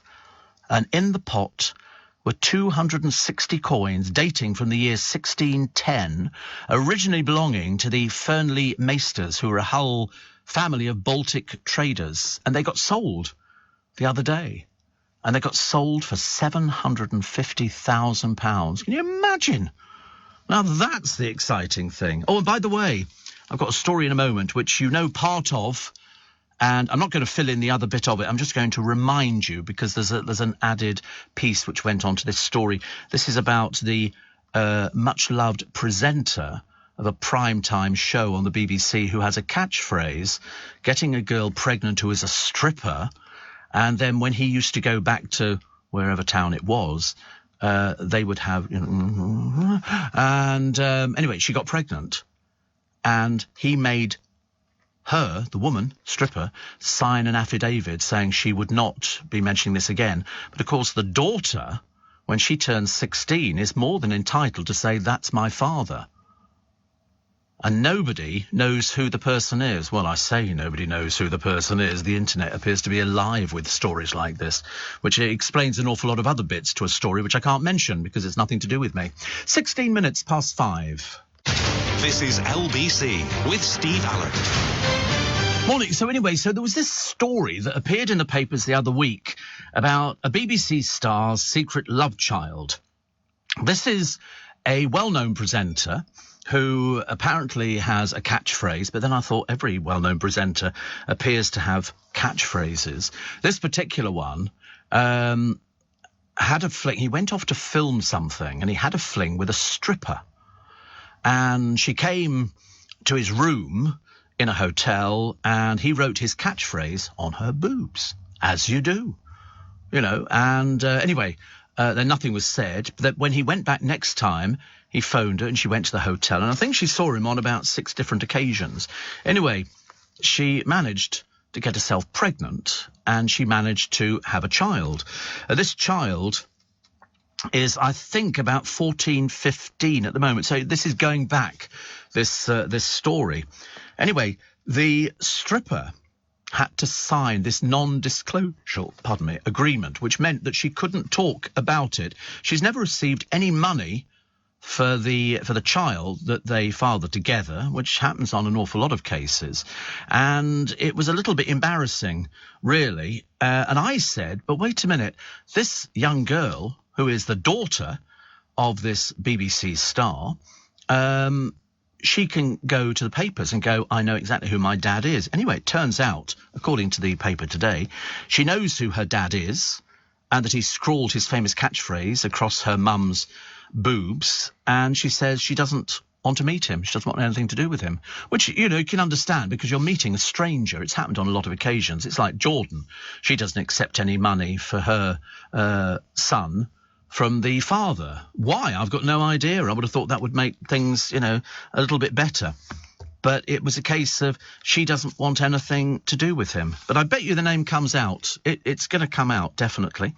My friend Mark Franklin says, on my way to work, made it getting up at 3:30 worth it. There you go. Actually, funny thing is, Mark, I was looking at the television the other day, as I do. Spend a lot of time looking at television, and they were doing Top of the Pops. Mark used to work for Radio 1, and he used to do Top of the Pops when he was about 12 or something. He was one of these very young people. They sort of brought in a raft of young people, and you were on there. And there were 2 of you, but I can't remember who the other person was, which doesn't help, does it, really? But there again. Steve, you just made me jump out of bed, says Nick. Oh, my God, I thought it's Monday. What are you doing there? I don't know. I was walking past the studio. Somebody shoved a pair of headphones on my head. They said, talk, and I talked. And here I am. You know, it's odd, isn't it, really? Coronation Street star Sue Cleaver is the star in this year's I'm a Celebrity, Get Me Out of Here. She plays Eileen Grimshaw. She could be quite good at that, couldn't she? And apparently, Strictly dancer Katya Jones is seeking love on the celeb dating app called Raya. I don't know what Raya... There's so many different dating apps now. There's Tinder, there's all these other bits and pieces. Some apparently are just, people who want friends. Might as well just go and stand in a bar, if you want friends. And some of them are just basically for sex. I mean, I don't want to go into it, People sort of write down it. And then you look on your phone. I've never done this. I promise you, I've never done this, but I know people who do. And they go, oh, your date is, within 20 feet of you. And you start looking around thinking, where are they? They're going to pop up underneath the table or something like that. But there's so many of these dating apps now. But if you're a celebrity, fancy having to use a sort of a dating app. I think that's really sad. If you can't find somebody, it means you must be... I mean, it's like if ever you see the girls on the Take Me Out programme with Paddy McGuinness, where you can go off to the island of, is it Fernando or something like that? And you look at all these girls and you think, why are you on there? And then you hear them talk and you suddenly realise that's why they're single. That's why they can't find anybody. That's why they have to go on a television programme to actually go, oh, I'd like to go out with you. But there's only one bloke, and most of those look a bit dodgy. And they bring them on, they come down in the lift, and they either juggle or they're bodybuilders or there's something. And you think, oh, they'll be interested. No, they're not. It's like the people on Naked Attraction. Why you would ever want to go onto a programme if you've got a teeny tiny tinkle and go on there, and then the camera focuses in on your bits? Whether you're a man or a woman, and they have people on there and they go, oh, I'm looking for somebody. And then the host of the programme will say, so what do you think about their bits? And the camera will then focus in on it. You think, oh, my godfathers. Imagine if your family are watching, your parents, and they're going, that's my son. I'm so proud he's got nothing between his legs. It's just really embarrassing. But people want to do it now. People will do anything, really, just to get on television. Steve says, Gemma, have I slept right through to Monday? You have. Welcome to Monday. Ta-da! I wonder if you could actually get people to get up and go to the station. That would be quite interesting, wouldn't it? Steve, is that you? On a Sunday, says Jeanette. I turn my radio up, putting my makeup on to look gorgeous. I'm off to Chiswick Vintage Antiques. Be there for 7. I'm outside the old police station. Do you know, I drove back through Chiswick the other day, and it must have been on a Sunday. They have a flower market on a Sunday, and there were all these beautiful flowers, obviously at a flower market, really beautiful. And I remember thinking, oh, I'd never seen that before. That's where you are today. So go and have a look at Jeanette. She's got antiques for sale, which is very posh, very, very posh indeed. Prince and Princess of Wales, we like. Have to get used to the fact that's Kate and William doing very, very well indeed. And brazen burglars have switched to targeting footballers. Well, they haven't switched to targeting footballers. They've been doing footballers for quite some time because you know where they are. They're going to be out playing football. You know exactly, what's happening. Apparently, the Chase's Mark the Beast Lebet is hoping his show will be in with a chance of winning on Thursday because it's the National Television Awards, and people go there. And some people win and some people don't. Apparently, their documentary is up for a gong, but we can reveal, with the help of Hannah Hope, that Paddy McGuinness will not be attending the NTAs with his estranged wife, Christine. They have 3 kids. They're nominated for an authored documentary for the show Paddy and Christine, Our Family and Autism. But, of course, now they've split up, so, people would just be interested in that. They're not interested in the documentary, I'm afraid. Duncan in Hampden Park says, thought it was your day off. Nice surprise, though. Yeah, it is my day off. It is. But then I work on the assumption it's a Sunday. It's a Sunday, so it doesn't really make any difference, does it? I quite like having a Sunday off, and I think the weather's going to be okay today. I'm not too sort of worried about whether it's going to rain or not. It must have rained over the weekend, which I missed because it's filled my water butt up as well. How many cats were run over last year? More than 300,000. 300,000. And nation's new favourite curry is chicken korma. It's beaten tikka masala. I mean, it all tastes the same to me. It's just in a sauce and it's brightly coloured, phosphorescent, and it's very nice. And that's it. But I can't have it. It's because of the sauce. If it didn't have the sauce with it, it'd be fine. But, can't have everything, can you, really? And the con woman whose story was told in Netflix's Inventing Anna has been released from custody. This is a German, Anna Sorokin. She swindled banks. She claimed to be she's delusional, completely delusional. She pretended to be somebody. She was worth a fortune, and she wasn't. She's just a liar, a compulsive liar. The actress, on being a single mum and 17 years as a soap siren, she's in Hollyoaks, so you'll never have heard of her. Because nobody watches Hollyoaks. It's seen by about 3 people. You can always guarantee if they're doing Dancing on Ice or Strictly Come Dancing and you've never heard of them, they'll be in Hollyoaks. And people go, who are they? This one here, 17 years she's been in it. You ever heard of her? Her name is Jen Metcalf. And here she is. Her story today is a single mum and 17 years as a soap siren. And I've never even heard of her. 17 years a soap siren. Embarrassing, isn't it, really? We should know about these things. And she says, the place is full of plastic. There's not one day it feels like work. Oh, I'm the same. Although I turned on the other day, very embarrassing. It was somebody's quiz on the television. I can't remember which channel it was. And it's the ex-newsreader from the BBC who defected to Channel 5 and has disappeared into that void called obscurity. And Dan Walker, I think. God, he's boring. I didn't realise anybody could be that dull. I had no idea. I think he moved there for loads of money, but nobody's watching him because he's just reading big words on an auto cue. That's it. And they also had on the same programme Joe Swash with his funny hair. Joe, who's got this, I think it's sprayed. I think it's sprayed on. It looks like it. It doesn't look like proper hair. It's very thin. You can see through it. And sometimes it looks a bit more. He's obviously got a bit carried away with the can. He's all like that. Because basically you could get the same effect taking him to the fun fair, getting the candy floss and just shoving it on his head. Doesn't look any different. And he was on the programme. Most of the time, if you see him at home pictured for photo shoots, he's wearing his flat cap. That's what because that sort of covers it all up. It's a bit like Matt Goss when he goes out wearing his big fedoras and stuff like that. Apart from the fact that they really don't suit him. It's almost like looking at Victoria Beckham and going, those sunglasses, dear, did you try them on first? Because if something doesn't suit you, go back and get another pair. And she's obviously not very good. Steve, I did watch Naked Attraction. And I can feel better about myself. I feel better about myself every time. And a morbid curiosity of looking at other people's bits. And you look at them and then they go, and we've assembled these people due to the questioning over what sort of person you were attracted to. Have you seen some of the people on there? I mean, they've got tattoos and piercings in places that are so unnecessary. Going through airport check-in must take hours. It really must do. Beep, beep, beep, beep, beep, beep, beep. You have to go back through again, sir. Can you take your belt off? Beep, beep, beep, beep. No, I've got a Prince Albert. Beep, beep, beep, beep, beep, beep, beep. These people, they want to go on television and exhibit themselves. I don't know why. I can't quite work it out. Steve, I actually just put the app on to listen to Friday's show as I missed it, and you're on live. I thought I was still drunk, says Carl. Well, you might be. There's a very good chance on a Sunday morning there'll be a lot of people. I see them here.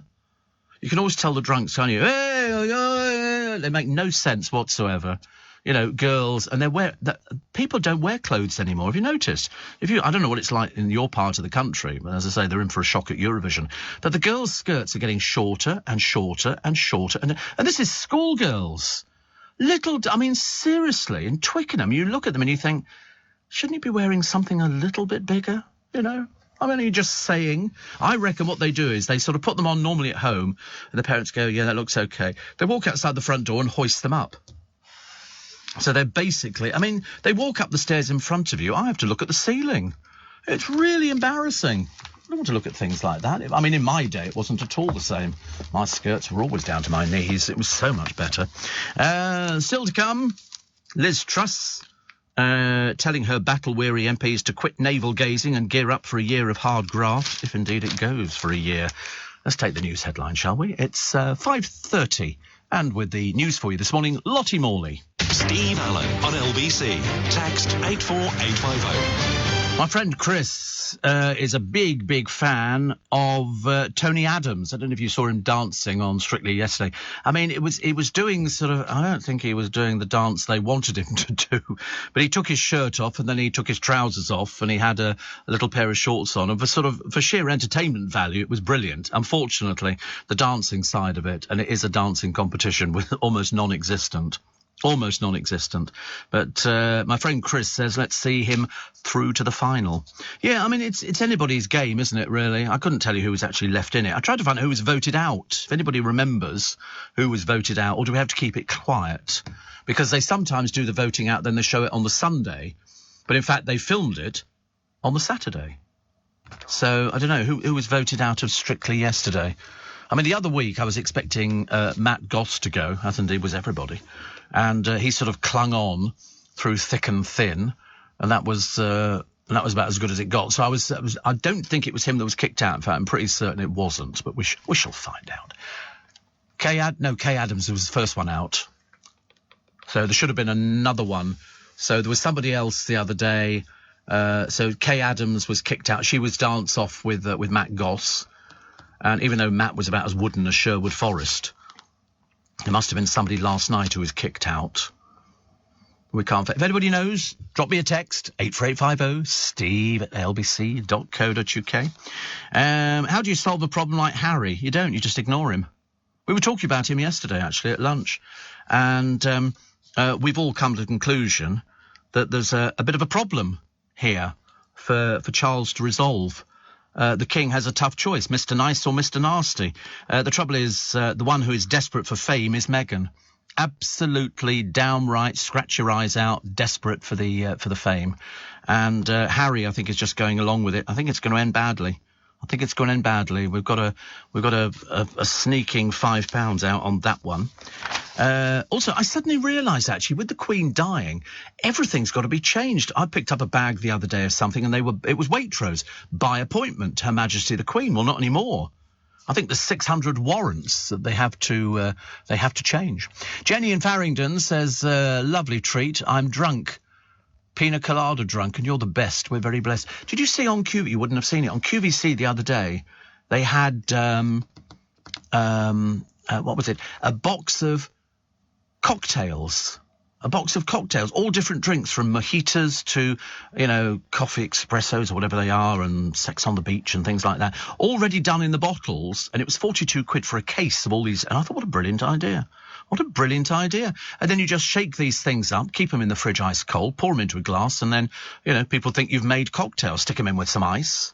Oh, they think the eliminator for Strictly expected to be Tony Adams and Matt Goss. Not Matt Goss again. Poor old Matt. Apparently, the story from Matt Goss in the paper today, he stays close to brother Luke, although if you watch... Did you ever watch the film When the Screaming Stops? Have to watch it. You have to watch it. It was the best thing I'd ever seen, because Matt Goss and I have history. Matt Goss has... I'll tell you, for those people who don't know the story, there was something that appeared in the paper some years ago, and it said that Bros were thinking of playing Hyde Park. And so I laughed. I said, Bros playing Hyde Park? To whom? And I said, the next meeting of the Bros fan club is going to be in the phone box at the end of the M4, and they hope that both of you can turn up. And anyway, Matt heard this, and so he turned up at the studio. He was drunk. He was very badly drunk, and he was... I wish I'd recorded it, because you could have made a fortune putting it on a premium phone line, effing and blinding every word under the sun. Nobody messes with the Goss brothers and all this kind of show-offy kind of thing. And, Fleur was eliminated. Oh, really? Oh, blimey. Oh, that's a shame. Oh, poor soul. Poor old Fleur. Never mind, you can go back to, whatever it is you did before you went on to Strictly. But anyway, so Matt sort of turned up and all the rest of it. And then they did this tour. They sold out shows all over the place, but it turned out they didn't sell out as many as they thought they did. So the shows went down from 6 to about 3, I think. And that was that, which was okay. That was fine. Matt was doing a little bit of work in Vegas, working in the Gossy Room, which used to be Cleopatra's Barge in Caesar's Palace. It's a very, very small room. He wasn't playing the arena. He couldn't fill the arena. And it held about 150 people, and it was basically dancers showing, skimpies and things like that, and you could drink in there and everything else, and that was it. And then Matt sort of was another one who ended up with a hair transplant or something, most peculiar hair, we don't know where that came from. And they then decided to make this film, this DVD, of leading up to the concerts and the rehearsal and everything else, and you finally saw Matt Goss for what he was, which was a temperamental little old tart. He was chucking his toys out with the bath water. He was screaming and shouting and walked off from his brother. And I mean, really dreadful, really, really dreadful. And then he's sort of trying to, because we're really friendly to get, we're doing that. And it turned out there were nothing like it at all. Nothing like it. It was interesting to watch. But he's only moved back to the UK temporarily. Now, I thought he'd said he was moving here, but there's no work for him. What can you give him to do? What can you give him to do? And the answer is not really a lot. So where he goes, if he's kicked out of Strictly, I've got no idea. No idea. And so, I've lost the blooming thing now. Wait a minute. I got a thing from Mark Franklin. Oh, honestly, why do you get these things here? All of a sudden, I get something that sort of pops up on my telephone and I lose it. And he sent me, apparently, that's right, Richie and Fleur had to dance off. The judges say Fleur. Richie was eliminated. Who's Richie? Who's Richie? I don't know. We don't know who Richie is. And I don't know who this is, Mark. Why do I not know that? I should know these things, shouldn't I, really? So the spoiler has come from an audience mole. Because what they do is they try and keep it secret, don't they? But because they film it after they filmed the show. And then they sort of put it out. It was like years ago. They tried to keep Who Shot JR secret. And it was, now we're hearing that, Richie left and all the rest of it. What they do is they do sort of teaser. Does it make any difference? No. I remember somebody wrote into me and they said I'd mentioned something years ago. It's such a long time ago. They were obviously one of these people who obviously secretly drank, and it wasn't lemonade. And they'd complained about something I'd read in the papers about something. Oh, that's right. It was a Coronation Street storyline. Somebody said, I've written to your bosses. How dare you ruin a programme? I thought, you're a bit sad, aren't you? Your whole life revolves around Coronation Street and what's going to happen. They're going to blow it up, which could have been the best thing that would have happened to it. And I said, well, it's in all the papers. Don't read a paper. Not that we thought you could. And they got really quite angry about the fact that somebody had released something that they wanted to read and see because it was secret. I had a friend, and she said the same thing. Don't tell me who's out. I want it to be a surprise. I thought, get a life. Get a life. What's the matter with you? It's like me saying, I'm not going to tell you who's going to be here at 7 o'clock this morning. It's a secret. Doesn't make any difference, does it? Doesn't make any difference at all. Steve woke up at 3:45 as usual, sad as it's Sunday. Then, boom, you arrived. Claire says, could you work 7 days a week? What is it with these people who want me to see the end of me very quickly? Jordan says, up early as I can't sleep. Pop the radio on. There you are. I thought you only did weekdays. No, I always used to do the weekends. For a few years, I did Monday through Friday, half-day Wednesday, and then I did the Sunday breakfast show. There you go. And Caroline says, Richie and Fleur's in the dance-off and Richie is sent home. Right. And Liz says, can you wish my brother Brian a happy Sunday? He's been working really hard as a night porter in a lawnmower museum. I don't believe there's such a thing as a lawnmower museum. There can't be. I mean, seriously, how Anaraki would that have to be? It's in Southport. It's his first day off after 10 shifts. There is a lawnmower museum in Southport. How embarrassing. How embarrassing. So sorry, honestly, taking the mickey out of it. A lawnmower museum. I mean, I ask you, out of all the museums that you could actually... Oh, look, Nick Ferrari's doing his column in the Sunday Express today. So that's good news, isn't it? We like that. And he's talking about a wine that he's obviously bought at Waitrose, $18.99. That's the difference between him and me. I'm an £8 bottle of Prosecco. He's a bottle of, 20 quid wine from Waitrose, bless his heart. And he's talking about 3 of the nation's biggest institutions in turmoil. And 1,300 UK yobs are banned from the World Cup. Fans affected will need to seek special permission to hold on to their passports because there's a whole list of people and they stop them going there. That'll upset them, won't they? Mind you, they can't afford to go to Qatar. I wouldn't want anything to do with Qatar at all. A more homophobic place should be hard pushed to find. Seriously. I mean, and then David Beckham takes the 10 million quid, doesn't he, to promote Qatar. Oh, it's a lovely place. Why don't you use it as a stop-off? Not while you're there, pal, we won't. Thank you very much indeed. So Liverpool glitters for Eurovision. People, I tell you who was very excited. Sheila Fogarty was very excited about this. Very excited. And somebody said, will you be doing the commentary? And she said, no, I think we'll have to leave it to our musical stations because we don't do things like that. But she's obviously very excited about Eurovision. I never had her down as anybody who was into Eurovision. As I say, I just get to the end. I always remember the one which stuck out in my mind was when they had Riverdance as the act in the middle. Again, Ireland had won, and so they put on Riverdance with Michael Flatley and Jean. And I can remember sort of watching it, and it starts off very slow, very quiet, and they dance, a little bit of Irish dancing, and then it takes over, and they bring on, I think it was about another 15 Irish dancers, and this thing builds and builds and builds. Bill Whelan did a spectacular job on it. And in the end, when it finished, and they just finished, bang, all together on the same thing, and the house nearly blew itself down. It was just amazing. Best thing I've ever seen in ages. And I can watch it now and still get emotional. Michael Flatley went on to become so successful, so successful. Steve, I've got a flight at 6:40 tomorrow. Says Catherine, Monday morning from Luton to Portugal. Nearly fainted with horror hearing your voice when I turned on the radio. I thought it was Monday. No, I'm here just for Richard Spur. I think he's back in the Botox room, and he'll be having a lot of Botox. I'm not saying he needs a lot of Botox, but put it this way, he gets a discount. You know, that's all I'm telling you. I don't want to make a big deal about it because it's nothing to do with me. If he's happy having injections all over, and he's had filler, he's had everything. I mean, to be honest with you, I think he's going on to RuPaul's Drag Race. I think that's what they're lining him up for. An orchestra which has received, this is a really, I'll tell you this one in a minute. It's an orchestra who have decided that they don't want to play the national anthem after the Queen died because they said it symbolises the racist British Empire. Bizarre, isn't it, really? Very bizarre. We'll tell you about that one in a moment. 5:45, give or take a few seconds. Let's get the news headlines on LBC with Lottie Morley. Leading Britain's conversation.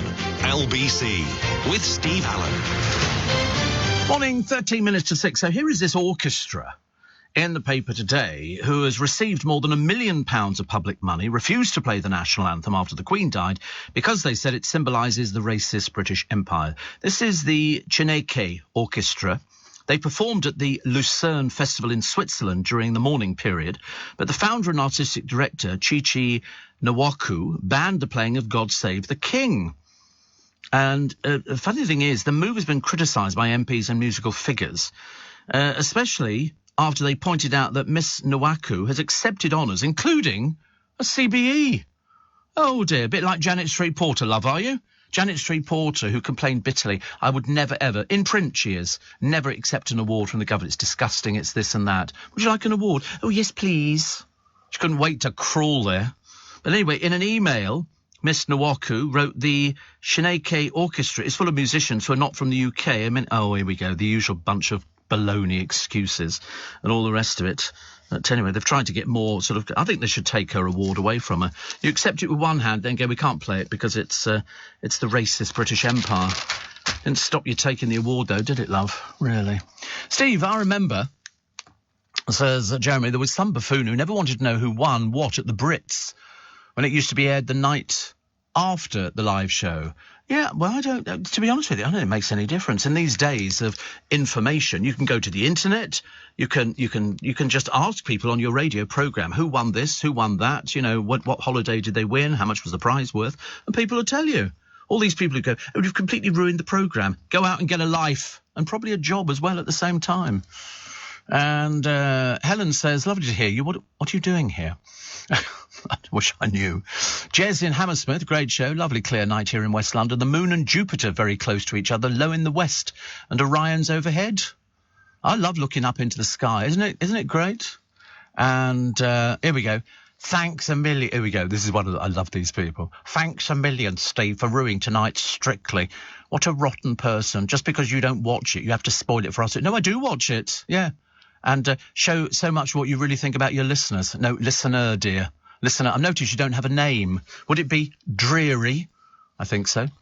Steve just switched on, says Lucy. Just to hear your voice. Made my day. Happy Sunday. And somebody says here, don't do this to me. I've just put the radio on in the car to work, heard your voice, nearly had a heart attack. I thought, I've missed a day, and for a few seconds panicked as to what was going on. Paul says, opening the phone lines after 6 like Richard does? I think not. I think not. We don't do things like that. I look on that as being a cowardly way out, actually sort of opening up the phone lines. No, I prefer to sort of test myself. Anyway, Paul's nearly had a heart attack in Manchester. I'll put you in touch with Dreary, ruining tonight's Strictly. Yeah, well, there you go. Well, it had to be one of them, didn't it? Had to be one of them. Could be a good guess, but I suspect it's not a good guess. Do you know how many drinks a week are bad for your health? This will ruin your day. 3 drinks a week. 3 drinks a week, apparently, are bad for your health. Well, I'm going slowly then. I'm definitely going slowly, because I definitely do more than 3 drinks a week. 3 drinks a week. I mean, what's that, like a glass of wine on a Monday, glass of wine on a Wednesday, and one on the Friday? Oh, Christ, what a dreary month that would be. Weekend ruined completely. I mean, I'm not one of these people who sort of goes out their way to sort of drink.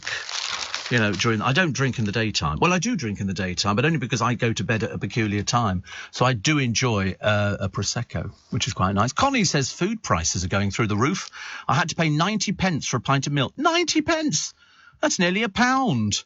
Well, actually, I think that's being sold at a loss. I would think to produce it would probably cost more than £1. But I remember asking, I didn't, but they did it on the television, how much is a loaf of bread? How much is this? How much is that? And these MPs who were on the panel didn't have the faintest idea. I wouldn't have known what a pint of milk costs. I really wouldn't. Also, the Fat Cat salary probe into a mother and daughter who run a youth charity that Meghan champions. And this is a charity championed, facing an investigation after it emerged that mother and daughter at the helm were paid almost £2 million in less than 5 years. In a dramatic move, the Charity Commission launched the probe into One Young World just days after portraits of Meghan and the Duke of Sussex, taken at the charity's annual summit in Manchester, were published. They describe themselves as a global forum for young leaders and have enjoyed a soaring public profile thanks to Meghan, who became one of its counsellors. Not that she's got any experience for being a counsellor, but she just becomes a counsellor. Anyway, Meghan told delegates she was thrilled Harry was able to join her to witness firsthand my respect for this organisation. It turns out that the chief executive, Kate Robertson, was awarded a £440,000 pay package for the 18 months to June 2021, despite the pandemic. Also, the 2 managing directors, her daughter, one of the charity's 2 managing directors, enjoyed a £195,000 pay and benefits package. I told you, charity, good way of earning money, isn't it, nowadays? It's not bad if you can get it at all. So the chief executive got a £440,000 pay package. But the charity are sort of having a look at it. The trouble is, it's so easy, isn't it? You can set up a charity, people give you money. All you need to do is get somebody with a high profile on board, and the money rolls in and you can spend it on what you like. America's even worse. Even worse. What's this? Motzi plugging row over diamonds. Oh, she was wearing... I thought she was wearing jewels. She was wearing, on last night's show, courtesy of the BBC licence fee, £58,000 worth of diamonds. £58,000 worth. The Mail on Sunday can reveal that the star rented the items from a jeweller's and it cost her more than £1,000. And we can also disclose that her stylist, Sinead, was reprimanded by the BBC bosses for plugging the high-end company on Instagram. Miss McKeefrey also dresses Claudia Winkleman, and Miss Mabuse is paid £200,000 a series by the BBC. So she had 3 items in platinum diamonds, £18,300 bangle, £15,600 hoop earrings, £14,300 ring, plus £10,000 worth of white gold and diamond bangles, all returned within days. But she's wearing them because it's plug time. In other words, I'm wearing, actually, usual Marks and Spencer shirt, jeans and underwear by Tupperware, which is good, isn't it? Not very comfortable, but it does keep everything nice and fresh. And so that's why we wear it. It's as simple as that. But, to wear all this jewellery and then pretend, oh, this is my jewellery I'm wearing. No, they're wearing it because she's paid for it, but you're not supposed to do it. And who are these ridiculous people who go into Selfridges and Fortnum & Mason's newsroom at 6 o'clock and pour milk over everything? Officers detained 3 people here, somebody from Madeira and a photographer from Essex, after picking them out of the crowd, and they just literally took milk and poured it all over a display. I don't want to be rude about them, but what a pair of prats. I mean, seriously, there's people starving in the world and they're pouring milk all over the place. To be honest with you, I wish somebody had got a whole tanker and poured it over them. That's what I wish. 27 Animal Rebellion activists have been arrested, as well as 24 Just Stop Oil campaigners who blocked London roads. As I said before, leave them there. At some point, they're going to want to go to toilet. Leave them there. Superglue yourself to the road. Stay there all bloody day. I couldn't care less. OK, we'll just drive round you. And there's criminal damage and officers closely monitoring. But it takes an awful lot to pick up these fat blobs. And they move them about, and then it's the supergluing of the hands to the road or to a building. As I say, they did it for the plane people as well. They were chained to the railings. I'd have gone up there and put another thing through there with handcuffs and left them chained to the railings. Sit there as long as you want. When you want to go to the toilet, it's going to cost you £1,000, OK? Otherwise, you just sit there and wet yourself. But, you know, to actually go into somewhere like, say, you know, Selfridges and Fortnum & Masons and just waste milk by pouring it over things, thus ruining something, is possibly the sign of somebody who's either very immature, very insecure, or basically stupid. And I'd rather go with the stupid one. Is that couple, elderly couple, some years ago, they climbed on top of a train and superglued themselves so that I'd have left them there. Set the train off on its journey. If they fall off, they fall off. If you're stupid enough to climb onto a train in the first place, that's your own problem. Have you ever heard of Hedgehog Highway? There's a piece of fencing here. It runs quite a while, actually. And the villagers have made 42 holes so that the hedgehogs can go through to the other side. Because a lot of people want to look after hedgehogs. And it's quite a nice idea, actually. There is the Hedgehog Street campaign, the People's Trust for Endangered Species, and the British Hedgehog Preservation Trust, and it's so that they can do it. They did it for newts, so that they could get across the road, and there was another one put up for squirrels, so that they could do their balancing act and go from one side of the road to the other. You tell me when you see a squirrel with a mortgage, and I'll show you a very unhappy presenter. Sarah Vine's column today, talking about all manner of things, including the fact as a child of the 60s, she said, I've been here before with the threat of nuclear Armageddon, and the only advice I can give is this. Drink that special bottle of wine, take that holiday, wear the coat you've been saving for, but it most certainly will never happen, but at least if it does, you'll have no regrets. And Sarah Vine says, I find David Beckham's decision to get into bed with the Qataris utterly baffling. Either he's so venal he doesn't care about their appalling human rights record, or he's so thick he doesn't understand the issues. For once, I hope it's the latter. Oh, I think he's thick as a brick. I think he's thick as a brick. He took £10 million from a country that thinks that gay people are abhorrent.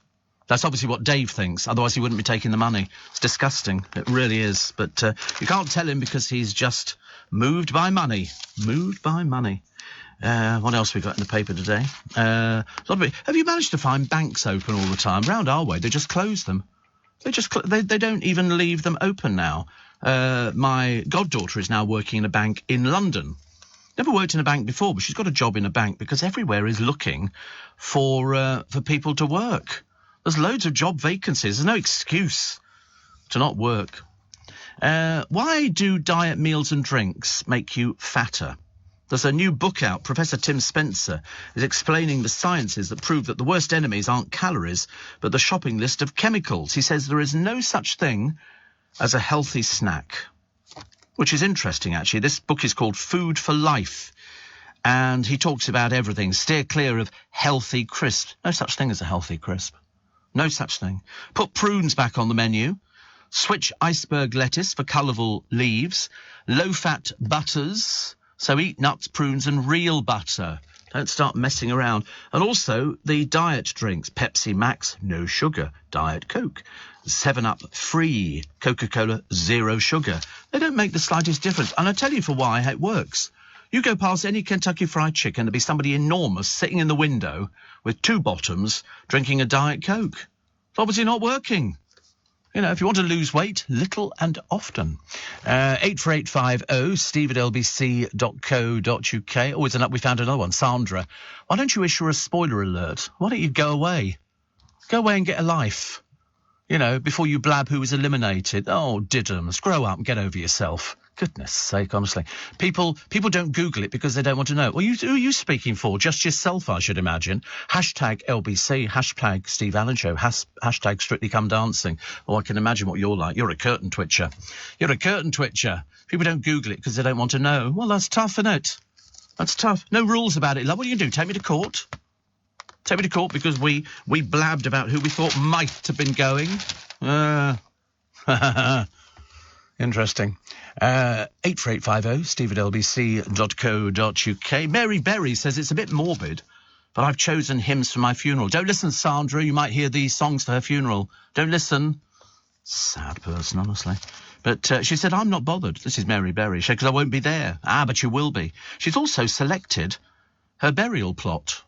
So she knows the burial plot and she knows the hymns that will be played, which I think is great. I think you should all do that.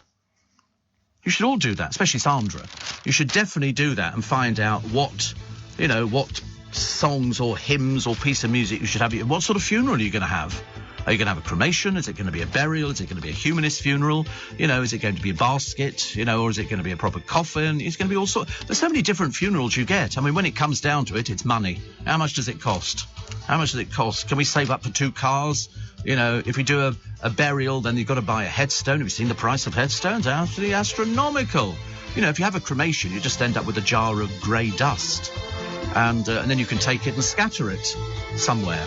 Anywhere, I suppose. But I don't think you can't bury somebody in your back garden unless you get permission from the council, because if it crosses a watercourse, you can't do it. Just thought I'd mention that, Sandra, just in case. This is LBC from Global, leading Britain's conversation with Steve Allen.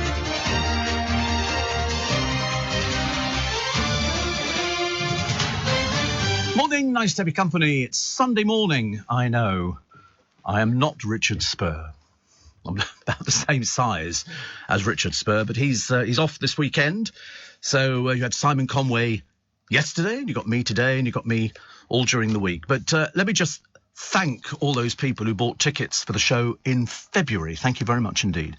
It was very much appreciated, and it's so nice to know that we can still fill a theatre fairly quickly. I think it was just over the hour that we sold the 450 seats out. And my friend Lynn wrote to me and said, you couldn't do me a favour, Steve, because she knows me. And she said, a friend of mine really would love tickets to your Magic Circle shows. And I've yet to see her. I'll see her today for coffee. I'm going to have to say, listen, I haven't got any seats left at all. I wish I had, because I could have filled the Leicester Square Theatre up about 3 times. But we're doing the one show, and it's sold out, and we raised a lot of money. £2.7 million was raised on Friday. Isn't that fantastic? I think that's absolutely brilliant, and it's all due to you. So thank you very much indeed, which is nice. I've got to ask you a question, though. Have you ever haggled on the high street? Now, I can't haggle. I'm just not very good at it. If somebody says, all the cars I've bought over the years, somebody said to me, do you haggle? I go, no, I just pay the price. If it says it costs X amount of money, that's what I pay. I never think about it. And somebody said, you should haggle. There's a bloke here in the paper today, Toby Warren. He said, I plucked up the courage and I haggled on the high street and saved myself £1,000. And he bought a suit. He's bought oranges. He bought all sorts of bits and pieces. Now, I know you can bring it in here. In certain parts of the world, they expect you to haggle. They don't expect you not to haggle. And I find that really, really interesting, because I would be totally useless at haggling. I wouldn't know where to begin. So they've given you, thank you, they've given you a guide as to how to haggle. You've got to look for imperfections, showroom pieces, and it just never, I don't want to be too embarrassed. They do it, though, on all the antique programmes. Have you noticed? They have a thing, and the line is, what's your best price? And these things go from like £90 to, well, the best price would be 43. And you think, wow, how much profit are you making? Well, I can't do it. I must have one of those faces that's like, no, we're not selling it for that price. I went into a charity shop in Twickenham about 3 or 4 years ago, and they had some red glass in there, which is collected. My brother collects this sort of red glass. Well, he did do. He probably doesn't anymore. And it was down at £25. I said, what's the best, but thinking I'd try it the same as the antique show. I said, what's your best price? And she looked at me and she went, £25. I said, would you take 20? And she went, no. And I wanted to say, well, sod you. You know, and it's because they're very ungrateful in charity shops. They're very ungrateful. When you consider they get little old ladies, and not so much little as at the moment, to buy stuff, and they get all the clothes for free. It's all donated to them. You think they'd be grateful for any bit of money. They're all barcoded. Everything's barcoded. You go into a charity shop now, and they're not prepared to haggle with you or anything at all. And you think to yourself, a little bit mean, isn't it? But we're very good at charity. But anyway, The main tip is be charming and polite. It works so much better than if you're demanding. Because if you remember, on Friday I had to go to the hospital. And I had an appointment at 10:20, and I got a bit panic-stricken, thinking I wasn't going to make it on time. This was Kingston Hospital, and I had to go for... Well, actually, I don't know what I was going for. It was the endus something. Anyway, whatever it was to do with your inner workings. And so I got the thing. I managed to get to hospital in plenty of time, and I sit there to go, You're Bay D. So I go and sit in Bay D, and it took an hour and 10 minutes to see me, which is boring, because what do?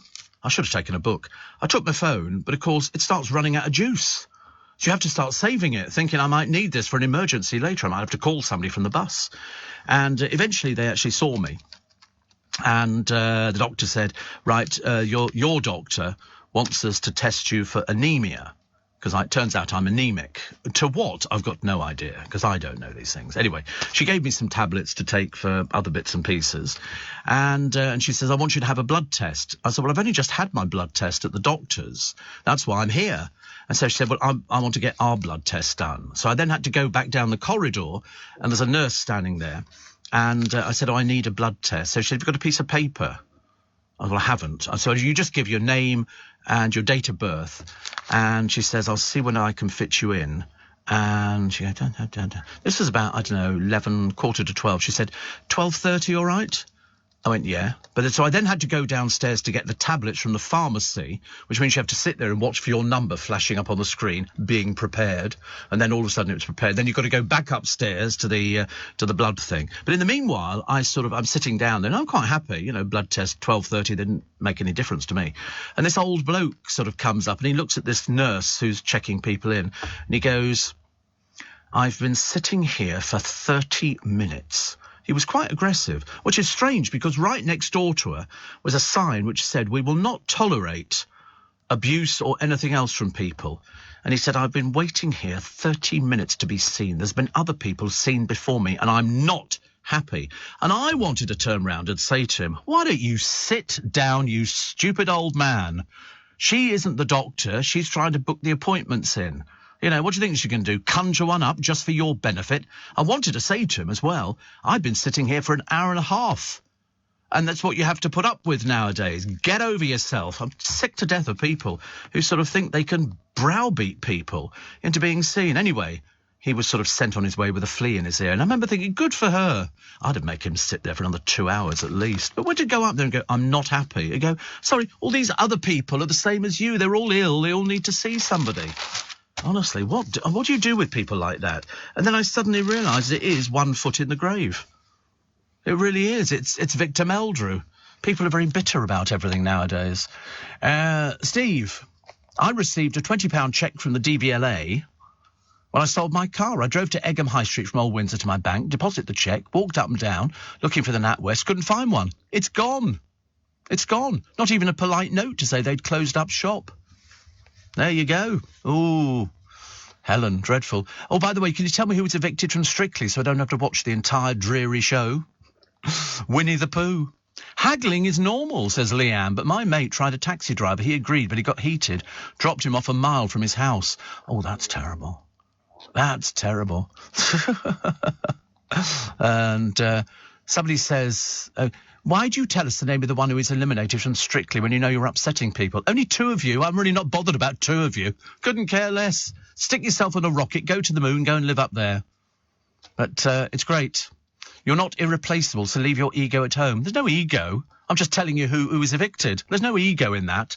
You must be very stupid. Try and get a better command of the English language, then you'll understand. That's not ego. Ego is, I could have won that. But I didn't say that. Steve, I always haggle when I buy, and I usually get a deal. Wow, says Pete the pool man.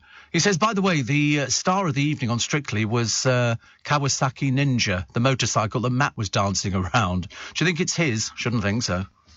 Shouldn't think so. He spent 20,000 bringing his dog over from America. 20,000 for a dog. And he's also told us now he's not staying in this country. He's going to go back to America. To do what? I've got no idea. But it's the fastest production motorcycle in the world and featured in Top Gun. Aha. But Jonathan says, I'm not sure if you're joking. I hope you are. You do realise that charity shops are trying to get money for charities. God, honestly. Are you in a home or something, Jonathan? Are you in a home, dear? Are you on medication? People pay more than the price on the ticket. Do they really, love? Do they really? Why would they do that? What would be the point of that? What would be the point of that? Do you give money to chuggers as well, Jonathan? I can't believe you're that stupid. Honestly, do you think it's because it's Sunday morning, it brings out the people who are terminally daft? You know, people pay more than the price on the ticket. Do they really? Honestly, you're a mine of information, aren't you? And they're trying to get money for charities. No. Unbelievable. I noticed on your thing it says don't call back. I would think that would be a very good piece of advice. God in heaven. Senior police investigators are being paid almost 50 grand to work from home and are entitled to discounts at retailers, including a sex toy firm. Blimey. Avon and Somerset Constabulary is advertising for a major and statutory crime review officer. The salary is up to 30 grand a year. It involves looking at outstanding missing persons, undetected murders, multi-agency domestic homicides, child and all for 30 grand. They expect a lot nowadays. Which is interesting because they're looking for senior criminal intelligence analysis up to £43,000 a year. But they're offering a blue light card discount scheme at Domino's, Alton Towers, Starbucks and JD Sports. Well, don't bother with... sorry, it's Starbucks. I keep seeing the other one, Pret a Manger, which do this £12.50 for a month for 150 drinks.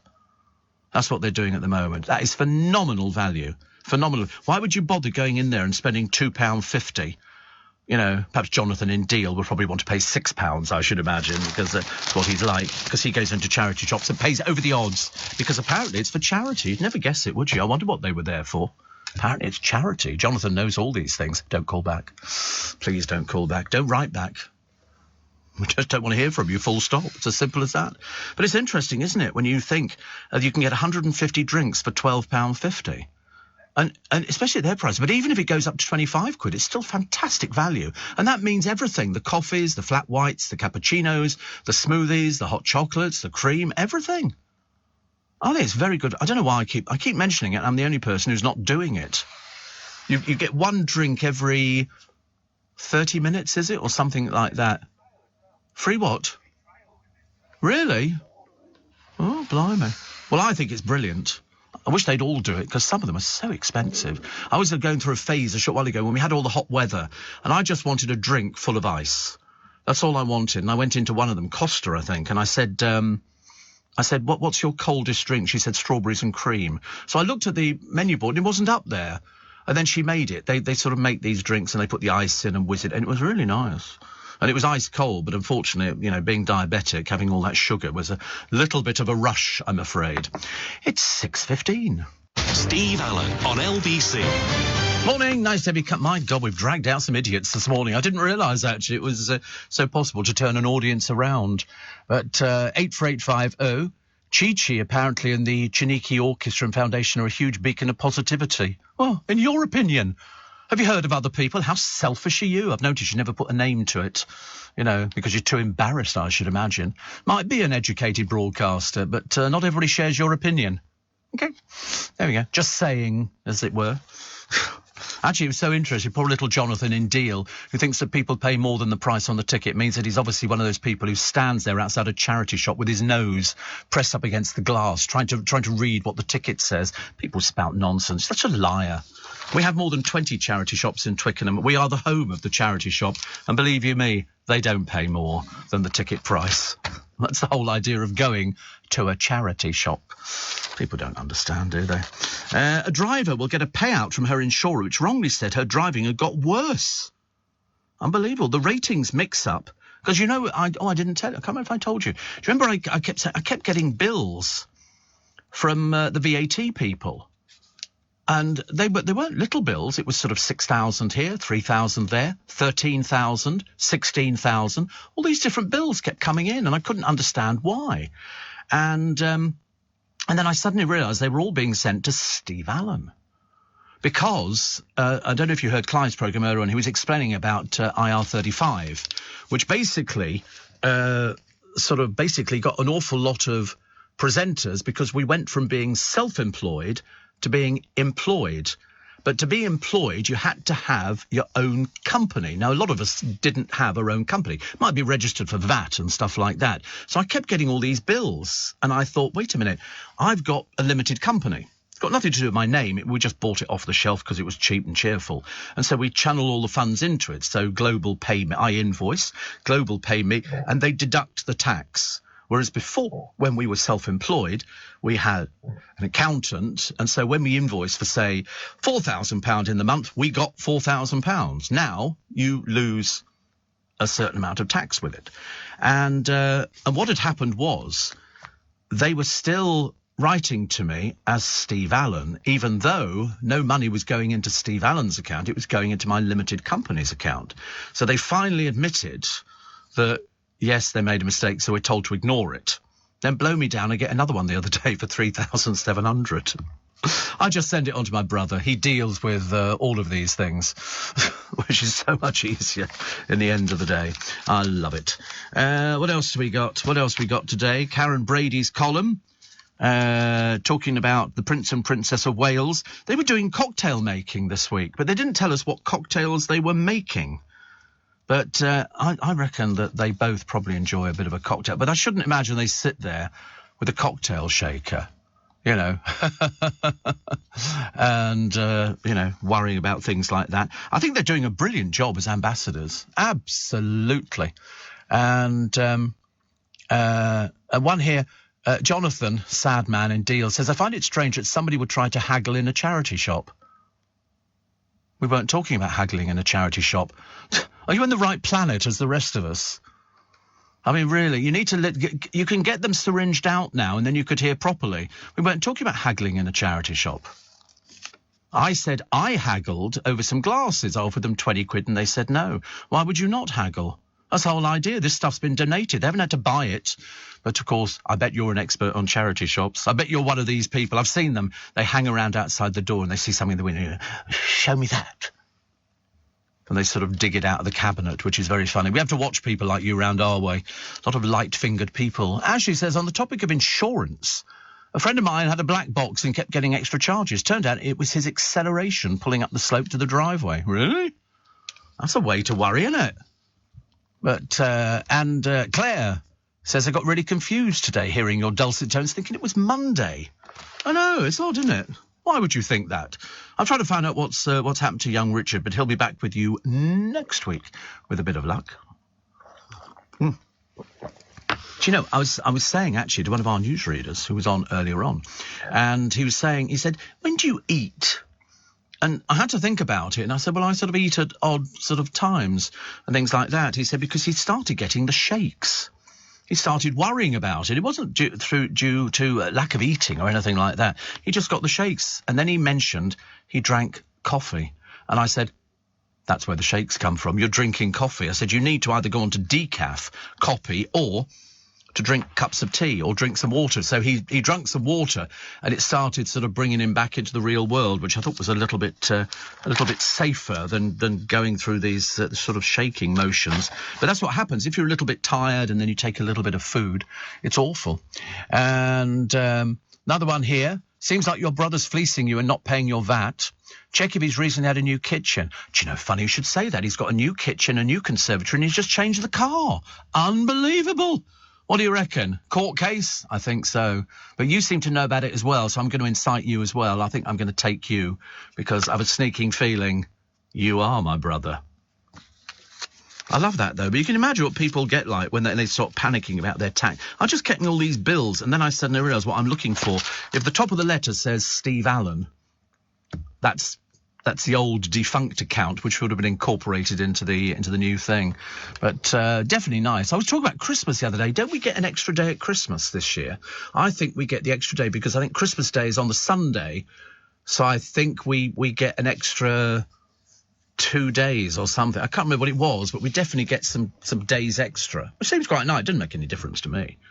Doesn't make any difference to me because I'm still going to be here over Christmas. So Christmas Day's on the Sunday. Whether I'm working Christmas Day, I'm not too sure. It'll normally be decided. They have already sent out the little notes going, which days would you like to work over? I just put down all of it.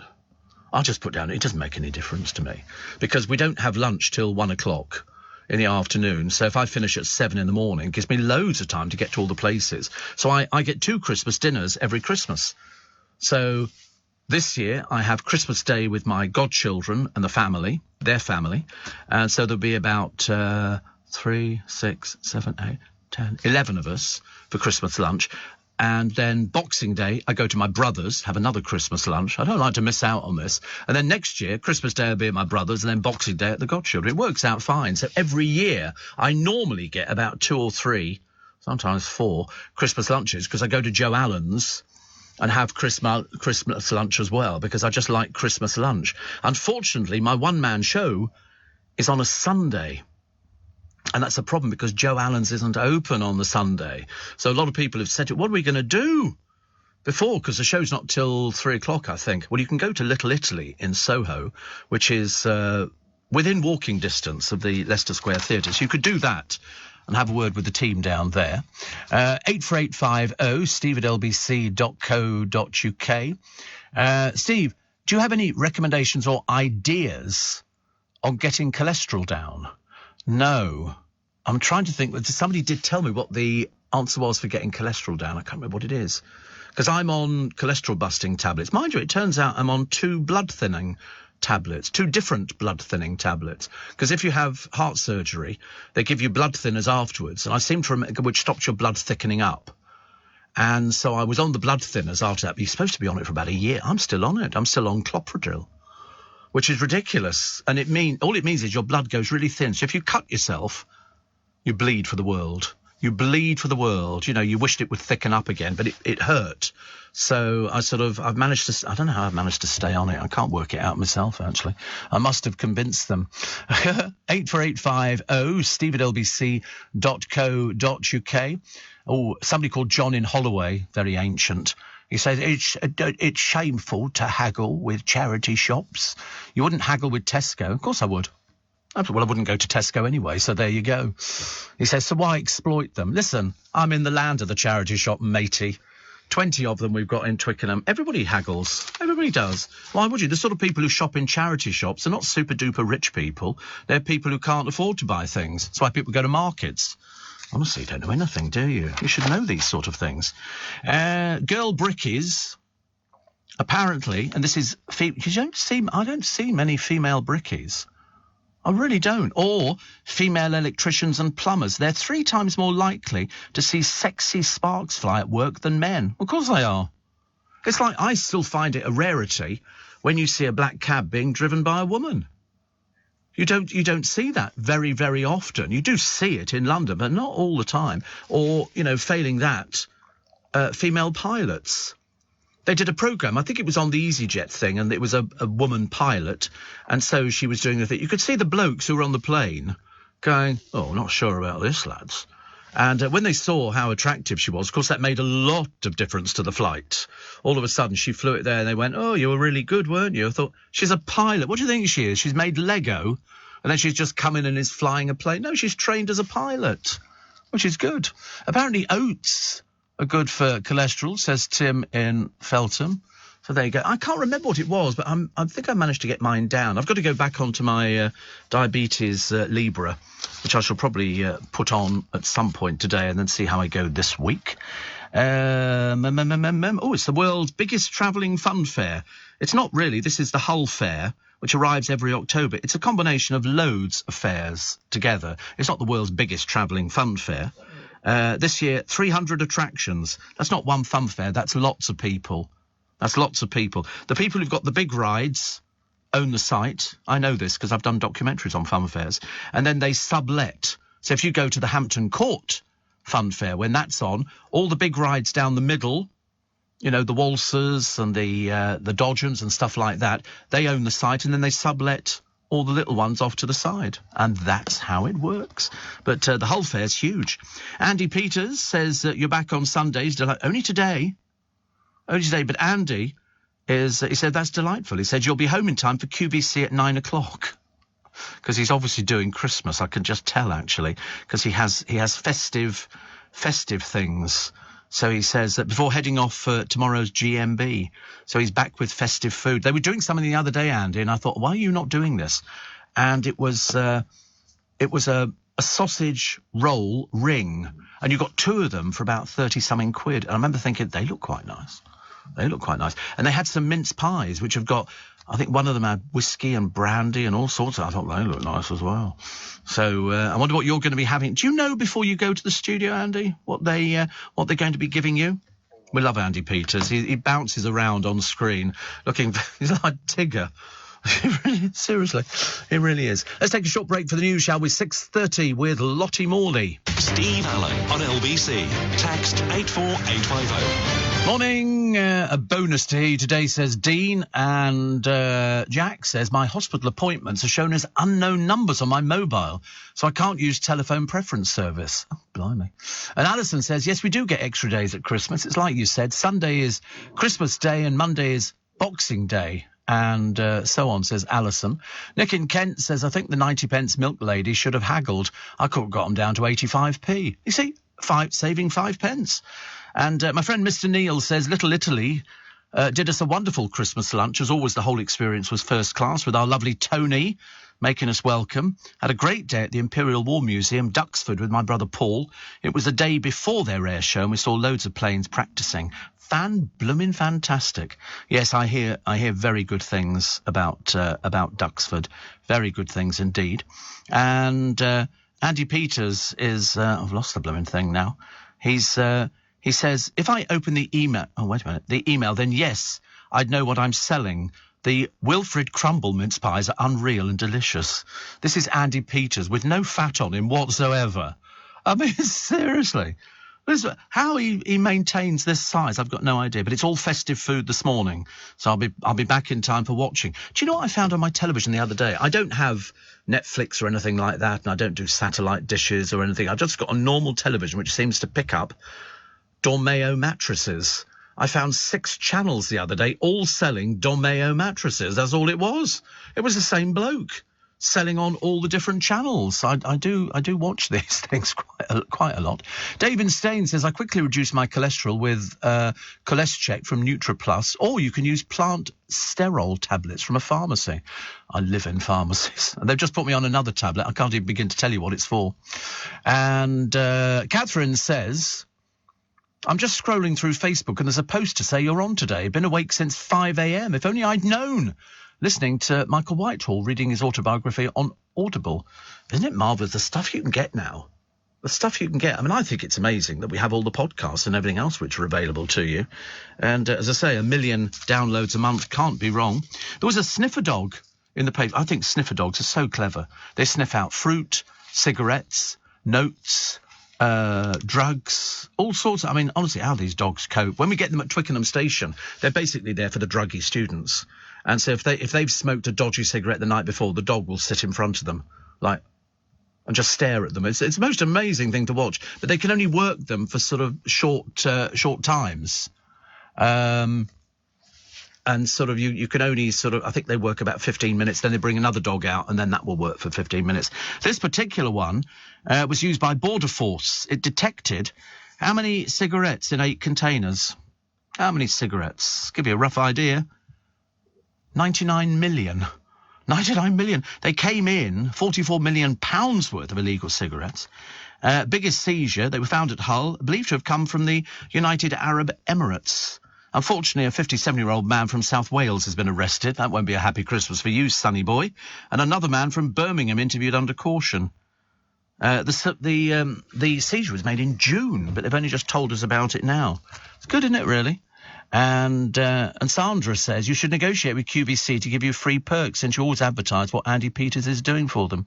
Oh, what's the matter, Sandra? Have you got out of bed the wrong night this morning? What is the matter with you? Goodness sake, perhaps I should negotiate with QVC. Perhaps I have negotiated with QVC. What are they going to do with you? I love the way people interfere with things. They go, oh, I don't think you should do that. Steve, I've just stood in my kitchen as confused as a confused thing, says Kim in Battersea. I had to check it wasn't Monday. Sunday just got better. Well, actually, you'll know it's Sunday because coming along with breakfast this morning will be that well-known tennis man. Used to be my favourite boy, actually. He'll be here with you at 7. Who is it this morning? I can't remember. Is it Andrew Castle again? But I always catch him on the Saturday. I never hear him on the Sunday. I always get him on the Saturday because he does all sorts of little bits and pieces. He gets as many funny people as I do. The difference is I just annihilate them very quickly. Lisa says, you nearly gave me a heart attack. I thought it was Monday. Got tickets for the show in February. For me and my mum, we get to meet you. We're also going to your Magic Circle Christmas show. Wow.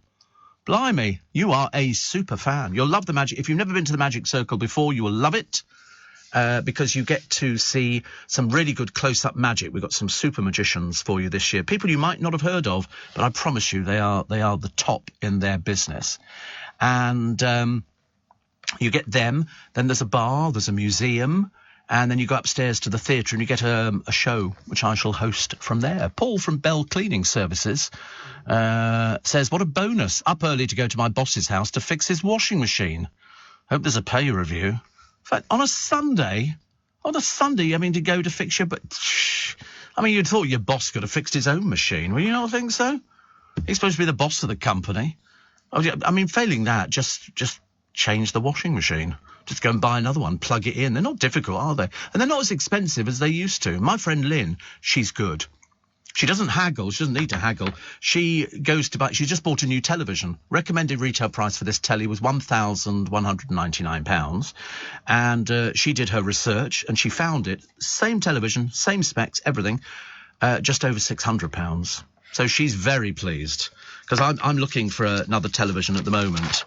And as always, I normally buy my televisions in Costco because they seem to be okay. And I have to get them so I can get them in the back of the car. If I can't get them in the back of the car, I don't buy them because I don't want to get too confused by the whole thing. But I like a new television. I've seen this new one, which is it doesn't work on a dish or anything like that. It just sort of does it through the internet, I think, which is good. Robin Winchester. He says, a delight to hear you on a Sunday, made my day and confused me at the same time. It would do. I've never been to Winchester, I don't think. I've been to Salisbury quite a few times, but I've never been to Winchester. Perhaps I should go to Winchester. I wonder how far out of London that is. Although actually, having sort of driven back from my godchildren's the other day, I seem to drink loads of petrol. So I'm sort of watching it. Because you've always got to make sure, just in case we go on to another petrol. I'm sure they've inched the price up. Do you not think so? I looked the other day and I remember thinking, I'm sure it was cheaper than this the other day, but it seems to have gone up a little tiny bit. Ollie Mers credits his gorgeous fiancée with whipping into the best shape of his life. He's got engaged to Amelia Tank. Poor soul, honestly. Imagine being saddled with that name. But she's a bodybuilder and fitness model. And so Ollie's doing it. And I suppose you've got to be fit if you go on tour. I can remember seeing years and years ago, I was driving through London on a Sunday morning, and who was running in Hyde Park? Madonna.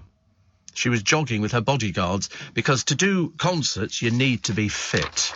You really need to be fit. You have to sort of get, your stamina up and everything else, and she was running. I've seen quite a few celebrities running through Hyde Park in the morning. Loads of different people, which is lovely. Who, sorry? Who's the most famous? Dustin Hoffman. I was always a big fan of Dustin Hoffman, always. And to see him, I remember thinking, Dustin Hoffman. I wonder if he was looking going, Steve Allen. You never know, do you? You never know. Although I got told, actually, by a very well-known actress. She said to me, you're putting on a bit of weight, aren't you? I said, I think we've just terminated this interview. Can't believe it, honestly. People are so rude. Steve, I managed to get my Ninja air fryer from QVC. I love, says Emma, Andy's Food Fest on there. Loved you being on air on a Sunday. Yeah, well, he's on from this morning. So that's good. Lynn in Whetstone says, from memory, a friend was a diabetic with high cholesterol and was told to drink pomegranate juice, the expensive make, not own brands. Google it. Do you know, I had pomegranate seeds the other day. They do a whole tub of them in Marks and Spencer's and have them, but they get stuck in fillings. They're such a pain. But, you know, sorry? Nice. Yeah, they're very nice. Have you ever had them? Oh, they're delicious. Pomegranate seed. You just feel as though you're eating something healthy. And I do like eating fruit, but fruit doesn't agree with me. I'm not very good with fruit. But occasionally I think, I'll push the boat out. I can't be bothered, really. There's an Emmerdale star, Sally Dexter. The trouble is, I don't exactly know who she is, which doesn't help, really. But she's hugely sad at being given the chop from the soap and would have preferred to have had a different exit. She played Shadrach Dingle's ex-wife Faith in 2 spells. She admits the storyline she bows out with is far more important than anything she could dream up. So she'll be saying her goodbyes next week. You listening, Sandra? She's doing it next week. She's coming out of Emmerdale. OK, that's part of their hit month-long 50th anniversary celebrations. I've got all the names of all the people coming out. I'll run through them for you very shortly, just so you're well aware of it. Also, what do we have here? Football's first Lioness captain has finally received her England cap. 50 years late. At least she got it, which I suppose is sort of better than nothing. And Labour today vowed to end the non-dom tax loophole as new figures show it loses £1 for every £60 paid by working people. I get so confused with these tax things. I don't even know what my tax rate is. I don't know. I just remember James O'Brien talking about it, and I thought, I think I'm the same as you. I think we're both on this particular tax level, because I couldn't remember, actually. I really couldn't remember. 13 years on from the death of the Boys' Own singer Stephen Gately. Can you believe that? 13 years ago, Stephen Gately died. And tomorrow will be 13 years. He was 33 when he collapsed and died from an undisclosed heart condition. For Keith Duffy, it's going to be very emotional, because they spent the night with him in the church, in the coffin, and then they carried his coffin. And I thought that was really nice, actually. I only ever met him once, and that was at the lottery. I don't know what he was doing there. He wasn't performing, but he just happened to be there. Most Asda workers fear a bleak Christmas. Why? I shall tell you in a moment. It's 7:15. Leading Britain's conversation. LBC with Steve Allen. Morning. Somebody wants to know how many televisions I own. 4. But of course, it's more vacuum cleaners. I'm a vacuum cleaner addict. I've got about 6 or 7 of those. I love vacuums. I've got a thing about it. And somebody says my energy bill went down this month, 160 to 130, thanks to money from the government. Oh, right. Yeah, I mean, I've been told how much my electric bill's going up by. It's about 35 quid a month, so it's doable. It's doable, I think. Chrissy in Midsham, thank you. And then somebody who says, I've just worked out why Steve's being so nasty to everybody who complained about it. 3 people, love, 3 people. The same drearies like you, probably. It says because he obviously forgot he was on the Sunday morning shift and realises he'd boobed. No, I did it deliberately. Deliberately to wind you up. And it's worked a treat. Thank you so much. Excellent. Mary says, can we have some more? So nice waking up today to Steve. Where did I get to? Oh, yes, the Asda workers. Now, why are they fearing a bleak Christmas? You're better off at Asda might be the slogan, but not if you work there, says a union. Staff are worried about how they'll afford Christmas after bosses failed to heed the GMB plea for an autumn pay rise. Apparently, the 3 other big supermarkets have increased their wages. Well, they don't have to increase wages at all. If you want to go and work for another one, then go. Some of them are earning £10.50, £10.30 and £10.25. Asda workers take home £10.10 an hour. We'll go and work at one of the other ones. Why are people so ignorant nowadays? You just got to go there, and it's so easy. You just go, well, I'm not going to stay here because there's no money. I can go in an extra 20 pence an hour or 10 pence an hour somewhere else. Well, go somewhere else. Makes it easier. Steve, my Sunday just got so much better. Columbo all day on Channel 21 and you in the morning.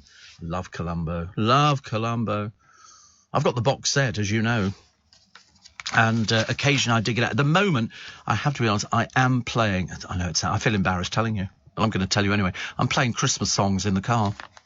I'm playing Christmas songs. I've got all the Christmas hits and more, and I play them in the car, and I think it's a bit festive. Because if you go to all the garden centres, they've got the Christmas stuff out. Everything is out there. Costco have had their Christmas stuff up for ages. You know, and if you don't like Christmas, well, that's your problem. I don't care. I don't come around your house and go, ooh, look at the state of your house and your garden. You know, it's nice. Have a bit of Christmas. Good God, I tell you, by the time you get the bills in, you're going to be, you know, crawling up the drapes, I should imagine. It's going to be terrible, isn't it, really? The King of Motown, still red hot at 82. Who is it? Smokey Robinson, of course, performing. He's written more than 1,000 songs in a 60-year career, and he was performing on stage at Atlanta, Georgia the other day at 82. At 82. There was a rumour that Boy George was going to be going into I'm a Celebrity, Get Me Out of Here. Now, that should be interesting. That'll certainly whip him up. All those with no personalities. What were they saying? Isn't the bloke who did A Kiss with Katja Jones or something is going to be going in there? He's a comedian. Sean somebody. Yeah. Sean, can't remember what his name is now. But they said he's going to go in there, and they're hoping that he's actually going to sort of spill the beans on a kiss. What? So he kissed somebody. He was in a relationship. She was married, and they kissed. End of story. I don't understand what the remainder of it is. Sean Walsh. I mean, and they were going, they hope he'll regale people with tales around the campfire. Well, I tell you, that's a classic example of taking a sleeping tablet and trying to sleep through it. Blimey. Steve, says Gavin, we're going out for a cabs dinner this year. Oh. It's meant to put what? Oh, Christmas dinner this year. But he misspelt it and wrote cabs. I love predictive text. It's always so... I remember having predictive text on my phone, and sort of it came up with words I'd never even heard of. Absolutely never even heard of. What else we got? Oh, COVID everywhere. COVID everywhere. 14% increases, people going to hospital. So, you know, just got to be careful. If I'm on the bus, got my little mask on. And Hollywood star Danny DeVito has revealed he can't nod off unless he's wearing his One Direction pyjamas. I didn't know One Direction had pyjamas. But he did a shoot with the boys. And he's so attached to them, he even mends them, so they must be fairly old. I think this is from 2014. Imagine, pyjama. Who wears pyjamas nowadays? Nobody. I don't know anybody wear pyjamas. No? Pyjamas? No, you see, people don't wear pyjamas anymore. That's just for the elderly. And Sandra. You know, I should imagine Sandra's probably got loads of pairs of pyjamas, probably with Winnie the Pooh on them or something like that, or Tigger or Eeyore or something like that. Unbelievable. Unbelievable. Vladimir Putin was handed a birthday present he'll never forget. A huge explosion wrecking his Crimean bridge. Not looking good for him, is it, really? It really isn't. And Strictly's James Bye had such a lovely twinkle in his eye when he first met his wife, Victoria. She happily overlooked that he was chatting her up in a supermarket car park while dressed as a giant pineapple. Dear. Slightly disturbing, isn't it? Slightly worrying, but it doesn't matter. Loads of people dress up, especially football mascots, don't they? Football mascots dress up as all sorts of things. Mr. Neal says Lorraine was in her element when we were invited to the opening of Van Haig's Christmas shop. How lovely. Free Prosecco, I thought of you, and mince pies. A nice evening, and of course Lorraine bought plenty of decorations. We love Van Haig's. It's a fabulous garden centre. It's got everything. It's got everything. There's nothing they haven't got. And it's Mr. Neal's favourite place in the entire universe, apart from his home. And I've been there quite a number of times as well. Apparently, an American porn site has offered £180 million to plaster its name over Everton's new football stadium. Oh, dear me, I don't know, things like that. Mind you, it's a lot of money, isn't it? 180 million. You want to do it over my house? I don't mind, 180 million. I mean, I'm well up for things like that. Very good location for you. The bill, of course, is back. Do you suddenly realise when you watch the bill on the television that it's good and it stands up today. It really does. Now, why they ever axed it, I've got no idea. Absolutely ridiculous. Here we go. So Love Island Babe. She's a bit old to be a babe, isn't she, really? Tempted away from the long-term aim to become a Bond girl. Why on earth they think she could become a Bond girl? Well, because she was on Love Island. I mean, dear me. Anyway, and they also say she would like to do a presenting job If her skills are up to it, they won't be. They won't be. I love the way people go, oh, I think I'll be a presenter. And you go, yeah, what a good idea. You go and be a presenter. They never make it. They never make it at all. Apparently, ITV see Ekin Su becoming a huge star. With what talent? She can wear a bikini. Well, I could wear a bikini. You know, we can all wear bikinis. Apparently, they're having discussions about what other reality shows they could create for her. One idea is following her journey as she tries to crack Hollywood. Yeah, so here's Hollywood. Hello, I'm Ekin Su. Yeah, what do you want? I'm cracking Hollywood because I'm a big star. We all remember, of course, the disaster that was the GC. She went over there, her diva programme. Nobody knew who she was. She was stuffing food down her gullet like there was no tomorrow. And she was in part of a parade and she was waving to people. And people, who is she? The answer is nobody. Nobody at all. I'm 46, says Catherine, and wear pyjamas, but I feel the cold. Bad circulation. I've got bad circulation as well. I've got no feeling in my feet, so I get cold feet. But it's all right because I've got these new things which you can pop over your socks and it heats up. And keeps your tootsies warm, which is quite nice. Because you've got to be careful if you're diabetic and your feet get a little bit chilly on. Heston Blumenthal says he wanted to quit cooking and was lonely at the height of his success. He's very talented. He came in here and did breakfast for us one morning, but it was all things that weren't what they appeared to be. It looked like bacon and eggs, and it wasn't bacon and eggs. It was all different things. Very clever. I liked him a lot. I thought he was fab, actually. Also, what have we got? Oh, Syra Khan's got a very interesting column. Anyway, moving on to other things. There's an airport coach driver who dozed off at the wheel. He was on National Express. He apparently collided with barriers and signs. We've all done it. God knows we've all done it. You go down the motorway and you think it must be quite easy for people to have accidents because you're just driving down, you're watching the white line and the white line and the white line, and you just sort of close your... and you go, whoa! You need to keep some fruit in the car. Apparently Apple is very good for doing journeys and apple or chewing gum. Very helpful as well, so that you can sort of stay awake. I don't know why, actually. It just sort of seems to keep you going. So the huge bit on the mousetrap, which you will love, the tour dates for Ollie Murs. In fact, he's all over the papers today. He's obviously, because he's now sort of stopped drinking for apparently 10 months, which is quite some time, isn't it, really? And loads of footballing stories. That's about as boring as it gets, so we don't bother with things like that. I mean, who's remotely interested? That's why they put it on the back pages. Nobody bothers turning to the back pages, apart from me. And everybody else was talking about, the rugby league stars who are suing over brain injuries. 75 of them are launching legal action against Rugby Football League over brain injuries. Never even thought about rugby players. Never even thought about it, but apparently they've got illnesses like dementia, Parkinson's and epilepsy. Not so good. Thank you for your company this morning. Richard Spur will be back with you next week. I shall be back with you tomorrow morning. Morning, nice to have your company. Welcome to Monday. Welcome to, good grief, it's not another 5 days of happiness and outpouring of love and affection and everything else. The answer is yes, it is. Although the bad news this morning, Judith Keppels resigned from Egghead. She's decided after, goodness knows how many years, about 19, I think, that she wants to retire. And so that's what she's doing. Well, what are we going to do?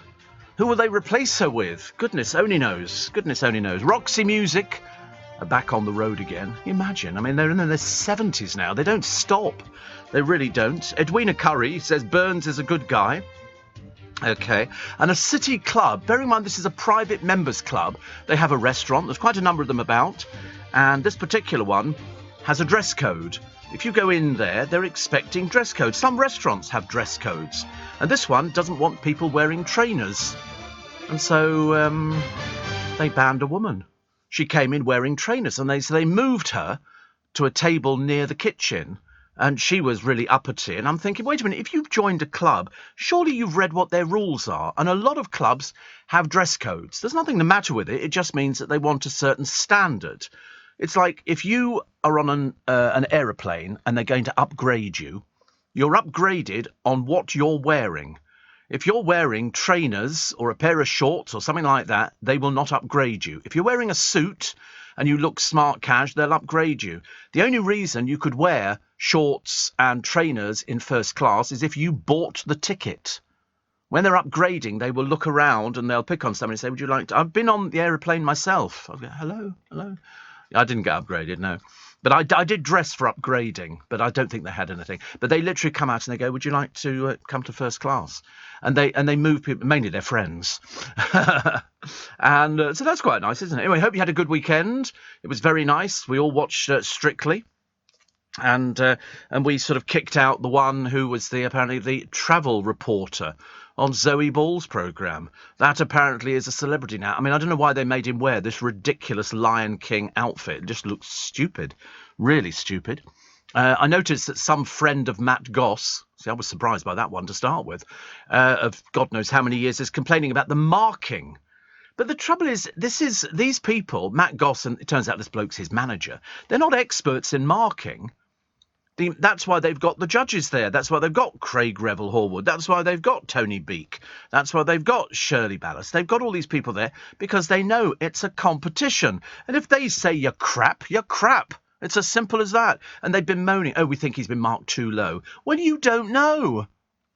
You don't know. I mean, we know that Matt's a little bit temperamental and he's probably thrown his toys out with the bathwater on quite a few occasions because he can't hold it in. That's the trouble with Matt. That manager must have the patience of a saint. You can imagine, because I saw the way Matt behaved with his brother, and that was just pretty disgusting as far as I was concerned. Also, Dame Kelly says the cost of living crisis is creating a mental health time bomb. What did I say? All the time I've said, this is going to get worse before it gets better. And I don't think people have realised or taken it on board. I think they think there's going to be some magic fairy who's going to wave a wand and all of a sudden money is going to start appearing and, we won't have food banks. We won't have the need for them and everybody can afford to heat their houses, to the point of heating their houses. It was interesting. I was watching a programme on John Caldwell the other day because he turned up on one of these antique programmes where this bloke goes around the countryside. I can't remember his name now. He's bald with glasses. Anyway, he buys antiques. And John Caldwell has got not only the mansion in London, which I think is 2 mansions put together, which they did a television programme on. It's just gorgeous. And he was talking over the weekend about saving on electricity. I said, well, he actually doesn't need to worry about the electricity prices because he's a billionaire. And so they went up to his house, which I think is up in Shropshire. God, it's gorgeous. I mean, it really is absolutely stunningly gorgeous. But he's working class. He was working class and he made all this money. And I was complaining, saying, listen, you don't need to worry about paying bills, but there's going to be a lot of people out there for this Christmas who are really going to work. There it is. There it is. It's a £10 million Staffordshire home. Now, that's what you get for 10 million. £10 million buys you that beautiful house. It used to be a convent. It looks like Liberties, yes. It's beautiful. Inside, it's even more beautiful than you can imagine. You look at it and you think, oh, that is sensational. It's chintzy. I love it. I thought it was the best place I'd ever seen, actually. But he has his charities and everything else. He was trying to raise money for that. And so Drew was the guy who was going around buying the furniture, and he sort of offered him different bits of money and things like that. Because, if you've got a big house like that, it's very nice that you can sort of open it up and you can make money out of it and you can help charity. I think he's helped thousands and thousands of children. But it was when he talked about, having to pay your electric bill, I thought, well, I shouldn't imagine you've ever worried about paying any bills. Worked for it. He used to own Phones for You, wasn't it, I think, and he sold that. But my thanks to all of you who bought tickets for my show in February. We sold out. In fact, we'd have sold out really quickly, but the trouble is there were nearly 2,000 of you queuing to get. And with only holds 450 people, the little computer couldn't handle it and crashed on a few occasions. So it would have sold out in under the hour, but it's just that everybody piled in at the same time to try and get tickets. So if you did get tickets, well done. Congratulations, and I look forward to seeing you. And so we've got 2 sold-out shows at the Magic Circle. We've got the sold-out show in February. And we've also got this item, which we're going to be selling. It's going to be just after Christmas. And there's a reason for it. We would have done it beforehand, but because of events, We've changed it, but you're going to want it because I can't wait to buy them as well. I have to buy my own tea. Anyway, so it should be rather nice. Sam says, I've just woken up to your voice and assumed it must be Sunday. I got that yesterday. Loads of people writing in going, is it, what day of the week is it? In fact, somebody, I think, started getting ready to go to work and then suddenly realised that, no, it really was Sunday. It really was Sunday. And we had more demonstrations. Apparently, the people who glue themselves to things and pour milk over everything, bunch of pathetic little wastes of space, are going to do it all the way through October. Good. Well, let's hope you get arrested. Apparently 100 were arrested the other day. Members of the public were dragging people off the road, which I haven't heard before. I don't think they've ever done that. I think they've had enough. And I think the police are sort of overwhelmed by this kind of thing, and so it's okay. There were 2 people who climbed on top of a police wagon and superglued themselves on there. I mean, really stupid people, really dumb people. And you think to yourself, you know, I'm sorry, I don't think people are prepared to put up with it anymore. Some bloke, as he dragged one of these protesters off the road, said, I'm trying to get to hospital. But they don't care because they're only interested in their own little self-importance. As I say, if they glued themselves to the road, I'd leave them there. Take your chances with the juggernauts in London. Take your chances. So, you know, if it uses you as a roundabout, it'll have to use you as a roundabout. But, of course, when you want to go to toilet, as you will, we're going to leave you there. You can just wet yourself. Couldn't care less. We're also going to make sure that you're not allowed to use any of the public transport. You can't use trains. That's what I'm going to do. I don't care what anybody else is going to do. And then yesterday, the mayor of London decided in his infinite wisdom to throw a party for Diwali a little bit early. I thought it was end of October. You know, I can always tell because the fireworks come up and everything else. So they took over Trafalgar Square. Not only did they take over Trafalgar Square, but they closed all the blooming roads. All the roads are sort of, you know, sort of closed off. And I'd had to park because I came in yesterday to work, as you know, because Richard Spur was not available. And it ran from 1 p.m. to 7 p.m. But unfortunately, they closed all the roads off at 7 a.m. You couldn't get round there, you couldn't go anything. So I parked down near the Playhouse Theatre. When I got back there, all the roads were closed off. I remember thinking, oh, my godfathers. But it was on a bay that had one of those yellow things on it, closed. So I checked it, and it said, oh, from the 1st of December to the... 1st of October to the 1st of October.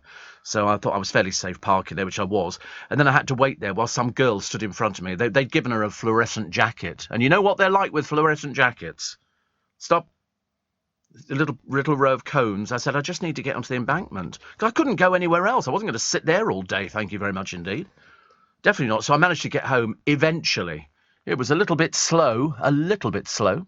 Another one from Jilly from Designer Pets and says, I spent yesterday pondering whether or not to remove you from my Christmas card list after hearing you say you've been to Northfield Market and deemed it acceptable to ride past my stall and not pop in and say hi. I've decided to forgive this faux pas and carry on being a superfan and sending cards. Yes, they've now stopped dogs at Northfield Market. They've got a big sign on all the entrances, and they've got security there trying to stop people. They say, no dogs on the market. It's an outdoor market. The trouble is, it's too dangerous to have dogs there because some people have got little piddly dogs, which, you know, they're far too young to be out anyway, but they take them there and they hold them and everything else. When you get big dogs, you can get, you know, a bit of anxiety and stress and strain. So they've said no dogs. Some people completely ignore it, mainly because they're thick as bricks. Shane says, I can't wait till you tell us what the item is after Christmas. I've got all your other things. Well, you're definitely going to want this. Prince Charles. No, it's not Prince Charles. It's King Charles. I can't get used to saying it. It just doesn't flow, does it? Wants a short coronation. Don't we all? And the Moors victim's brother attacks the fruitless search. I don't know where it came from. I don't know why they thought they could go up onto the moors as well and sort of search for a body that they haven't managed to find in God knows how many years. I mean, I've really forgotten how many years it is now. It must be the best part of 50 years.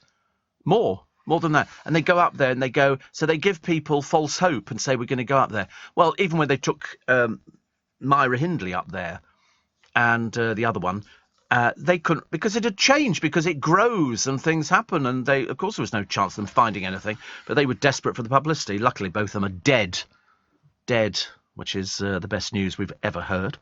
Nice picture of Doc and Marty going back in time. They were at Comic Con. I think it must have been in America. I think so. And do you know, in 1916, it's not that far back when you think about it, there were only 6 Indian restaurants in Britain. 6 Indian restaurants. How many now? Thousands. It's the biggest turnover of restaurants. More Indian restaurants go out of business and then set up again, you know, or they sell the business on. It's just one of those sort of things, you know, and you get posh Indian restaurants. Tandoori of Mayfair was a very popular one with us. How many restaurants in this country now? Let me guess at 70,000. 12,000. Oh, I was way out. 12,000 restaurants, Indian restaurants. I liked it. I like it. I do like Indian food. I like Chinese food. I like Thai food. None of it agrees with me, but I do go for it as often as possible. How many Chinese restaurants? Well, I don't know. Probably not that 4,000. 11th, typical, isn't it? Honestly, I'm hopeless.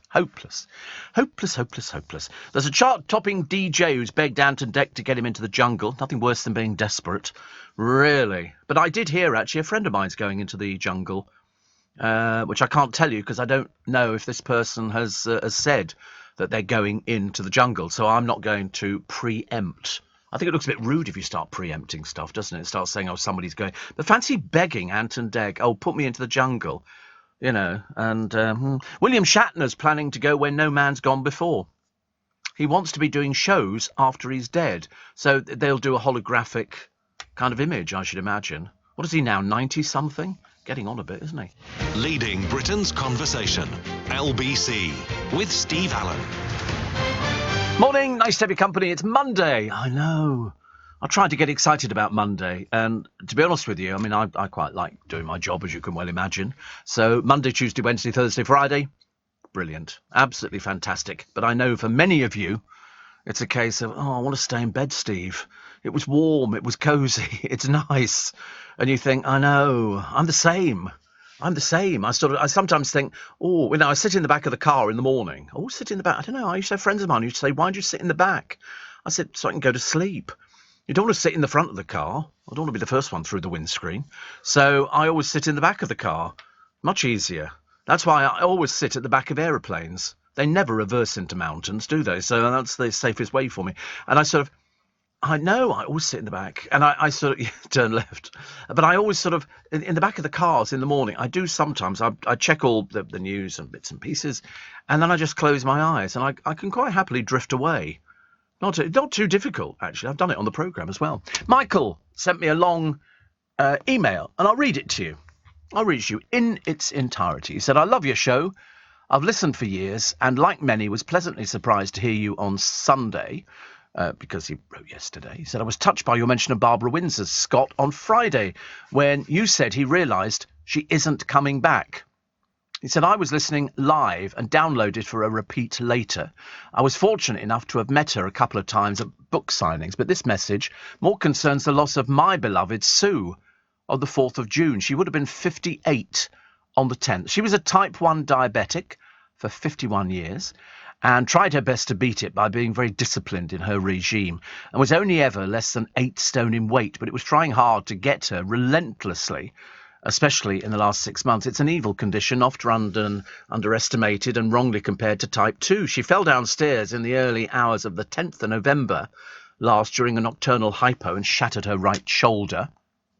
The resulting operation was very serious, had pins and plates, and she tried the rehabilitation, but she wasn't sleeping due to the pain. She used to listen to your show straight through each night. She had an appointment to get a Freestyle Libre monitor on the 15th of June, but sadly it was not to be. We were together since October 78, and it would have been 44 years later this month on the 28th. I am distraught. My life is in tatters. She was the love of my life, my best mate, and I'm lost without her. I keep thinking it was a nightmare. She'd come back, but realised, as Scott has, it's not going to happen. I have to see my time out alone the best way I can. It's a terrifying prospect. I miss Sue so much it actually hurts. But thank you for what you do. You're a great listen. So please keep up the good work. Because I was saying, and Scott had said, that it's taken time for him to realise she's not coming back. It's not like they've separated. Same for Michael. Same for lots of you. It's a case of you have to get used to, this is what my life... After my dad died, and my mother was by herself, she had to learn to do all the things at home that she'd never done before. She'd never wired up a plug. She'd never, she did home decorating. She'd never done that before because Dad did everything. And she'd always cooked and she kept house. But she didn't know about all the other things. She could do washing and ironing and stuff like that. And she was absolutely bereft because my dad died at the age of 52. So he was incredibly young. I mean, I've gone past that. Sorry?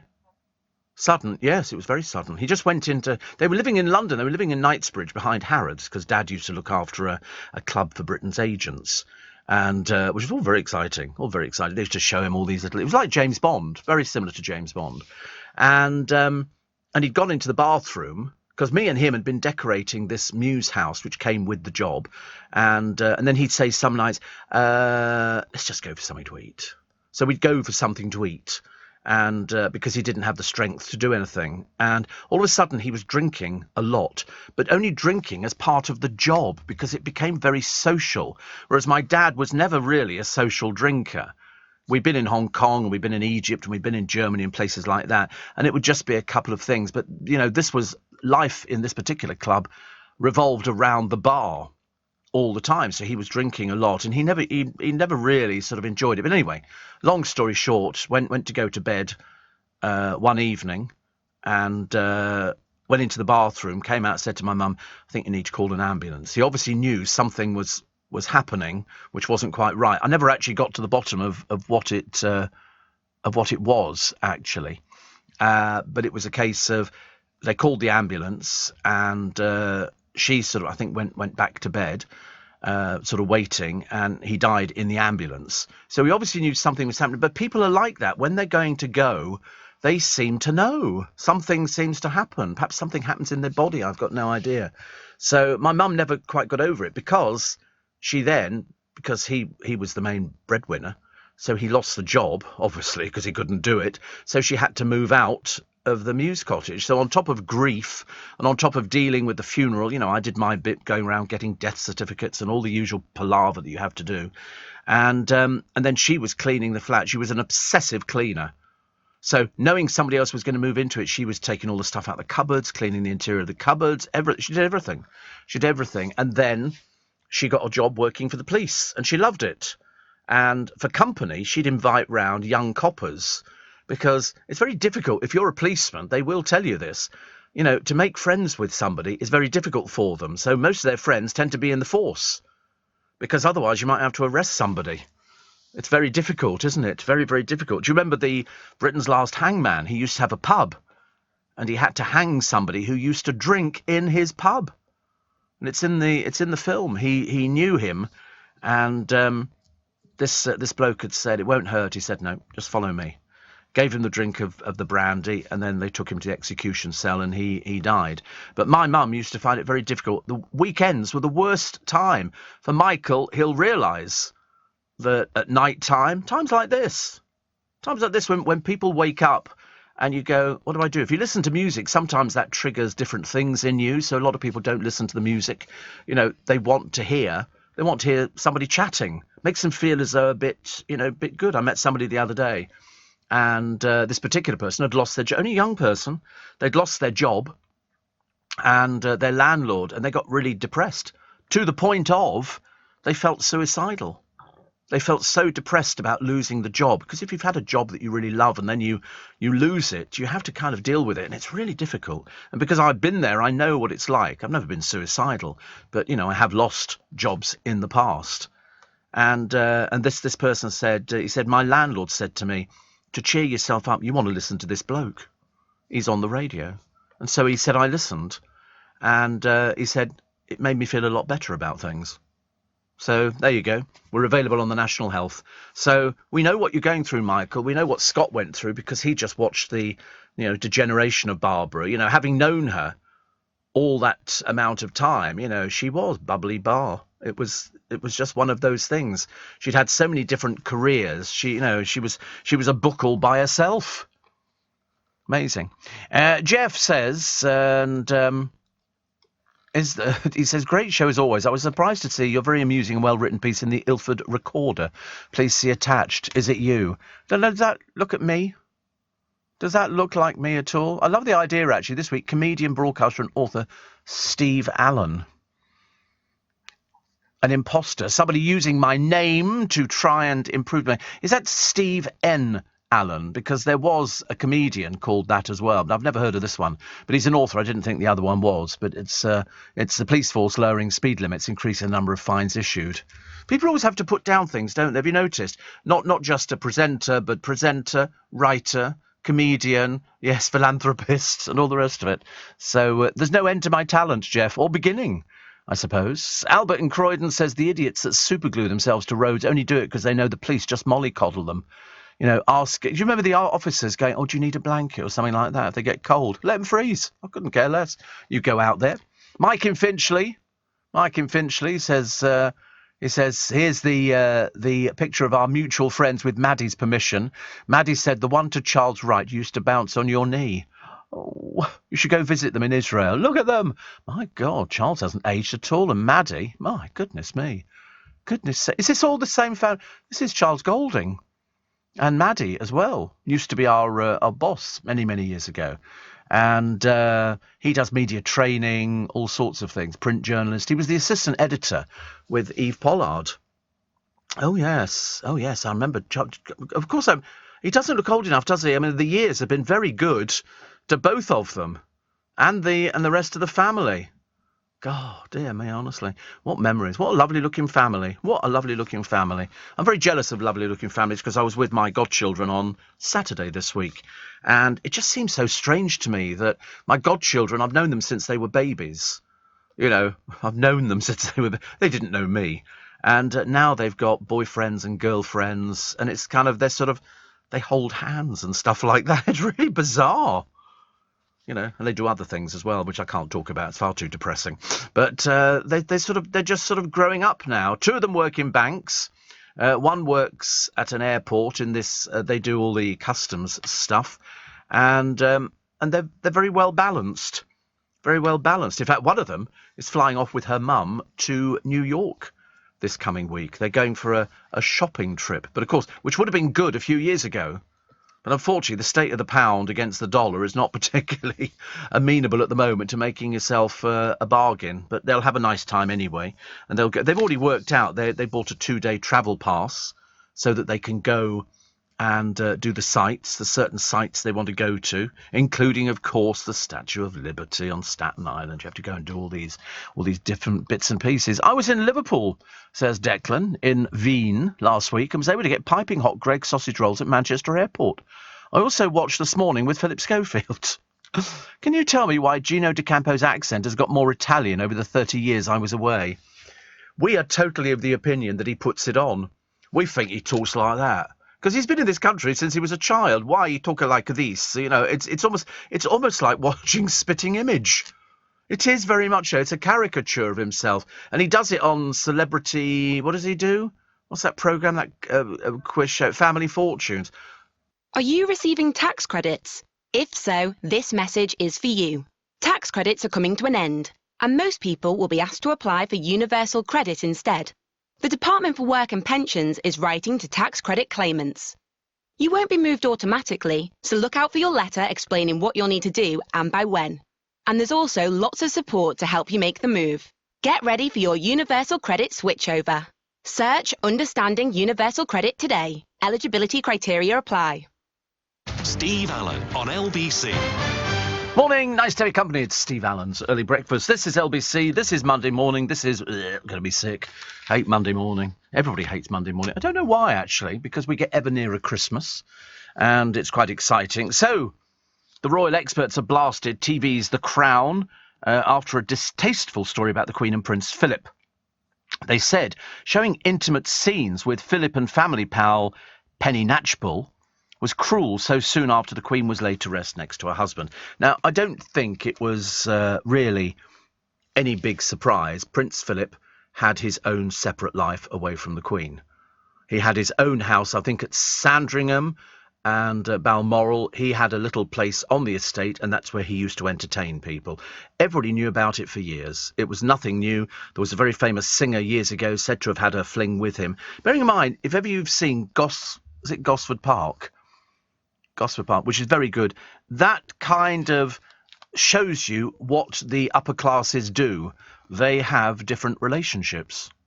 You know, nothing unusual for the chambermaid to get pregnant with the master of the house. Everybody was doing it. They have these open type relationships. And I thought it was well known that Philip was off doing his own bits and pieces, because I knew about his fling with this famous actress and singer years and years ago. It was very well known. And with Penny Natchbull, I realise where they're coming from when they say it's in bad taste, but who's it going to offend? Because everybody in the royal family would have known about this. This wasn't some big surprise. You don't think Charles is going to read it and go, what?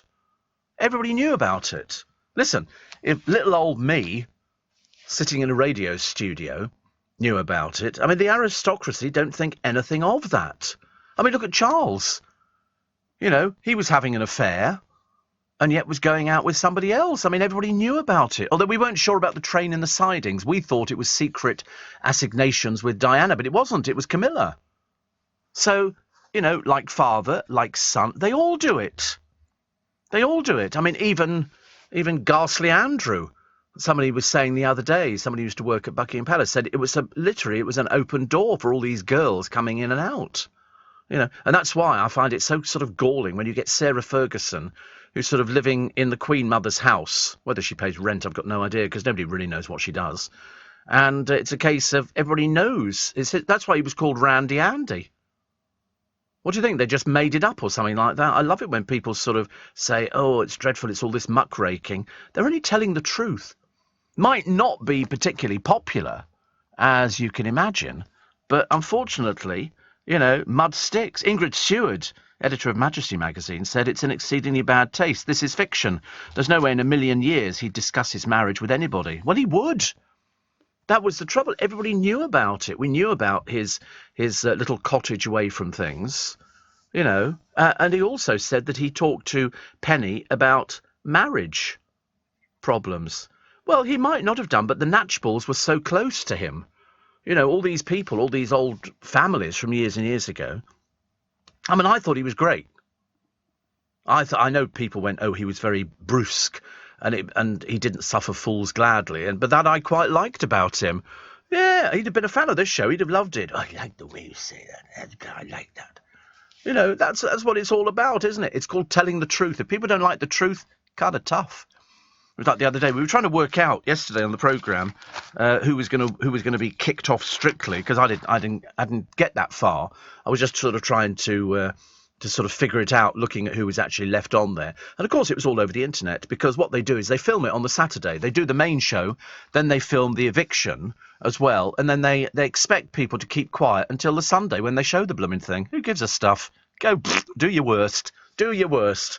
And so people complaining, saying, there's a lot of elderly people who like a surprise. Boo! There you go. There's a surprise. I loved it.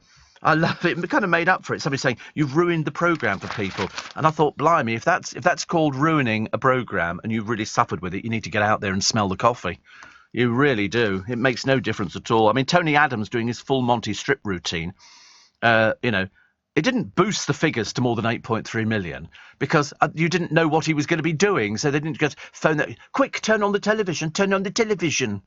Somebody claimed it was all elderly people watching the programme. 8.3 million, an average of 7.6 million tuned in. But when he and Ketchup, well, he wasn't doing a samba for a fact.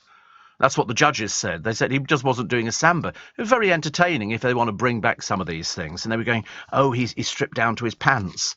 No, he stripped down to some sequined long johns kind of thing. I mean, it was a little bit sad and tragic. Fleur East felt the heat and all the rest of it. It's just a reality show. OK, that's what it is. They get paid for being on there. It's a reality show. Admittedly, they are I couldn't really give a toss about it. I couldn't care less. They make such a big faff about a BBC show that they obviously spend a small fortune on. And so, you know, when they sort of kick people out, Gio and Richie, and you think, OK, so, you know, Kay Adams. You know, Kay Adams has now got hearing aids in both ears. Apparently, I don't know where she'd have got that from, but she went in to get tested, apparently in Boots.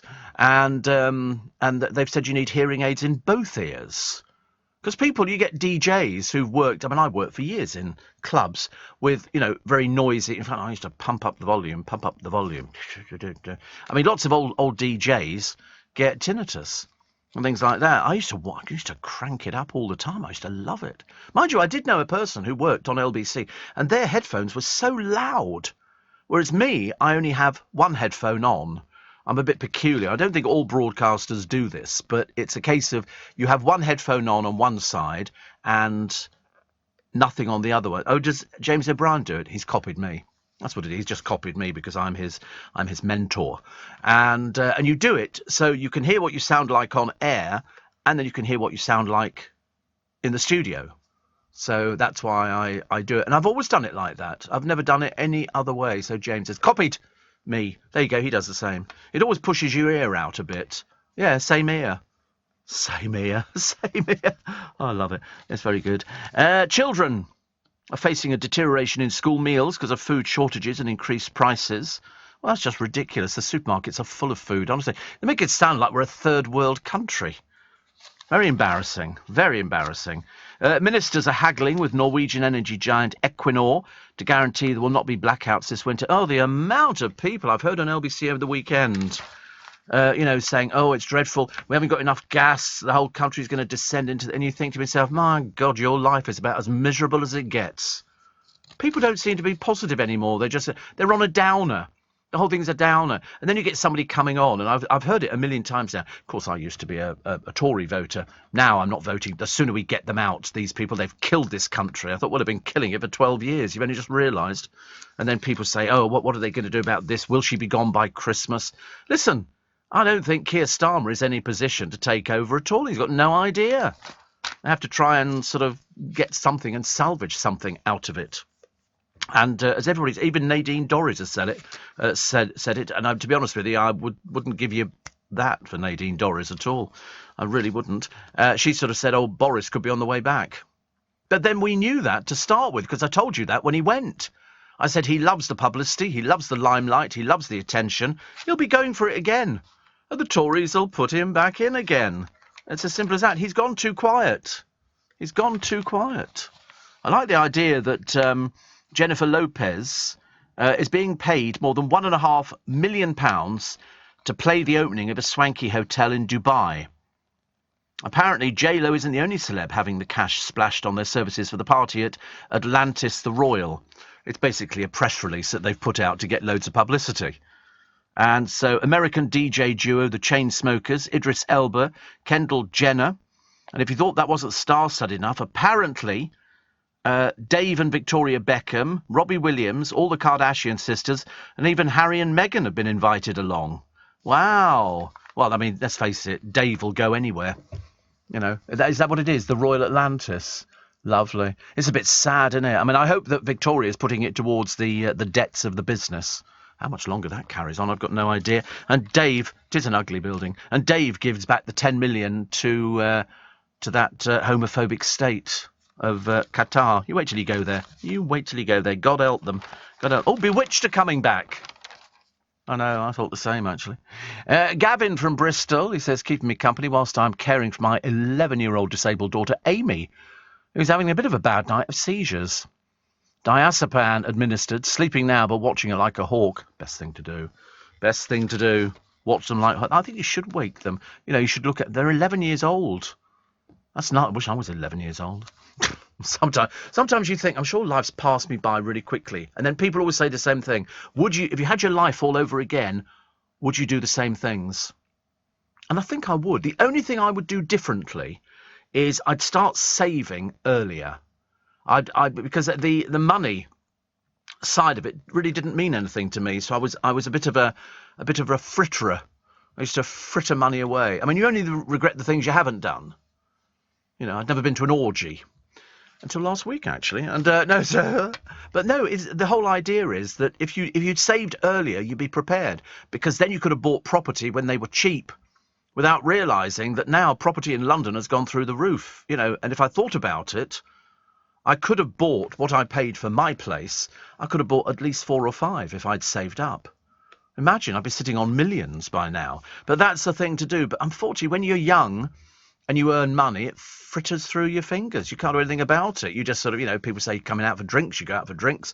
Whereas if you'd saved it and put it into an investment thing, I mean, if you were buying a house, 1990 versus 2020, so the average house price in the 90s was 57,276. The average income was £20,000.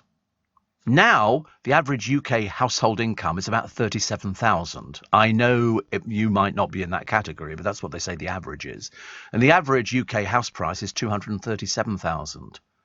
So imagine if I'd been earning all that money years ago, £57,000, I could have bought at least 10 houses if I'd saved the money. But that's the thing that you don't. You do it much later in life. And I was lucky that financial advisors, advised me to take out 2 pensions. It didn't make any difference to me because I didn't miss the money. It was just going into the pension pot, and with 2 of them, with 2 different companies. And one of them I'd had since I was 16 years old. I mean, it was a pitiful amount of money, but now it looks quite good. We've sort of built up. And also the being able to pay off your mortgage. That was always the big thing for people of my generation. It was a case of, I've paid off my mortgage. Wow, that means you own the house. You haven't got to pay for the mortgage anymore, which for some nowadays you can't even get the blooming mortgage, can you really? Which is the big problem. Steve Allen on LBC. Text 84850. Morning, 12 minutes to 5-ish. Because every day I see people running for trains. Nobody ever runs for buses. Who cares? There'll be another one along in a minute. But people rush for trains. I just sort of pick up the pace a bit at Waterloo Station. I look at it. I worked out as long as I'm at Waterloo Station, by about 17 minutes past 7, I can get the train. Because I used to walk, because I walk right to the front of it. And they used to put 10 carriages on. And I used to think, it's never full. Don't put 10 carriages. So now they've reduced it to 8 carriages. I still don't let people sit next to me. I'm in that malarkey. Thank you very much indeed. But I pick up the pace. But if the bus is late picking me up, then I'm sort of late getting to the station. And so sometimes I look at it and think, I'm just not going to make it. If it's sort of 18 minutes past, I know that I've got 10 minutes to get to the train. And I can always just get on another carriage and then just walk through the train. But once it starts moving, it's a bit of a nightmare, isn't it? You're sort of buffeted from side to side. But I do it quite well actually every day, and it's my little bit of exercise, which is good. Elaine in the original Spikers Facebook group says, nice to be able to listen to you from Kefalonia. Now, Kefalonia is the place. What's their sort of import? They do peanut brittle. Peanut brittle they sell in Kefalonia, and it's thick enough, about 1/4 of an inch thick. It can take teeth out and things like that. It's quite dangerous, but very nice. Anyway, they're on holiday for a week there. We've got a beautiful sea view from our villa and mountains behind us. The best of both worlds. We're making the most of the sunshine, though, as it's due to rain tomorrow and for the rest of the week. But I've still got the downloads to listen to, so I will not be bored. That's good. As long as you do the downloading's fantastic. Downloading's fantastic. Steve, your show yesterday made me decide to do some plumbing. Note to self. Plumbing on a Sunday is not a good idea. A cold shower this morning. Thank you, Steve, but it was worth it to listen on a Sunday. Yes, I got people writing and going, is this really you on a Sunday? And I went, yeah, I think so. I had to keep checking that it definitely was. There's a gran here who jumped out of the bath to catch a courier, only for him to take a snap of her when she leant half naked out the window. Helen Campbell was having a relaxing soak on her birthday when a Yodel driver tried to deliver a present from husband Ian. She wrapped a towel around herself and leant out the window to talk to him when he laughed and took the picture as proof of delivery. She said, I'm mortified. They have to take pictures to prove that they have actually delivered it now. Because I'll open the front door to a courier and they go, oh, thanks very much indeed. And they always take a picture of it. Yeah, I mean, but the trouble is, she said it spoilt the rest of her birthday. Oh, get over yourself, love. Goodness sake, honestly. Choose to lean out of the bathroom window with your boobies hanging out. You've got your own fault, isn't it? Yodel apologised and said it put the driver on a training course. Oh, for God's sake, honestly. Well, because she says, I feel violated. She comes from Morecambe in Lancashire. I mean, why have a bath when you're expecting a package? I mean, duh. But she says, I was telling him to leave it in the porch. I shouted not to take a photograph, but he just laughed. Yeah, it's called humour, dear. Get yourself a life. Why don't you? I bet your husband's going, I mean, did you not see the funny side? Apparently there's also somebody who's in the paper today, and he's trying to find out who in his neighbourhood screams through his letterbox. He doesn't just scream anything, he screams the word porridge. Porridge. The anonymous victim from Halifax in West Yorkshire took to Facebook to tell his mystery neighbour to grow up and stop the odd behaviour. I love it when neighbours fall out. As long as it's not you, it's fine. But you see them falling out, you know, and you get nasty neighbours who sort of try to set fire to your fencing and things like that. But to shout porridge through somebody's letterbox is slightly peculiar. But, oh, this is what he posted. Apologies. This is what he wrote. If this post is not allowed, but I'm wanting to get to the bottom of this as I'm at my wit's end. I live at Range Court Flats in Boothtown. Over the past 3 weeks, somebody has still been opening my letterbox flap in the middle of the night and shouting porridge. Sometimes it's porridge time, Papa Bear. Or once it was eat it before it goes cold, Papa. This bit said in a whisper, it's my special porridge. Before you ask, no. Porridge had not been left at any time. This is clearly an unwelcome visitor, and I would ask it to stop ASAP. If this is you, grow up. Why would somebody I mean, they're obviously somebody with a drink problem. That's what I'm assuming. I mean, let's face it. It is in Boothtown, and he is called John Porridge. Is that? He's not, is he really? No, I was going to say. I thought that was too much. I mean, you couldn't have believed that one, could you? Actually called Porridge. Well, why would you want to shout porridge through somebody's letterbox? But it's a case of, you see, what you want to be is wait the other side. When he opens the letterbox, and then you squirt him, you go, like that, with porridge. Or wire it up. That was my favourite. Do you remember that one? He was sick to death, some poor bloke, of having a dog with its owner who was, they'd walk up to his front door and the dog would lift its leg up and wee by its front door. And he got sick to death of it, so he put a metal plate down. And so he had like an L-shaped metal plate which was wired up to a battery to give it a shock. So the next time the dog weed, the wee created the arc. Never saw him ever again.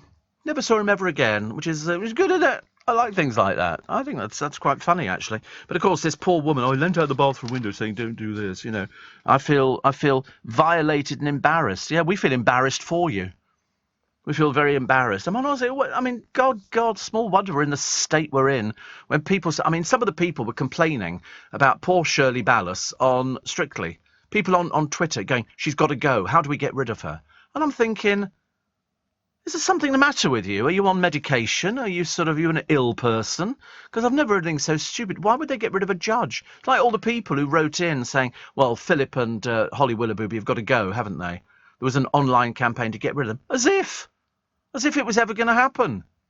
As if it was ever going to happen. The boss of ITV said they're not going anywhere. You know, but these stupid people. Shirley Ballas, she's got to go. How do we get rid of her?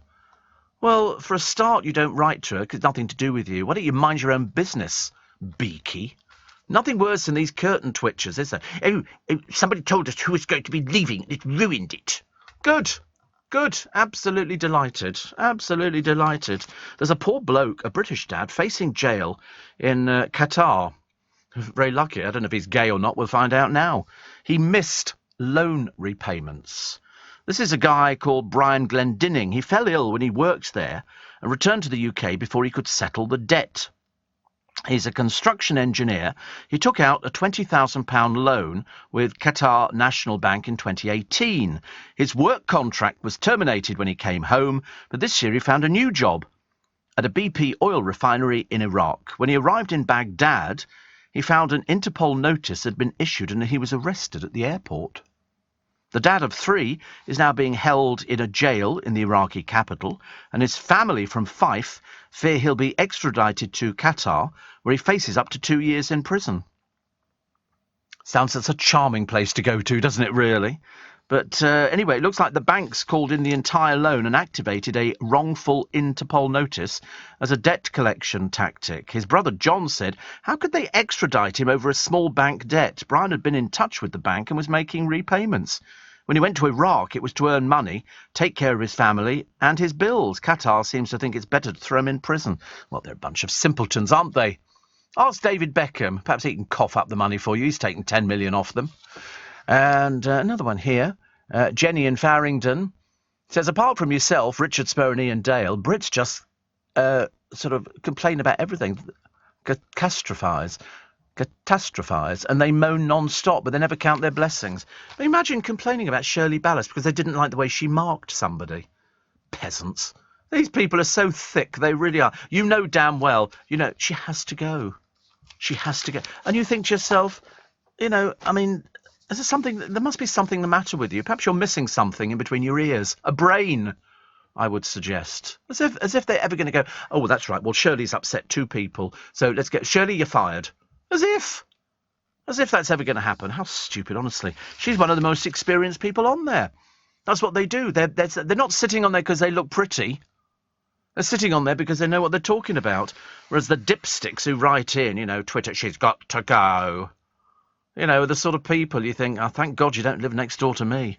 You'd never last 5 minutes. Anyway, quick slurp of the old tea this morning. We love our cup of tea. Delighted. Jeremy Carr's back on television, not mainstream. It's something where apparently they've got such a piddling audience. There's more people working on the shows than there is actually watching the thing. I'd give up now. Why? I mean, if somebody's not been on television, there's a reason. So they stick him on something that I think he's the warm-up act for Piers Morgan. And even his audience isn't that big. I think Vanessa Feltz's you can count on one hand. Very embarrassing, but I'm sure they all enjoy it because they're all doing it for the money. Can't be anything else, can it, really? What have we got here? Cash-strapped Brits are heading to bakeries to keep warm. What? The rubbish they write. Seriously. They say they haven't got enough dough, D-O-U-G-H, to heat their homes in the cost of... Well, I mean, I can't believe anybody's actually putting on their central heating at the moment. We haven't reached that sort of temperature yet. And... well, showers. Well, have a cold shower. Good for you. Man you up. You don't want to be sort of suffering one of these pansy, hot water showers with the steam rising. They always do that. Have you noticed? Whenever they do showers on the television, the steam. How hot is that water? And also, if there's that much steam in the bathroom and you've not got your central heating on, it mists up the screen. Nobody can see you naked. How boring is that? I leave all the doors open. Go on, wander in, have a look. Harry Potter actor Daniel Radcliffe feared airport staff would suspect he was a bomber. He was travelling with an accordion. As you do. Because of his new movie role as the US singer Weird Al Yankovic. Have you ever heard? You probably haven't heard of Weird Al. You've heard of him. But Daniel said, I travelled with an accordion so much for this film and had all this major fear of going through security. They're very good, actually. When we went to a cruise years ago, where did we go to? I can't remember. Every street corner was a little boy playing an accordion in this town we went to. They all play accordions. Sometimes you get them over here. You don't get them as often. It was for people who couldn't afford a proper piano strapped to their back. So they had accordions, which I thought was quite nice. I've never learnt to play one. I was more triangle. Oh, Daniel's lovely. He's so for a man with a fortune estimated at 80 million. He's totally unaffected. It's amazing. Muddled Prime Minister set for fresh U-turn, this time on benefits. Gets worse and worse, doesn't it? And Denise Welch had to own up to her rock star son after she accidentally announced his band's tour. Oh, she leaked details.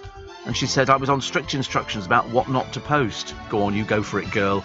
Don't be told what to do. For LBC, I'm Daryl Jackson.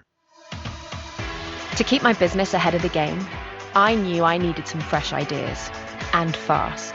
That's why I decided to host a young person on a T-level industry placement. My student has already brought loads of new skills into the workplace. Plus, we're getting first pick of new talent coming into the construction industry right here in the east of England. It's been a total win-win. Go next level with T-levels. Search Skills Revolution. This is LBC from Global, leading Britain's conversation with Steve Allen.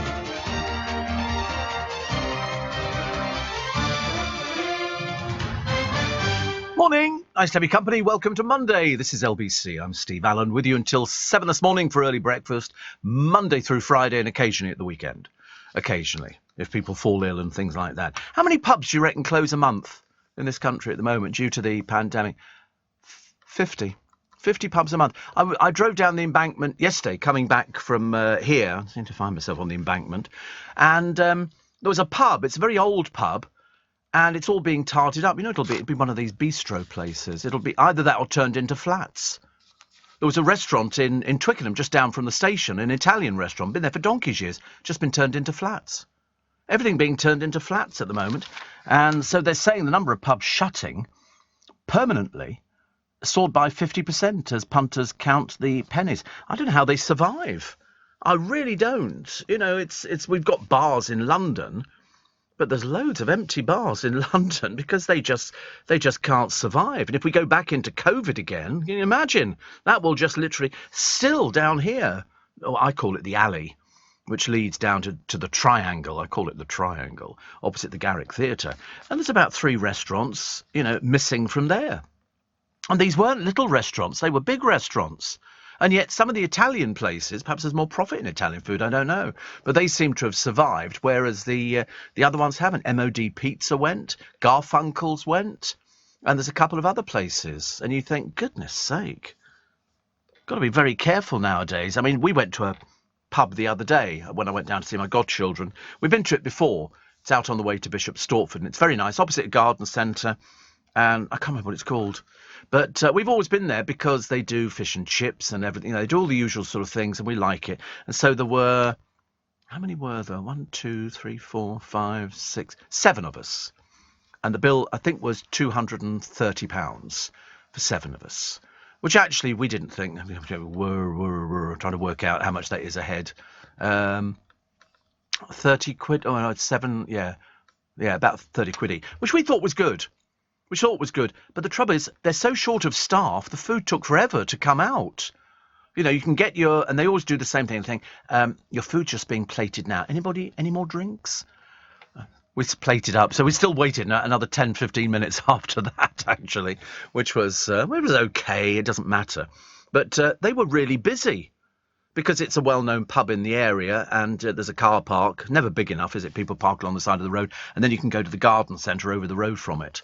And we've always liked it in there. I had ciabatta to start with, a piece of, I don't know whether you call it a piece of, just ciabatta bread, but it had cheese on the top and it was put under the grill. So it was like cheese on toast.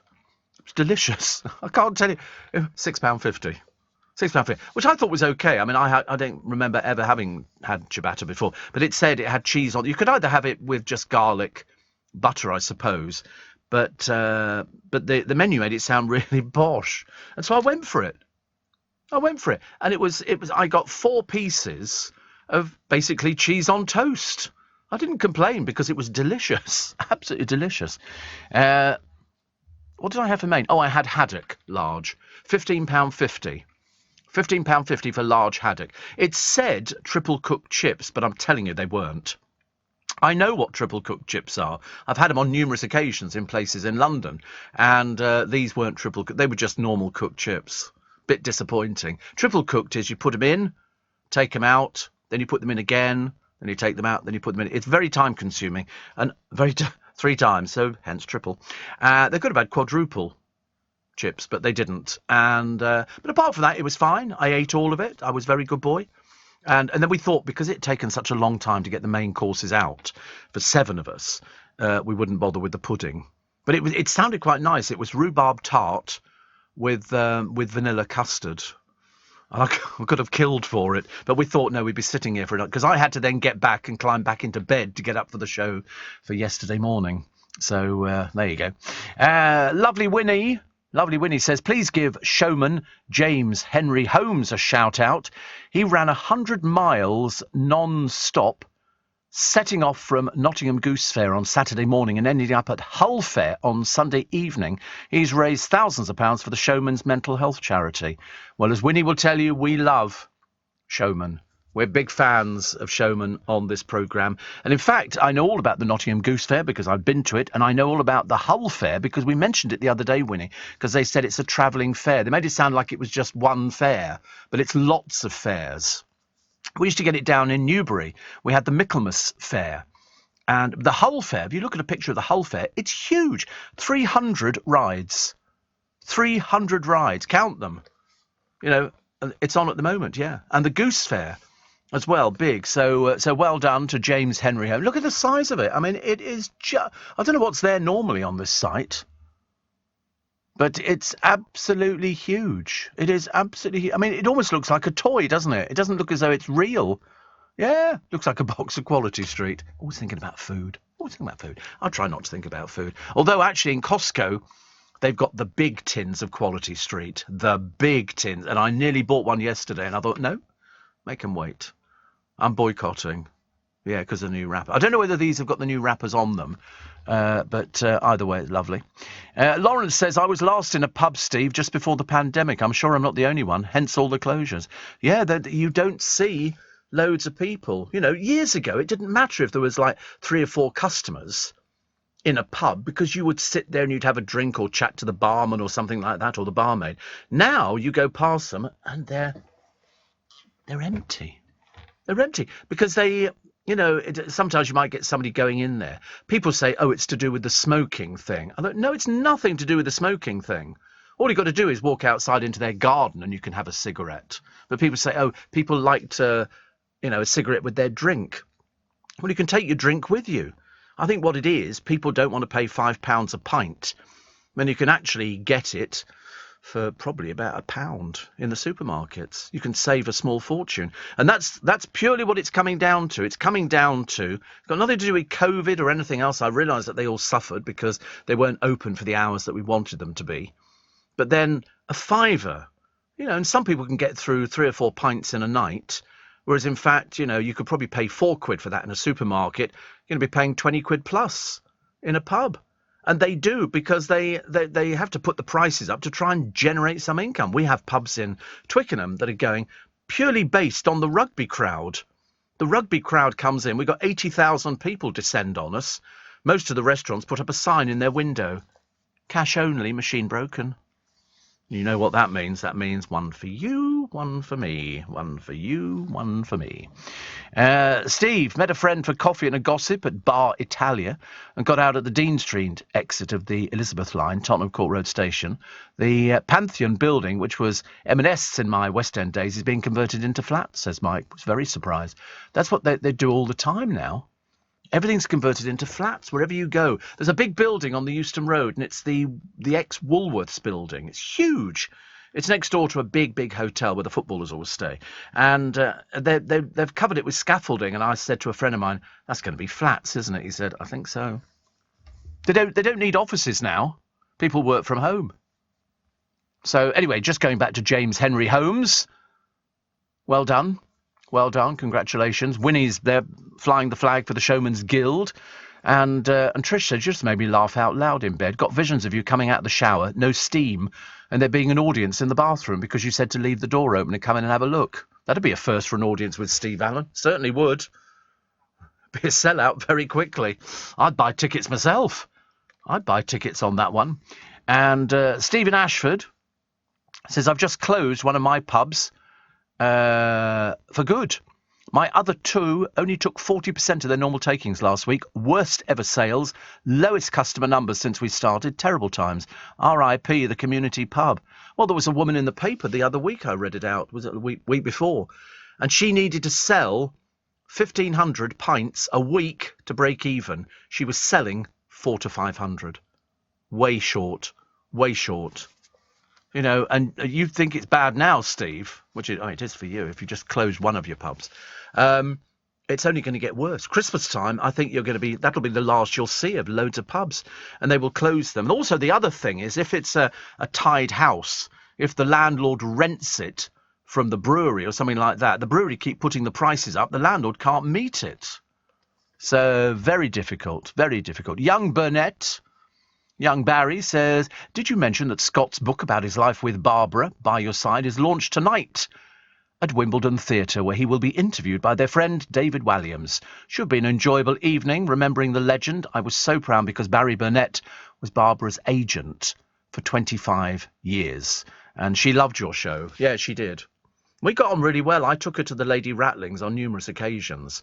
The worst thing was, for me, I needed to go home to get into bed to wake up for work the next morning, and Barbara just wanted to chat to people. Even after we'd had the dinner or the lunch and they'd done their awards and everything else, the lovely Lady Rattlings, Barbara would spend all her time taking and chatting away to people. And I mean, I could never get her out. You go, and I never liked to say to her, we need to go home now. I just sort of wait until she'd go, all right, Stevie, within a minute. She just loved talking to people. It was one of those sort of things, and there were some lovely people to talk to. But young Burnett, lovely to hear from you. So Wimbledon Theatre, that's where Scott is going to be interviewed by David Walliams. So I think young Burnett did very well. 26 years. I tell a lie, 26 years he was her agent. Well done you. Well done you. And somebody, Kevin the restaurateur, says, you did make me laugh. A person I know who runs a pub near a rugby ground had a saying, one for me month of VAT. We have a couple of restaurants, in fact I can think of 4 off the top of my head, where only on rugby days, when they're packed out with the rugby fans, do they say, sorry, machine broken, cash only. And I'm thinking, come on, you're fiddling. We know you're fiddling. I did know somebody actually used to keep 2 sets of books. One for the tax man and one for themselves. But he was very methodical. He would put down what the weather was like and how many people came in to eat, so they could gauge it year after year after year after year. But he reckoned that this particular restaurant could take enough money on the Friday and Saturday to pay the bills of all the staff and Monday to Friday. So it was a case of that's all for them and this is for us. Yes, he gets out next week. Oh dear. Are you aware, says Colin of Langley, I'm never aware of anything, of the opening in a few weeks of the shopping centre in the Battersea Power Station? They did a big piece in, well, not a big piece, but a piece in Country Life this week about Battersea Power Station. It's been God knows how many years shut. Pink Floyd used it for their balloons and everything else, and they've got all these flats. I wouldn't want to live there. Can you imagine? It's like community housing, but yet terribly, terribly expensive, Colin. Terribly expensive. And it just, I've seen it because I see it every time I drive down the embankment, but it just didn't appeal to me. One of the guys that I know said, I bought a flat there. This was some years ago. And I remember that I looked at the prices and I think not. I would never buy another flat again. The simple reason, service charges, although we actually control ours very well, and I'm in charge of that. That's my big role in life, in charge of keeping it down, because, and it is down compared to, I told you, one place I looked at the other week, only on the internet, £200,000 a year for the service charge. Can you believe it? 200,000. Ridiculous. Steve Allen on LBC. Morning, nice to be company. I forgot to mention at the big, I can't remember if I did mention it. Did I mention John Perkins? Did I mention him? No, I didn't actually, because somebody wrote to me the other day. It was Chris Lowry over in Spain. The former managing director of IRN, John Perkins, has died. And John and I worked together in Fleet Street all those years ago in Gough Square. He used to be, I have explained on the on my Little Bit Extra podcast, which is a little lot extra podcast, how John was the FOC at LBC. He was an industrial editor, and before you ask what FOC means, he was father of the chapel, which meant that we were an NUJ shop, clothes shop actually, and he looked after the workers' interests in those halcyon days when sort of it kind of meant something. And because it was a closed shop, you had to be a member of the NUJ to work there. They would sort of, somebody from the union would say, listen, it's come to our attention, you're not a member of the NUJ. Would you like to join up? And so people joined up, and John looked after it. And he was very good at looking after people's interests who worked there. And it was almost, I thought it was a full-time job anyway, but he managed to be industrial editor and everything else at the same time. And the management, because LBC had a history of incidents, of things sort of happening to keep it there, because the unions in Fleet Street were quite powerful. They really were. Especially for the newspapers, there were people who were paid to sit there and look at a machine that was printing. They didn't do anything. In fact, they spent most of their time in a pub around the back of our building. They would stagger back through Gough Square. Halcyon days, as they say, and happy days. But anyway, John, they thought, how can we change this thing here? So they moved John. They offered him a job in management, and he became management. So all of a sudden, the management knew everything that the NUJ were planning on doing. You know, forthcoming this, forthcoming that, and everything else. And so it was Peter Dealey who actually took over. But he was such a nice man, very, very nice man. And the one thing that they didn't mention in all the obituaries, he knitted. He was a knitter. He could knit. And I don't know exactly where it actually came from, but his daughter, Polly, wrote a lovely thing. She said, "My lovely, sweet, kind, caring, justice-driven, horticultural mad father passed away in our arms this morning. I finally understand what it means to have a heavy heart. Sleep well, Dad. We love you." And loads of people have responded, and people like Paul Easton, things like that. You know, people who used to work with John. He was quite charming. I only saw him a few years ago, actually. And I think he was as surprised to see me as I was. Yeah, I thought he was lovely, actually. He was a very nice man. He was sort of what I call old school for LBC, because when you look at the early presenters on LBC, nobody had the faintest idea what they were doing. They all came from newspapers. They didn't know where else to get people from. They really didn't. But sadly missed, but with fond memories. Guess what happened 40 years ago this week? Here we go. Cast your mind back. 40 years ago. I remember it because I was watching it on the television. It was on the television. It was something that warranted being brought up from the seabed. There you go. There's the clue. Not the Titanic. If only they'd brought the Titanic up. No, Mary Rose. Mary Rose, which was Henry VIII's favourite flagship. They recovered it in 82, more than 430 years after it sank. And it was built in Portsmouth. 600 oak trees gave their lives for this ship. In 1511, it was named after Henry VIII's sister, served in the Navy for 34 years. It had pioneering new gun ports. They had 80 of these. If you'd seen and you can go and see these guns from the Mary Rose, they weighed 700 tons. How this thing ever floated, I'll never know. I don't know why it sank. It had 4 levels, 4 masts, and the crew, plus soldiers, 700, including the 700 tons for the guns and everything else. It sank in the Solent in a battle to see off the French invasion fleet, went down in 6 minutes. That's what you call fairly fast, mainly because of the weight of the guns and everything else. 500 of the crew were lost. Most were under 30. Only 34 survived. Henry VIII himself watched the tragedy play out, though the French force was defeated. Just why it sank is a mystery. My guesses were it was just too heavy. It was carrying excess. 700 tons worth of guns. The cannons are huge. One sailor who escaped said the Mary Rose was turning after firing her guns when a strong gust of wind forced seawater through the open gun ports, flooding the vessel. The wreck was discovered, believe it or not, by a diver in 1971. Mud and silt helped preserve its timbers. More than 27,000 dives were made as part of the recovery project. And the archaeologist was Margaret Rule, and it was a £4 million project. You got a lot for £4 million in those days.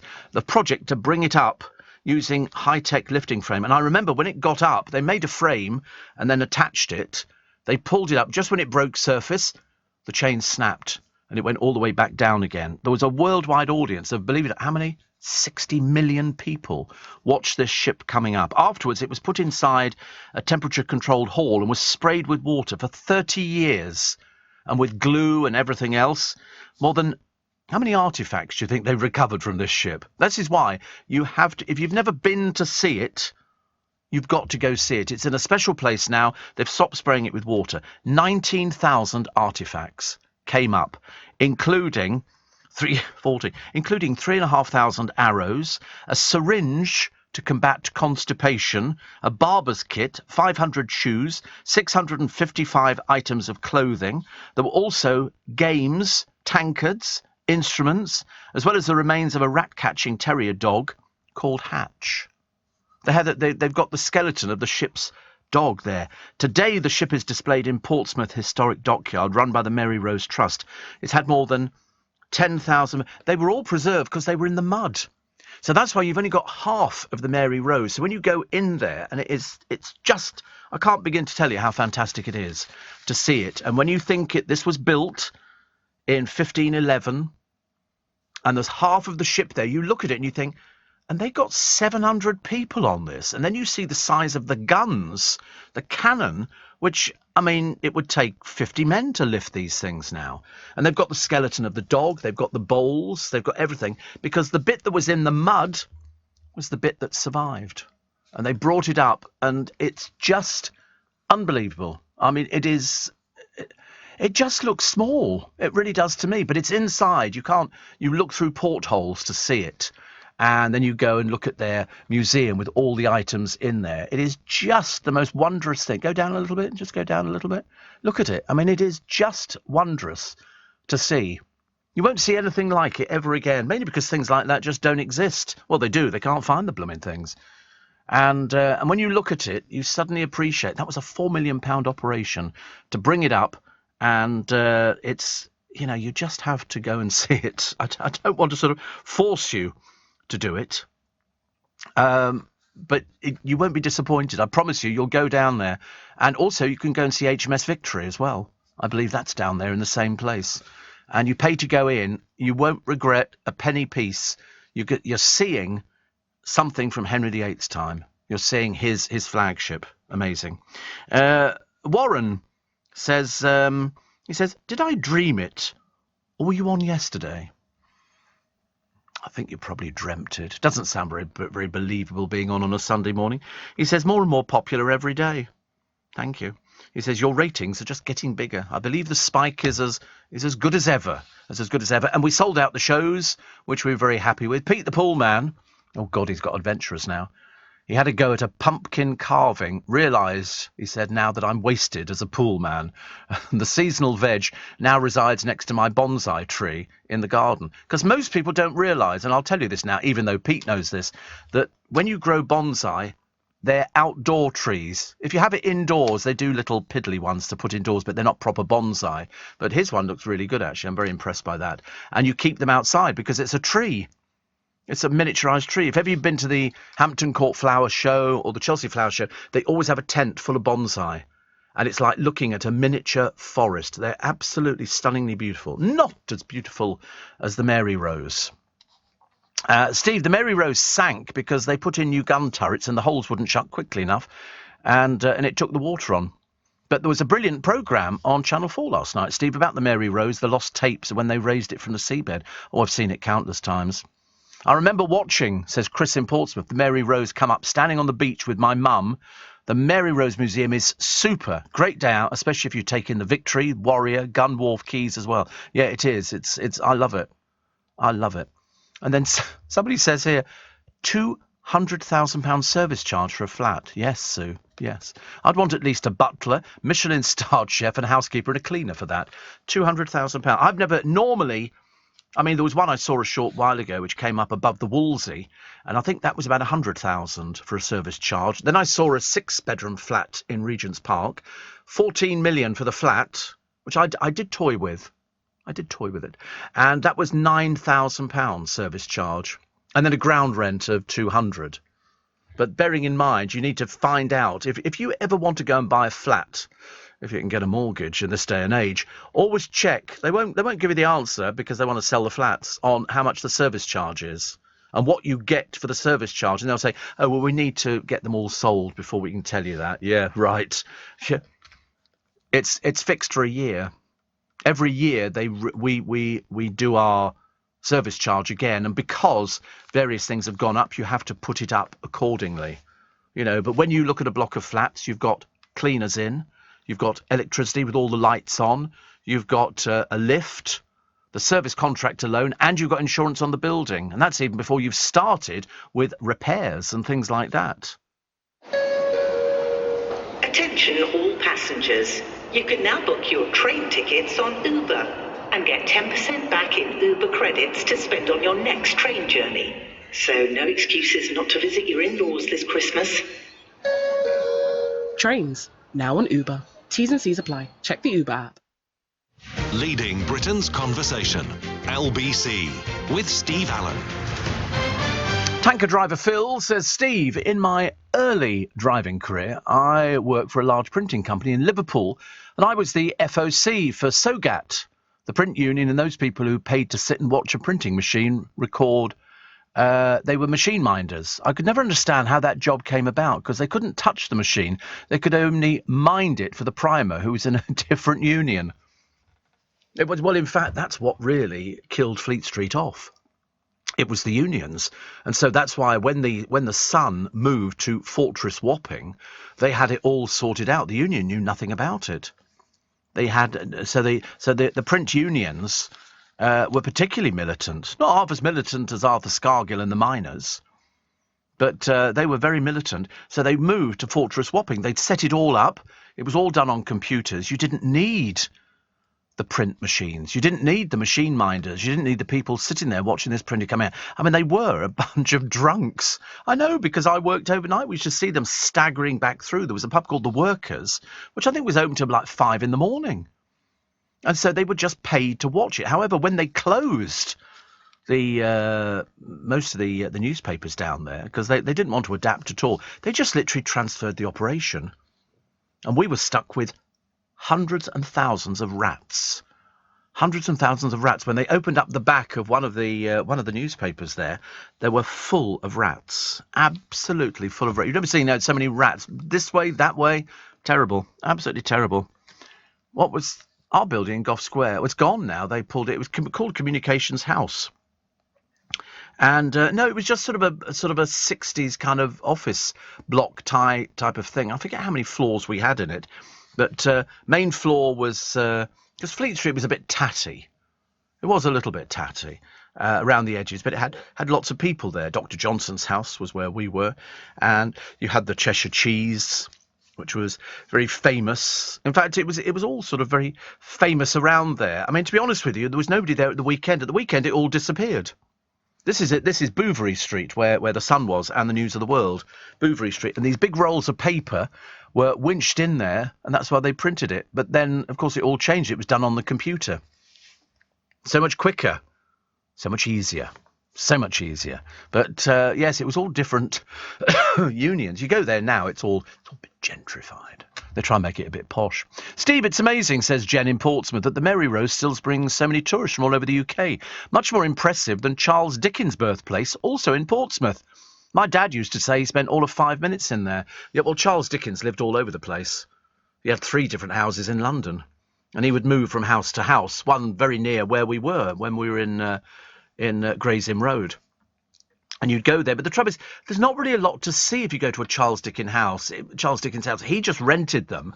And it was just, that's where he stayed with the family. There's not a lot to see. When you go and see the Mary Rose, you can see their food bowls, their bows, their long bows, the arrows. You can see the dog's skeleton. You know, all of these things are there. And the cannons, you can touch the cannons because they're just so blooming huge and just absolutely amazing. So that's why. And I've only been down there once. I could happily go again. I have to persuade my brother, actually. Ed Sheeran stuns fans because he was in Ipswich. He was busking. Only collected £1.91. It's not a lot, is it, really? The singer who grew up in Suffolk said, I've had a week off and I was really itching to do another gig. He just likes performing.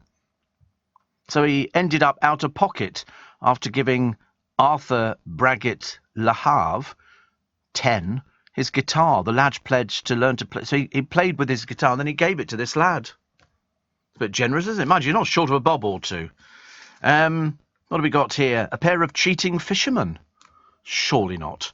Tried to win an angling contest with a catch full of weights. Jacob Runyon and Chase Kaminsky were disqualified for stuffing a walleye fish with lead balls in a bid to win £26,500. That's why they were doing it. Lead balls, yes. Lead balls.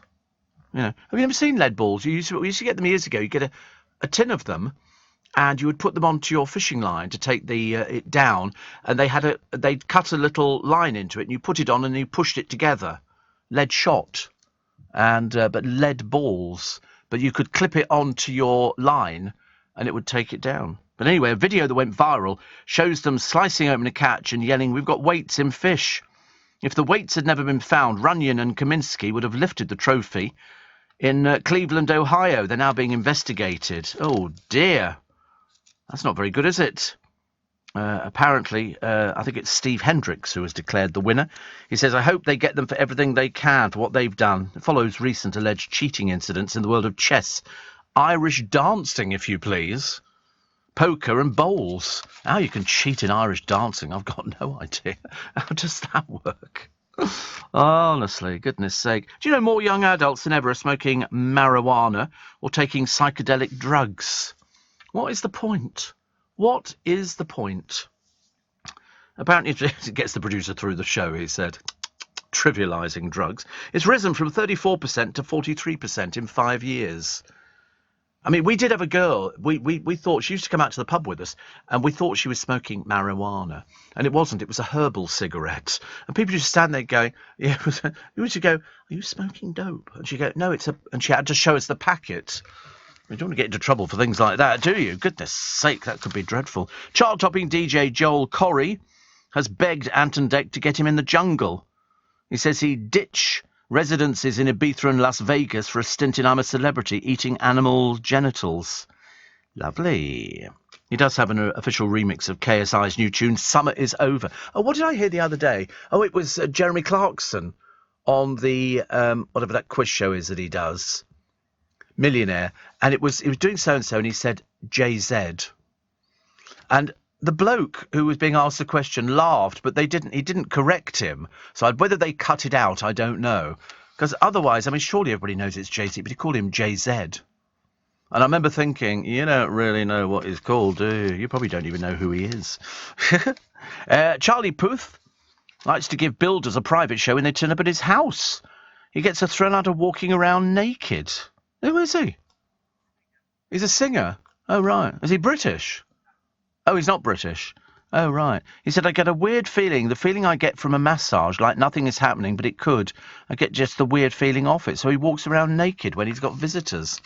Dear. I want to talk about things like that on the programme, do we, ladies and gentlemen? Heavens above. Actress and singer Carly Stenson, as I say, whom nobody's ever heard of, poor soul. I feel really embarrassed, actually.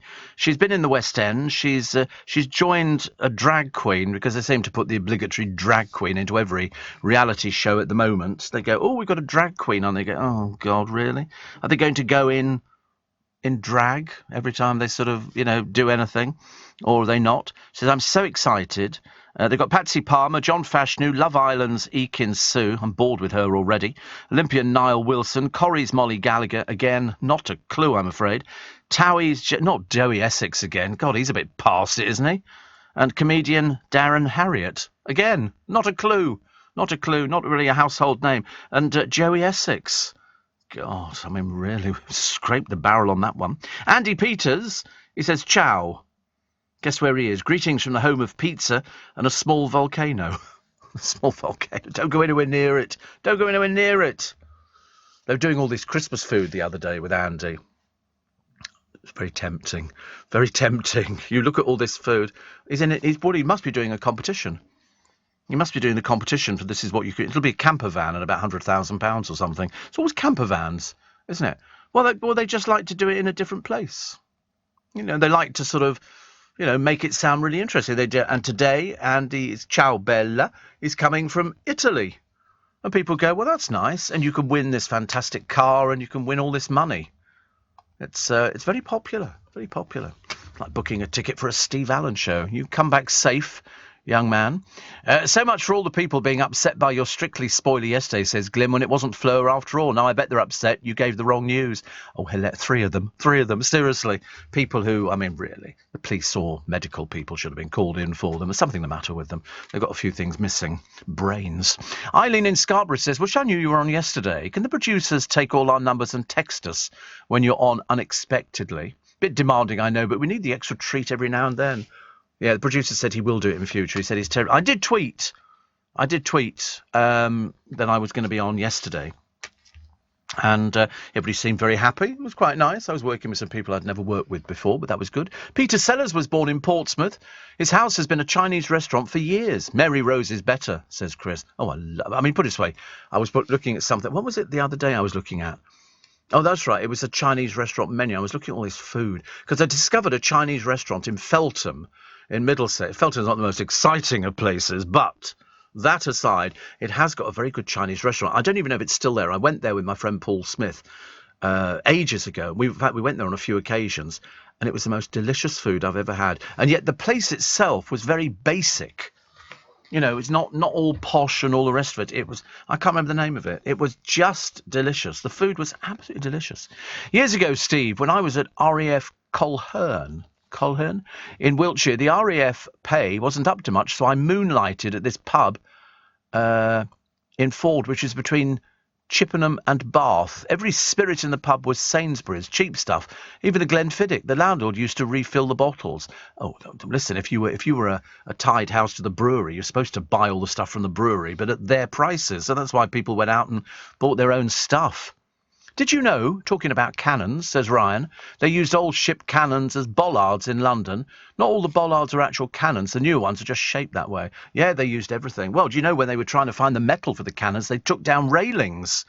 They were melting down. The French cannons, which you can find actually, they're used throughout the East End of London, are from the Battle of Trafalgar, 1805, and then the British started stripping the French boats and reuse anything of value, and so, consequently, the idea proved so popular, I think, that after the original cannons had all been used, replicas were made, and they started to adorn more and more streets. But you can see the original French cannons as street bollards. I think that's cute. I think that's a good story. I like that.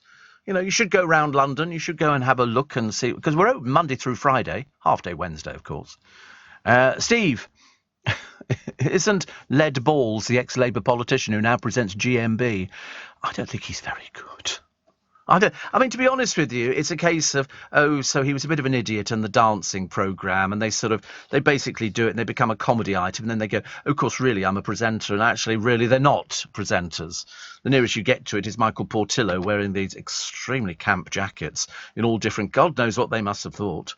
Well, I'm hoping Madeley's back, actually. We don't want to miss Richard at all. But you do get Michael Portillo. I mean, these people, you know, it's grim up north, they used to say, which is ridiculous. But everybody wears a lot of dark colours, and he gets on a train wearing red trousers, blue jacket, yellow this, pink that. And you think to yourself, and nobody's ever said anything. He looks like a complete packet of Haribo.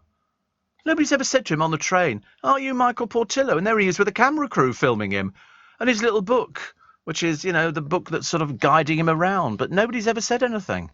It's like in Coronation Street. Whenever they get an actress in who's been in something else, nobody recognises them. Nobody. Ridiculous. Yeah, aren't you? Were you Cindy? You were in that show. We've seen it on the television. We had a television in the pub. And we saw you on something called EastEnders. Yeah, right, whatever. This is LBC with Steve Allen. Morning, it's 11 minutes to 6. There you go. That's about the most accurate time check I think I've ever given in my entire life.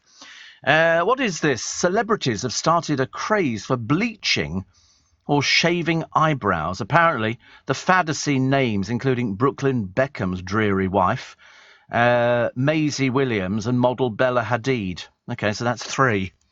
That's about as good as it gets. So people have their eyebrows done, although it's highly dangerous, because bleach in the wrong hands can burn your skin. You might not lift the colour enough and end up with orange eyebrows. It's like the people you see out on the street who've obviously attempted, because they're too mean to have it done by a professional, they've attempted to bleach their own hair, and it comes out yellow. because they leave it on and they go, oh, what colour is it? Oh, God, quick, take it off, take it off. And, of course, they take it off too soon. Never do it yourself. Never do it yourself. Always I've done it myself. Oh, I used to have my hair highlighted. We didn't call it bleached. It was different, actually. So it was highlighted. But, in fact, we used to do it blonde. Always highlight. You never highlight black. You're always going to do it in frosted tips as well. Woo! I was so popular. No, I always used to get it done, and they used to put that plastic cap on and then pull your hair through. I mean, I was bleeding. The blood would be running down my face and everything. It was ghastly. But then we just decided, just get some bleach and just paint it onto your hair. It didn't make any difference at all. And then sort of wrap it up in a bit of cling film. Those were the days. Oh, can you imagine the day? I wouldn't do it now, actually. Apparently, Dawn Neeson says, Steve Allen Show, hope you're wearing pink for Breast Cancer Awareness Month. Well, of course, it's that again, isn't it? I did it a few years ago with Estee Lauder. Lovely Dawn. I wonder where she is today, actually. I'm still getting over the idea of Andy Peters, who's near a volcano. We're not sure if it's active or not, which is good. But, Dawn, I shall try and wear pink. Do you know, I went to the market went to Northfield Market, which is now incorporated Bovingdon Market. They closed that down, and so it's attracted other people over there. So at least it's given a bit of a kick. And there was a bloke doing pots and pans, but he didn't have prices on. I don't like that. I like to see what I'm paying for. But he had a set of saucepans and skillets and everything else, all with detachable handles, in pink. Bright pink. And it's in a market. I mean, they're going to be about 50 quid, but I didn't want him to look at me and go, you look rich. You know, because as I discussed the other day on the programme, I'm absolutely useless at haggling. I can't haggle for love nor money. I really can't. It's just awful, actually. Just awful. So I'm assuming Dawn's going to be wearing pink today. Any one of a multitude of colours that she can wear. She seems to be able to wear every single colour under the sun. Whereas I put stuff on, and sometimes I don't like the look of it. I mean, not that I wear sort of bright colours or anything like that. I mean, this morning it's another one of these Hawaiian type shirt things. But it's only cheap. What? What's the matter? Yeah, it's just sort of green. I mean, it's not very expensive. I buy shirts based on the material. I don't want anything that creases. This is a shirt that doesn't velvet. It's a shirt that doesn't crease. And I quite like that. So I like it to hang well. They've often said that about me. That's Steve Allen, you know, hangs well. They say that. And it's nice. I see it, and the first thing I do is I scrunch it up and pick it up. If it feels good, I buy it. If not, I don't buy it. Steve, hope you're wearing... Oh, sorry, I've just read Dawn's there, actually. Oh, dear, goodness me. Fortunately, I happened to be up yesterday, says Sophie, and managed to catch you. What a treat. I like Richard, but there's no one like you and Nick Abbott. Oh, you're not throwing us together in the same basket, are you? Me and Nick Abbott. Oh, dear, I'm not sure about that. I went to the cinema for only the second time since the pandemic and saw the George Clooney film. It was the light and airy, lovely film I needed. Definitely recommended. I don't know any of the films that Clooney has made. I mean, otherwise I could perhaps fall into the same category, but I can't, I'm afraid. Ticket to Paradise, is that what it's called? Oh, right. A divorced couple team up and travel to Bali to stop their daughter from making the same mistake they think they made 25 years ago. Oh, well, that sounds quite promising, doesn't it? It's not too complicated for me. I should better cope with that. Oh, Julia Roberts. I like Julia Roberts. See, first time messaging in this morning. It's my 25th birthday today, says Jack in Maidstone. Got nothing planned. Well, you've got no friends, that's why. Why would you have anything planned? You can sit by yourself, Billy No Mates in McDonald's, or go and buy a small sherry in the pub, but that's it. What are you going to do? He says birthdays go downhill after 21. Well, they did for you. Really? And the trouble is, to be honest with you, you're way too old to celebrate a birthday. Too old. It's... 18 should be the last one, shouldn't it, really? That's where you sort of enter manhood. Although, to be honest with you, I'm still struggling with that side of my life. But it's a case of, you know, it's only when you're a kid, you have your friends round, and you have a party. If you're at school, it's great, because your mum will hire the village hall, or there'll be a hall that you can have somewhere. And if you're very young, you get balloons and a pony to ride on or something like that, and a magician and Punch and Judy. When you get to sort of a pony, yeah, you're not going to have a pony. Oh, sorry, I just tend to forget, you know, I'm a celebrity, and get me into here. And yeah, and then get the party bag and stuff like that. When you get to 15, 16, who the heck wants to go home with a party bag and a balloon on a piece of string? So generally people take them outside, then just let them go. Mainly because you've nicked it from another little kid and you're bigger than they are. Give us the balloon. Give us the balloon. Then you let it go. I love it, I tell you. The more misery you can bring to people, the better. Steve, I'm just eating a couple of sausage and egg McMuffins from Mackie D's. Used to have a stall on Bovington Market years ago, says Thomas Bosch. They've closed it down, but I don't know why, Thomas. I don't know why they've done it, but they've incorporated it into Northweald, and let's say, it's certainly attracted a different sort of people. You know, the sort of people. Temporarily closed. Is it temporarily closed? Oh, right. It shows up, but the market was heaving. Heaving. What were you selling, Thomas? Oh, let me guess. Cushions and pillows. Actually, there was somebody yesterday selling cushions and pillows on the store. They've got all sorts of stores. The most popular one, they've got vaping and what else they got? Perfume, fake perfumes. Not proper fakes. They're smelly likeys, as they say. But I love the idea that you're eating, Thomas, a couple of sausage and egg McMuffin. You're not supposed to eat that, your size. You've got a gymnasium. What are you eating that for? See, what I do is I actually say I'll have a couple of a double sausage McMuffin. Hold the egg. Because I don't like the egg in it. I really don't, so I always get it. And because everybody was telling me that you can actually ask them to do it. So I thought, oh, that's good. In their thing that they do, which is in like a bit of pita bread with some processed cheese and a couple of bits of bacon, you can always ask for extra bacon, I suppose. Bovington Market's booted out of its home at Bovington Airfield after plans to build film studios on the site were granted in the autumn. That'll take years. That'll take years. Film studio. Have you seen the size of film studios? They're huge. There you go. Cheesy bacon flatbread. Well, it's certainly never looks like that photograph. Bacon and melted cheese and a freshly toasted flatbread. The perfect. It certainly doesn't look like that, does it? I've never seen the bacon poking out both ends of it. That's Trade Descriptions Act straight away. But I might have to ask them for can I have 2 more extra bits of bacon in it? But why do they take a photograph of something that bears no resemblance to what the thing looks like? I mean, that in particular, I've had on numerous occasions. Mainly because it's easy to eat.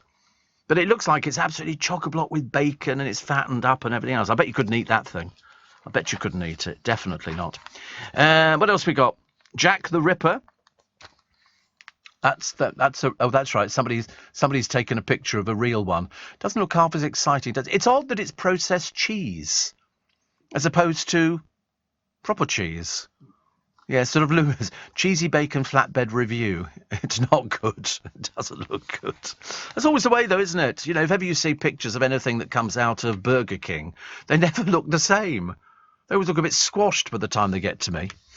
Stella says, if you can't haggle, come shopping with me. I managed to get free samples on face creams. You see, I'm always one who turns those things down. If ever I buy something from Estee Lauder or whoever it happens to be, they always sort of say, I'll put some samples in. I say, please don't. I'm never going to use them. It's like, you buy an aftershave and they go, I've put some samples in of other aftershaves. You go, I don't use any other aftershaves. I only use Creed Aventus. I don't use anything else. It'd be dreadful. Give them to people who care. But then you feel a bit mean, don't you, that you've sort of said, I'm sorry, I don't want your free samples. I used to keep a basket in the bathroom full of, free soaps and free this and free... I don't bother with that. I just throw them out. There's no point. No point at all. We found a James Bond superfan. His name's Nick Bennett.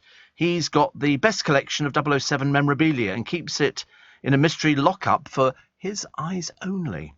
He's got 18,000 pieces, but some of his family and friends don't know about his private hobby. Well, they will now, won't they? You're in the paper. That he's flown as far afield as America to hunt for items. He's got a casino chip used in the film Dr. No, which marks its 60th anniversary. He said, I'll buy anything I haven't got as long as it's affordable. So there you go. You do get people who collect things. I don't have a problem with that. I'm a great hoarder myself, so I'm not particularly... I collect money. I collect money. I've started trying to collect it. It's not going particularly well at the moment, I have to tell you, because just when I sort of amass what I think is a decent collection of different assorted notes, I need to put petrol in the car. And so they dwindle, or I've got to buy a present for somebody, or I've got to go out for something to eat. The other day we went out to eat, as I say, in this sort of pub thing, which is near Bishop Stortford. And one of Chris put the bill on his credit card, and I just gave him half the money, because we always pay between us. We're just like that, actually. I'm having, says Ashley, chicken jalfrezi for breakfast with naan bread and mint sauce, waiting for the pumps to fill up. chicken jalfrezi. Is that really the best thing to have for breakfast? I mean, to be honest with you, it does sound particularly nice, but I'm not really sure I could go chicken jalfrezi. Doesn't matter though, does it? Hey, what you want for breakfast? But double sausage McMuffin goes down particularly well. If only they did chips. If only they did chips. News at 6, here it comes. Are you receiving tax credits? If so, this message is for you. Tax credits are coming to an end, and most people will be asked to apply for universal credit instead. The Department for Work and Pensions is writing to tax credit claimants. You won't be moved automatically, so look out for your letter explaining what you'll need to do and by when. And there's also lots of support to help you make the move. Get ready for your universal credit switchover. Search Understanding Universal Credit today. Eligibility criteria apply. This is LBC from Global, leading Britain's conversation with Steve Allen.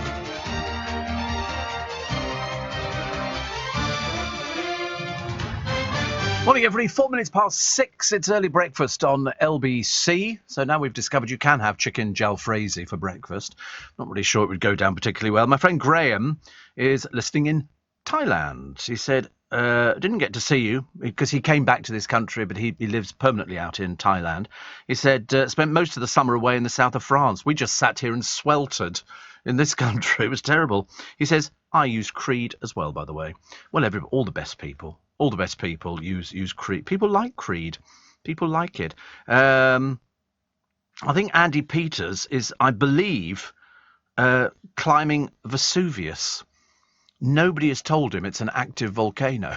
I mean, I just thought we need to tell him these things, you know, just so he's sort of aware of it. So they send him to all these nice places, which he loves, actually. He really does love them. And then they go, oh, by the way, you know, you're going up Vesuvius today, which would be very, very nice. And it's active. Just so we tell you that. So be careful, be careful. And as I say, very nice indeed, very nice. It's lovely, actually. Reports are suggesting Suella Braverman's considering making cannabis a Class A drug, as she believes it's been effectively legalised. Well, it is in certain parts of the world. In fact, you can buy it in vending machines. You know, and I find it absolutely quite amazing, actually. I love Ian Dale. Ian Dale gets in some right scraps on Twitter, which I love, actually. I have to read all these different things, which is very good. So Andy says, I'm going up Mount Vesuvius. Don't go there. It really is not worth it. Not worth it. But he is, you know, the home of pizza and a small volcano. Although in its days, Vesuvius was a very large volcano.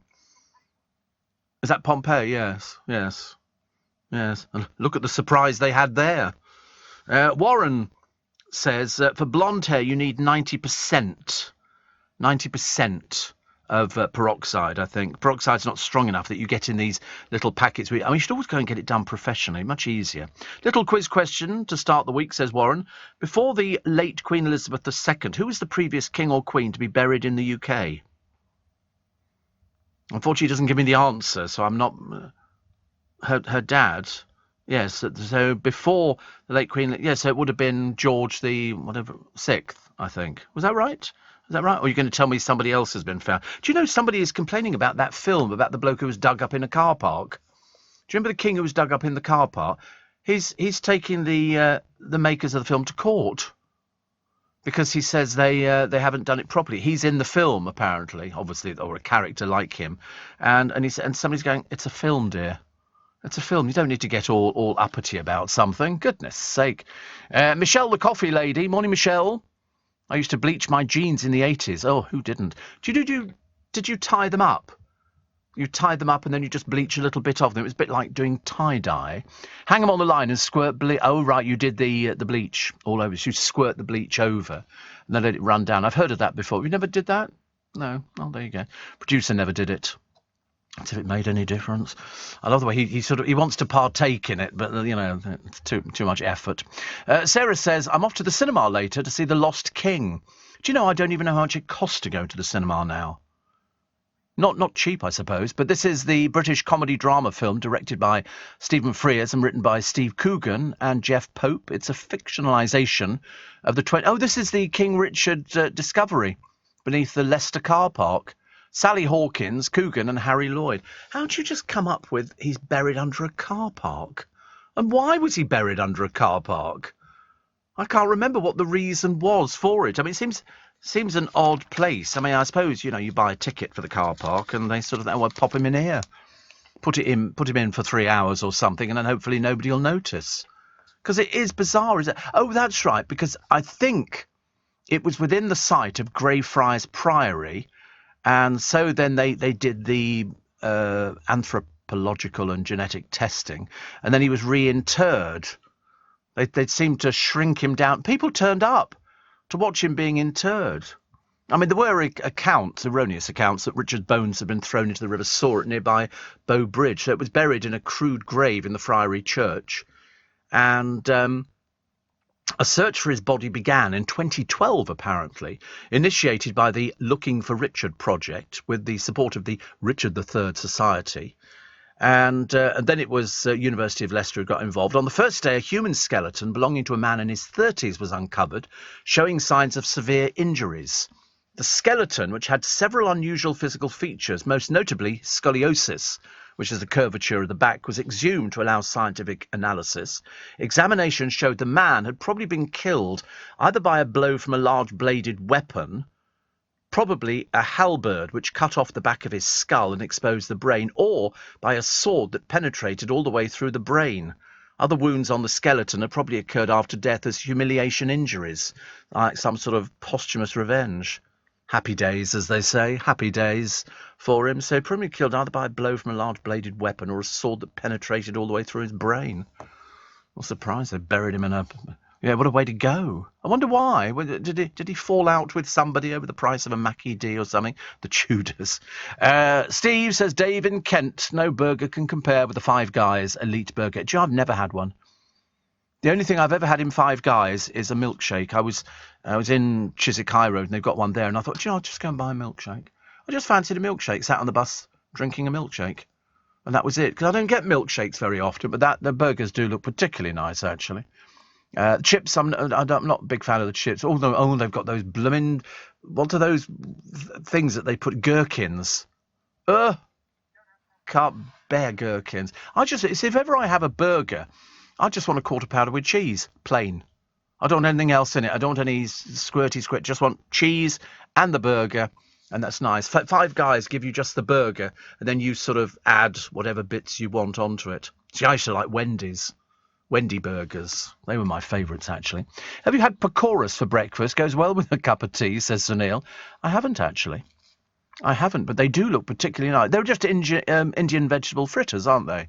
Yeah. They do look very nice, actually. I'm having a look at a picture, actually. Cliff Richard, says Lawrence, is a self-confessed breakfast curry fan. Is he? Blimey, there's something I didn't know.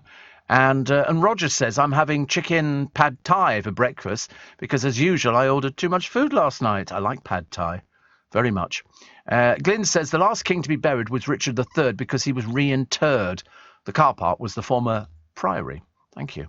And Joan, that's the answer to the question. Yeah. So it was Richard III because he was, buried, yeah. Yeah, all right, I make a big deal about it, honestly. Mr. Clever Dick in there. Joe in Norfolk says, years ago, my husband and I took a trip to Vesuvius. There you go, Andy. I was so pleased. It was very foggy when we reached the top, as I don't like heights. I'd be more worried if it started sort of going... and started coughing. They have all these things all over it, don't they? Just in case it sort of decides to... I'm sure it erupted only a short while ago. I remember thinking... That would be... Imagine if you're standing on one of those blowholes out the side where it starts blowing out stuff like that. God knows what's going on under our feet. 1944. I knew I didn't remember it. 1944 was the last eruption. Was it particularly bad? Was it a good eruption, as they say? I love volcanoes. I think they're very nice. I've seen people doing surveys, on volcanoes, and they've got all this equipment out there which they can tell when it's going to go. And I've seen a film, actually, on volcano. It was, a Hollywood film, and it was very good. But apparently you can't see anything. The simple reason, there's all this pyroclastic cloud. Such a good word. I try and weave it in everywhere. Pyroclastic. And it literally just, all this ash and everything else all over your cars and all the rest of it. But you can't see where you're going, which is not much help if you're trying to escape from something like that. But people stand there filming it. When Vesuvius claimed no military fatalities during the 44 eruption. 26 Italian civilians were killed and nearly 12,000 were displaced. Most died near Salerno, where the heavy ashfall collapsed roofs. Falling volcanic rock killed 3 in Terzino. So that's what it is. It's that pyroclastic cloud that goes up, and then they say, get out as quick as possible. But some people sort of forget about it. But very foggy. Do you know it's very foggy yesterday? Yesterday morning when I was going back home again, I passed a field. I think I was lost. And I remember looking at it thinking, somebody set it on fire. No, it was just a mist on the fields, but it was quite a dense mist. And I haven't seen that for an awful long while, actually. Look, it wasn't quite a pea super, but it was not unsimilar. Ex-Corrie star Chris Fountain was left speaking like a toddler after a stroke. He played Tommy Duckworth until 2013. He said, I woke up and I knew something wasn't right. And I was walking around the house looking at things and I couldn't think what the word was, like television or fridge or something like that. So I called 111. And they sent an ambulance for me. It was so scary. I felt stupid because I knew exactly what I wanted to say to the doctors, but I was speaking like a toddler. Amazing, isn't it? The mini-stroke, also called a transient ischemic attack, I think it was caused by a blood clot. Where you get those from, I've got no idea. But he appeared on Hollyoaks and Dancing on Ice, as well as in Coronation Street, unmasked as a rapper, whose lyrics included lines about rape and other violence against women. He was axed from Corrie, and his only TV job since was a minor role in Girlfriends in 2018. Blimey. He said, I'm never allowed to forget what I did. It works like that, doesn't it? It does work like that. So he said, I want to move forward. But all that was 10 years ago, and they've not touched him ever since. He's now having speech therapy and waiting for an operation to repair a small hole in his heart. He said the stroke had pushed him to try to revive his career, saying, it's the wake-up call I needed. So, let's hope that the speech therapy, and also former Corrie co-star Ryan Thomas and his mum, can help him. He's in the Royal London Hospital. So good luck with that. Steve Allen on LBC. Morning, coming up 6:20. Richard in Colchester says Wimpy's the best burger. I know, I used to think so as well. And Sarah in Thatcham says, I've just realised, Steve, why you're not selling your item for Globals Make Some Noise until after Christmas. It's a Steve Allen exercise video, isn't it? Steve Allen exercise tape, I think. Chris from Sandy says, if you like milkshakes, you need to try Shake-tastic. You can make a shake from almost anything. Shake-tastic. Sounds like some joke, doesn't it, off a television programme. And Ian said, did you know that Wendy's are building a restaurant in Kingston on Eden Street, opposite McDonald's? Are they? Oh, right. Oh, that's nice. I went to Kingston the other day, and loads of drunks around there, which sort of a couple of days ago. This was about 12 o'clock lunchtime. Yeah. Drunks at the bus stop, the sort of people you look at them and you think, I don't think you've had a bath in ages, and they're all clutching cans of Stella and everything else.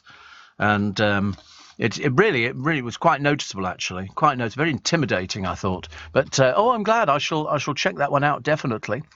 Steve, Wendy's burgers are amazing. Chili con carne, jacket potato and a milkshake served with a spoon.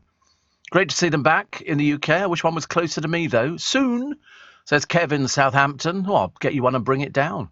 Apparently, Lawrence says Cliff's penchant for curry, he mentioned it in an interview with Steve Wright some years ago. Really? That's a very odd thing, isn't it? A penchant for curry in the morning. Mind you, I have had it. Don't get me wrong. I have had curry in the morning, but only over mashed potato. There's something about curry and mashed potato. It kind of goes. Don't ask me why. And here we go. Sel, who's in Kent, says, I'm just tucking into pork loin chops, mash and fried onions with a large mug of tea. When I get home later this evening, it'll be a large bowl of Cheerios. Oh, I used to love a bowl of cornflakes. Oh, I'll tell you, I used to get in from work and I go, ice cold milk over some cornflakes. Thank you very much indeed. Monday morning, here we go. Steve, lost my work keys, left my lunch at home. I was distracted listening to you talking about Julia Roberts and George Clooney film. Absolutely awful, predictable storyline. What kept me captivated is the amount of plastic surgery Julia's had. So sad. She was gorgeous. Oh, I thought she didn't have surgery. But bearing in mind, I mean, I don't know how old she is. I don't know whether she's of an age now that people do have a bit of cosmetics. I would never have it. I think you get to a certain age. Who the heck wants to look as though you've got no laughter lines or anything like that? You want to try and... She's 54. So it's not very old, is it, really? Does she look different now? We've got a picture of her. I don't think she looks that different, actually. She doesn't look that different. I mean, she might have had a smoothing out. But that looks... okay. I mean, some people do... She doesn't look as if she's gone too far at all. I think she looks great, actually. Another good aftershave is Sauvage. Oh, Sauvage has been around for donkey's years. Donkey's years, Richard. It really has. It's sort of... Oh, look, there's Vesuvius. Kev the expat. Oh, it's not. It's Etna. They've got a bit active. That's right. I knew there was one of them. I couldn't remember which it was. That must be quite frightening if you live near a volcano and somebody wakes you up in the morning and they go, the ground's shaking. Oh, my God, it's going to blow. Oh, my good grief, it's going to blow. Have you noticed people say that on television programmes? They have to correct themselves. People used to say, good God. But now they say, good grief. Because apparently somebody complained about somebody saying, good God, taking the Lord's name in vain, which I don't think it was at all, actually. So people say, oh, my gosh. And you can hear them doing it. I watched The Housewives of, I don't know, some dreary place in America. And the language was atrocious. Absolutely atrocious. I nearly wrote in and complained about it, but I thought, no. That's just what they're like. What else we got? Bono has been reliving the moment U2 nearly split up. The rock frontman says, we go and tell our manager, Paul McGuinness, that it was all over. Paul says, you've been speaking to God and he's told you you don't want to be in the band. You want to break up? So, but they didn't. They just carried on. And you know why? Because they've spent loads of time in America. Loads of time. Oh, look at that. John Caldwell's got a book out. The Making of a Billionaire. It must be his time because he was on that television programme about the rebuilding of the houses. The other place the other day when he was on with Drew Pritchard. And now all of a sudden his book's out. Amazing, isn't it? Absolutely amazing. There's always a reason. It's like over the weekend, the papers were full of Ollie Murs. Ollie Murs this, Ollie Murs hasn't had a drink for 10 months. Why? He's going on tour. He's going on tour, so that's why he needs publicity. But he's not had a hit for years, has he, Ollie Murs? I know he's got a new album out, has he? Can you tell me any of his singles? Name 3 of his singles. There we go. Heart Skips a Beat, yeah. Troublemaker. Dear Darling. Okay. 10 of Ollie Murs' songs. Steve, I went to see Mrs. Harris in Paris at The View in Merthyr Tydfil. $5.99 for a regular seat. Tickets are cheaper, booked online. Sweet film about a lady who wanted to buy a dress from the House of Dior. Yes, it used to be called Mrs. Harris. Mrs. Harris. It's an old film. They've just remade it. And Mary says, you've made me laugh before, but you describing Mr. Portillo's dress sense. I never said he wore a dress. I was looking like a pack of Haribos. I've not stopped laughing or giggling since. I'm off to Costco's petrol now, and my very much loved Auntie Rose, who's listening in Turkey, is on her way back to the UK today. So safe journey back, Auntie Rose, and lots of love from Mary as well. And Big Frank says you still need to try the Highway Chinese Cafe in New Malden. Lip-tingling Chinese from 6:30. Very plain, isn't it? But I bet the food's... Oh, look at that. Oh, that looks delicious. The Highway Cafe. I'm not keen on soups. Oh, that looks nice on the left. Oh, that's very nice, isn't it? What is that? Some sort of curry or something. Whatever it is, it looks... Oh, that doesn't look too bad. I bet it's cheap as well. Wait a minute, let's have a look. Oh, it's not too bad. Thai sweet chilli sauce dishes with rice or noodles, £7.30. Sweet and sour sauce dishes with rice or noodles, so £7. It seems to be the standard price, and it's £7.30. Everything's £7.30. But go large for £3.50 extra. You don't need to tell my producer that. Seriously. Go large for £3.50 extra. He'll do it for free. I've just introduced you and the show to the gym receptionist, says Pete. She's giving you a try. Oh, that's nice. Giving me a try, honestly. I'll have a listen. If I don't like it, I shan't listen again. Mind you, I got a letter from somebody a while ago, actually, saying, I didn't get your programme. I don't know why. And said, but I've listened to it now for the best part of 3 months, and now I get it. And I thought, okay, that's fine. I wasn't actually sure you had to get a radio programme. Or is it a sense of humour, probably, isn't it? People go, oh, you can be a bit cruel at times. You go, what do you mean at times? All of the time. I've got to get an audience. That's my brief in life. Not my briefs, my brief. And Jackie says, Cliff was born in India, so perhaps that's where his love of curry came from. Do you know, you might be right. I'd forgotten about that, actually. I tend to forget. He's got an album out shortly, November. It's his Christmas album. And so I've pre-ordered. Catch it. I'm already playing Christmas songs in the car. I know it sounds ridiculous, and I feel a bit of a fraud telling you that I'm actually singing along to Hark the Herald Angels Sing. It's only October. What is going on in my life? And the answer is 76 days to Christmas. I mean, it's whizzing through. A tear is a mini stroke. That occurs when, says Helinka, there is a temporary loss of blood supply to the brain. I think I get that on a daily basis. A tear is a mini stroke. See? TIA. Oh, it's called TIA. It's not tear. It's TIA. Oh, right. I knew I'd get there right. Thank you very much indeed, Helenka. Always lovely to hear from you. I bought a discounted, says Sarah, yearly Cineworld Unlimited card, which only costs 177 quid, which means I can go to the cinema as many times as I want to. If I don't like a film, I walk out and see another one. I usually go and see a film once a week. The average price of a cinema ticket is £13. So win-win for me with the unlimited card. Yes, absolutely. Win-win for you. That's a very good idea. If you like going to the cinema, and films were made to be seen at the cinema, they weren't made to be seen on a 13-inch television at home, even a 72-inch television at home. They're meant to be seen. They've got a new bubble car now. It's 5 foot wide. It looks very nice, actually. They fell out of fashion. Now they brought an electric one in. You know, where the whole of the front of the car opens up. And they've been redesigned by scooter tycoon Wim Ubota. He sort of designed this thing, and these are shiny Macrolino bubble cars costing from £13,200, 8 foot long, 5 foot wide, meaning 3 can be squeezed sideways into a parking space, which is lovely. There used to be an actor called Cary Grant, which you might have heard of, you might not have done, and he was modelling something not far off it. Top speed, though, on this little thing here is only 55 miles an hour. You're not going to be going on the motorway. Smart cars go a lot faster. Also, three battery sizes.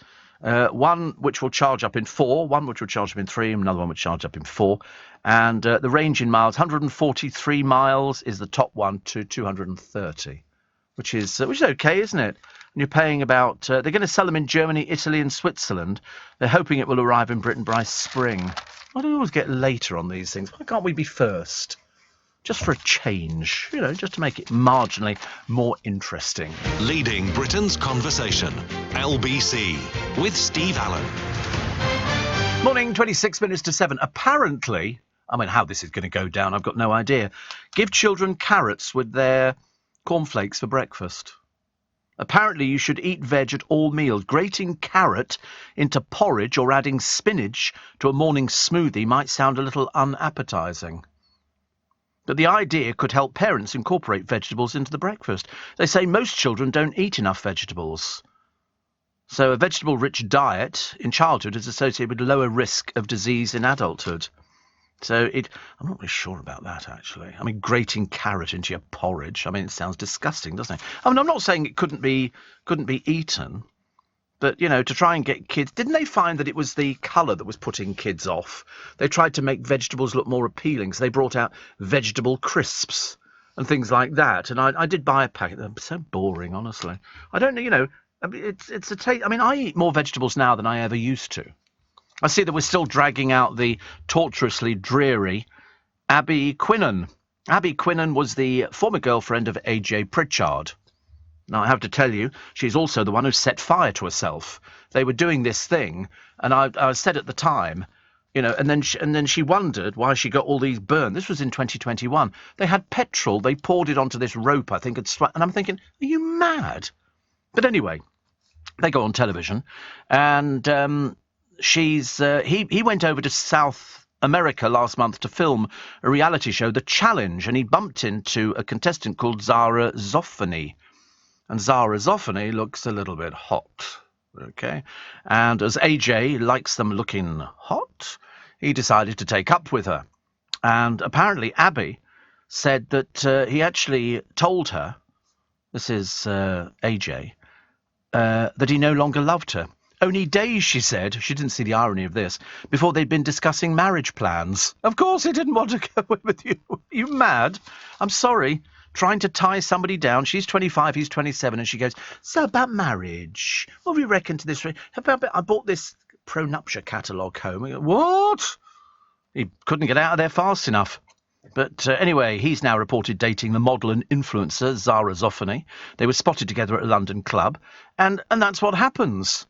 People go out with each other, and then somebody starts talking, marriage, or why don't we have a joint mortgage? And you start thinking, maybe not. So anyway, and so he's sort of asked her to leave the house, which is good. They were filming a YouTube video, and a wine bottle exploded and set fire to her hair and clothing. She had 3 skin grafts.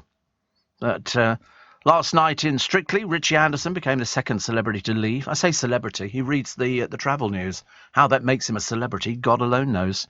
But he failed to impress with a samba. I'm not at all surprised. It was dreadful. Absolutely dreadful. Comedian Jade Adams, who I'd never heard of. I've never heard of these people. Where do they get them from? Was lauded for her cha-cha-cha to What a Feeling from Flashdance. And ex-footballer Tony Adams got a standing ovation for his samba. Yeah, because he took all his clothes off. He couldn't dance for toffee. Very embarrassing. They're obviously not putting enough effort into it. So in the meanwhile, AJ's enjoying himself with Zara Zoffany, who's an influencer, apparently. Whatever that's supposed to mean. Plans to name an Oxford college after a Vietnamese bikini airline tycoon in exchange for a donation of £155 million has been thrown into doubt because the money is not yet materialised. They were hoping to get 50 million the other day. Nothing turned up. I mean, whether it just arrives in a jiffy bag, I've got no idea. But it certainly didn't arrive. And the firm was dubbed Bikini Airline after a marketing campaign featuring flight attendants in skimpy swimwear. Well, when do you ever get on a plane and there's people wearing skimpy swimwear? I mean, I'd be off that plane so far. Excuse me, do you have any other clothes to put on? I love the idea that Vladimir Putin accuses Ukraine of an act of terrorism after this bridge was blown up. This is the man who kills women and children. And this was an act of terrorism. Oh, Diddums, get over yourself. It's a bridge. It's a bridge, the vital link between Russia and Crimea. There was an unexplained explosion, so what he does, he then sets fire to another building, sends in rockets and everything else. And people die, because he doesn't care, because he's not interested. And even this morning, the mayor of Kiev has confirmed in the last few moments that several explosions were noted in the capital early on Monday morning, because he's getting his own back. It's like dealing with a child. It really is, that's an act of terrorism. What do you think blowing up women and children is, for God's sake? Really? Here in Sutton, says Chris, they've just opened a Burger King and a Wendy's has been built but not yet opened. The McDonald's seems a mecca for teenagers. Odd how they don't hang around Burger King. I think Burger King's a bit more upmarket, isn't it, or something? And it's more expensive to go to Burger King, so they go to McDonald's because they know what it is. He said, love the show and looking forward to next February for the live show. I got some seats fairly near the front. May try the Wolsey beforehand. Make sure you book it. Make sure you can't book Joe Allen's, actually. No sign of the Waterloo Burger King reopening. No. I mean, they keep saying, it's going to be here, it's going to be here. We're still waiting for... I mean, how long it takes to outfit a shop, I've got no idea. Taken them the best part of a year. So they say it's temporarily closed. So when it opens again is anybody's guess, I'm afraid. I'm not giving up hope, though. I only used to go there, not for any of the burgers or anything else, because I didn't like those. I just went for the little hash browns. That's all I went for. I don't ask for a lot in life. Steve, I take my Trabant on the motorway, and that only does 55 miles an hour, says Sean. It's a fantastic little car. You can't go 55 miles an hour on the motorway. Driving through London, you can. And Viv in... where are they made? They look as though they're made in some third world country. There you go. It's produced in Saxony, former East Germany. What a horrible little car. Production was they stopped making them in 1990.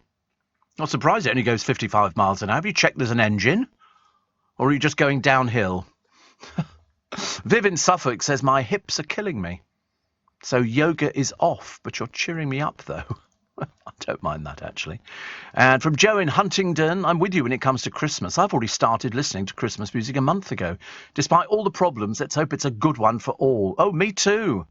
Me too. Caroline says, I think Shirley Ballas looks absolutely amazing. Next week I'm off to see Tony at Little Italy. Frith Conte. Wait. Oh, good old Tony at Little Italy. That's where people will probably go before the show in February. And Jan Moyer.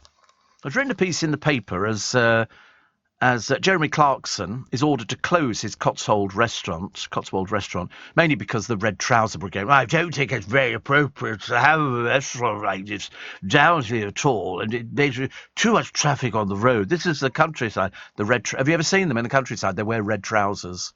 It's real poncy stuff. It's real, but you get a lot of them. You see them on the television, especially on Four in a Bed. If they've got a posh place, they'll invariably be wearing red or yellow or green trousers. There's a shop for people like this.